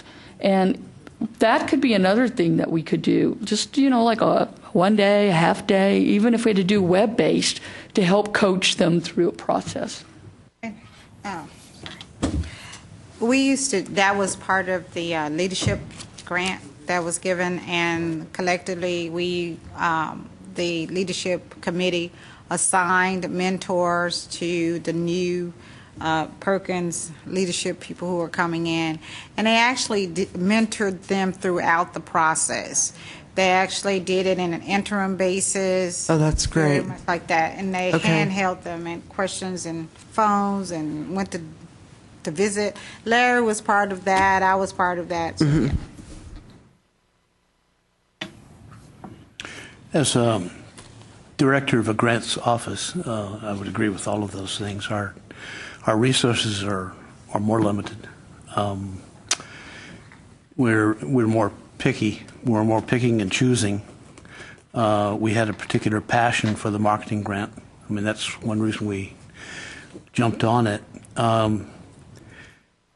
Maybe if, and one of the other things too is our faculty resources. As resources, we need faculty. We need people to run grants because we don't normally run them.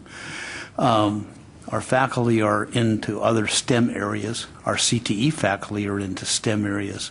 We have I think we have 3 NSF grants right now, fortunately. But they're led by IT faculty and some of those faculties that might otherwise be into something like this. And might be looking at something that, like Dr. Lee has, and maybe in the future. Maybe in getting more new faculty involved and new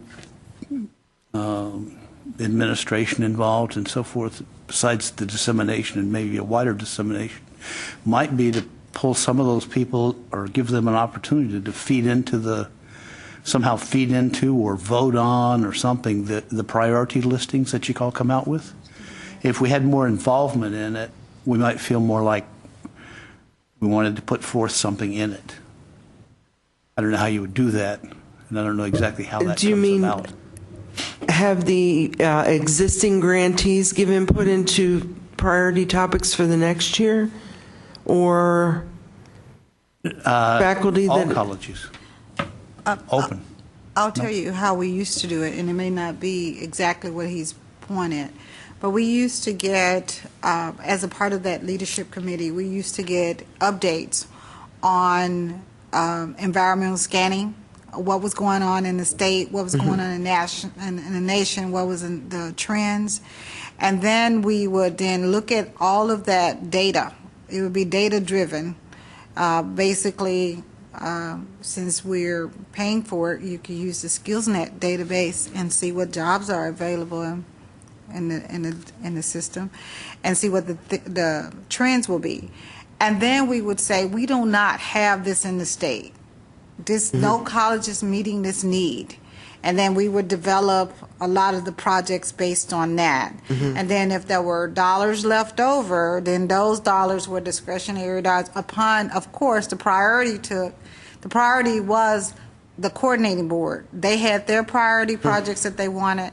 Then we were looking at what are the needs of industry in our state that our colleges are not delivering, or that maybe one of our colleges is delivering that can now be expanded to the other parts of the state. So I don't know if that gets to what you were talking about, Al. No, I think so. I think the more we can get more people involved in it, then the more ownership we have of it when they come out as priorities too. Right. Anything else? Do you think that's something we could get from SkillsNet?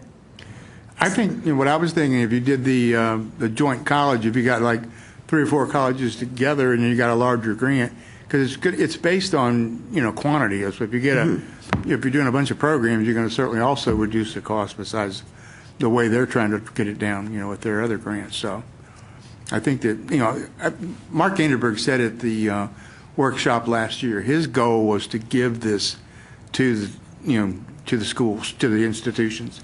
So they're not trying to make money on it. It's a break even for them what they're doing, and that's why they've got this other grant from Kaplan that will help them automate that system and make it even less personnel driven. So they'll be that's the high cost of that sort of thing. So.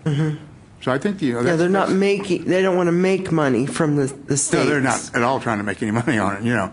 This was a gift from Michael Brown, who passed away, the CEO. When he brought it to us, it was like this was gold to us. But it's still they have some cost involved in it. since they have people and staff that have to run the thing. So, and some of the results that we got were actually done by Michael Branham himself. So he was doing that on his own time and giving us some of those charts and things. So, it was not a money-making type thing whatsoever.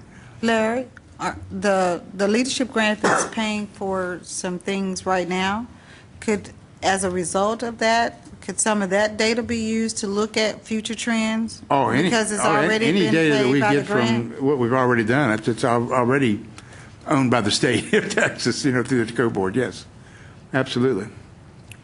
But if you did more colleges and they did several programs, quite a few programs, once they get this automated, that'll be real easy to do. It'll be much easier than it was the first year trying to do it all, because that was a pilot year and we learned a lot. We're learning more this year, and every time we do it, we're getting more and more involved in it. But I would like to see it expand to other colleges without a doubt, because I think it's really a great process. Okay, well, these are great recommendations. Anything else that we haven't talked about that you'd like to bring up? Okay, well, we do this twice a year, and so the next meeting will be in May at some time. So I really appreciate you coming here today and your participation. The presentations were excellent, and thank you for getting us your materials in advance. I'm sorry we had the mix up with the not having them ready, but we've had a lot of illness at the agency, and we are available if anything comes up with your grants.